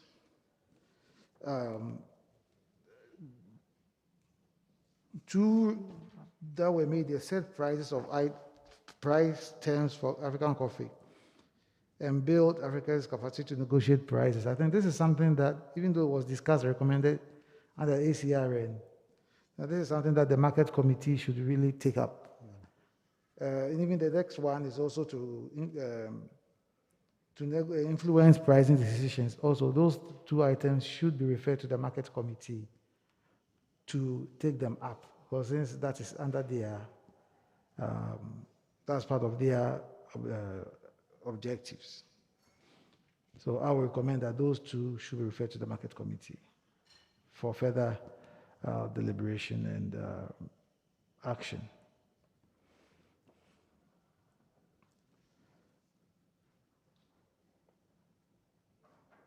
As to pay contributions as quickly as possible to allow smooth operations of the research, identify the forms of support that ACRN can provide to member countries, and communicate the different ACRN meetings to member countries, and then find common research and project themes for countries and their source of funding.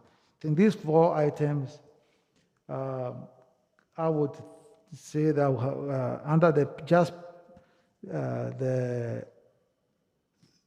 arrears, when we were discussing the issue on the arrears, these issues came up under those items by communicating to member countries what they stand to gain from ACRN, and that would mean that what activity that ACRN does, the benefit to member countries, research projects that can be done. So also that those 4 items have been dealt with under the ACRN. The website issue 2 was cleared in the previous discussions. So as regard going forward, what I also would like to suggest is that I think as much as we make recommendations, what actions have to be taken? I think we are not very clear on that in our own reports. I don't know whether you agree with me. We don't really say like what specific action has to be taken and by whom. So I think going forward in our report, we need to be a bit more clear on, because if we say make available an update list of researchers by country, how it should be done, I think we should be very clear on that, so that the next time we are reading our report, that we know that we said this, it had to be done this way. Has it been done? If not, why? But if we leave it that open, it becomes a little bit too vague. So that's my proposal, and I don't know if you would agree with me.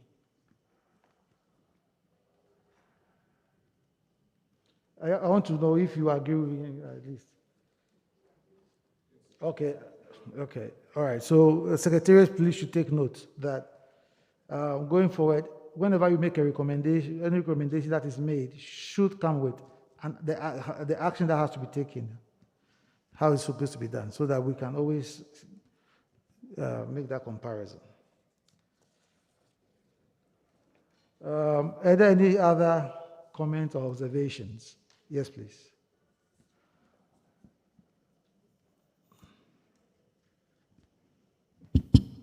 Thank you very much again, Mr. Chair. When you was talking about the activity plan, because I have a French version, it took me longer to reflect the discussion. I got a feeling that if you look at the coffee sector in Africa, there is a way the research and the development of this organization can contribute to have a protocol or guide on the sustainable coffee production. I give an example. When we look at the different countries on coffee crop fertilization, I don't have a feeling that we are doing better. Because of we put a formula of NPK, we press sulfur, but really we don't touch well the nutrient need of the crop. Sometimes we are not sure if the nutrients we are supplying are really the nutrients that the coffee crop need. as we did two examples. We did some trace elements like magnesium, manganese. They are preventing a coffee tree to lose flowers during flowering. But we are not supplying it, and we don't know in the soil if they are available. I give an example this morning about iron element. It's one of even more than are influencing the coffee profile of the coffee taste. So, but we don't think, I'm not have a good feeling that we are doing better. So if this research program can help us to have just a protocol or guide on coffee fertilization, saying the Arabica coffee variety nutrient need is this and this and this, and then guide the local technical committees how to assess. We can go by maybe a soil map to know what it is in the soil, and then have an appropriate and adequate and sustainable fertilization program to have a better quality and to link it to the quality, that the density, size of bean, the testing, even some requirement to access sustainable market like rainforest or organic market where is possible. Even for IPM, integrated pest management, for coffee berbora and testia, whatever, it can be helpful to have that guide, that protocol, even if general, which we can customize by country based on the reality of the country. And the other requirement could be how to link it to along the value chain. Because of what we apply on land, the quality of cherries we are harvesting, already that quality will influence the access to a specific market. Marketing must be interlinked. How better, you can advise, Mr. Chairman, how better lead this research development, those researchers who are committed to help us, how better they can bring solution to that big gap. Thank you. You want to comment on that? Yeah. Thank you. Thank you for the comment and the recommendation. Yeah, actually, we already, I think we have information on this coffee cultivation being Arabica and Robusta. So one of the information that I said we need to produce and disseminate is some of the information that you're talking about. For example, for the manual of cultivation of these coffee crops, Arabica or Robusta. So what the plant needs in terms of fertilization, in terms of, from the preparation of the seeds and seedlings to the level of harvesting. So the cultivation manual, I think it's something that we need to prepare again. It is there, but we can update and share with the farmers in collaboration with the countries, the coffee boards of the coffee research centers in the countries, because the cultivation of Arabica, the requirements for the tree might be the same because it is the variety, the Arabica, but of course there are some specific varieties. But again, for the implementation on what you need to give to the plant in terms of soil, things like that, then that can become specific to that country or to that area where the coffee is produced. For Arabica, for example, we say it needs 100 grams of NPK. That's general. But if you go to Uganda, and depending on the soil, or Rwanda, or somewhere else, you may find that recommendation, you need to add something in the soil, because in the soil there's something that is already there, based on these soil research studies, analysis that is made. I know that in Rwanda we had one soil and leaf analysis that made a recommendation on what the fertilizer program needs to be done in Rwanda. That has been, I think, since 29 or 28. And that's the one that we are using until now. Maybe today it needs to be updated, because what was the soil during that time is not the same as this one. So it is a good recommendation that you are giving. I think we can consider that in collaboration with the member countries, the coffee researchers, we can do something. Thanks. Okay, thank you. I think from what you said, I would think that if we know the research activities taking place in the member countries, because what you're saying, maybe the work is being done in a country already, or has just been completed. If it has been done, or is being done, where information can be shared, then that is it. Rather than, so I think that is where we need to take it from. What are the activities that are going on in countries? And it is part of the activities that the Secretary is already supposed to do. Give us the list of research activities ongoing in countries, or maybe the recent ones too that have taken place. If they can do that, then we'll know where the gaps are and then what needs to be done to fill in. So I think that we should encourage the Secretariat to do that activity that has been on this table for the last 2 years. And then we can see where the gaps are, then we can fill in the gaps, and then I'm sure that will be taken care of. Well, if it's not there, then we know it's a gap, and then see what can be done. Okay.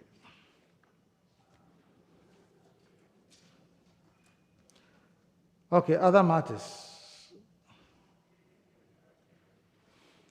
All right, ladies and gentlemen, in the absence of any other matters, I would like to thank you all for your participation in the ACRN coordination meetings. It's taken quite a lot of time, but I think it's been worth it. So I would wish you a good evening, and I would hand over to the Secretariat if they have any announcements to be made. Yeah, thank you, Chair, for your time for chairing this session, this meeting as well.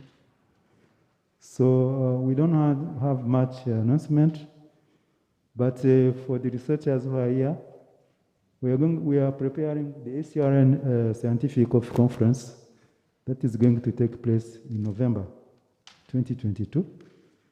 And there are researchers who make presentations, and that's where I also get progress on what are activities, research activities in each country member of ACRN.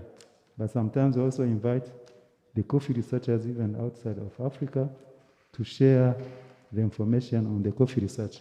So this conference is going to happen in November 2022, but we do make the preparation during this year to receive the abstracts from researchers and then to plan for the conference.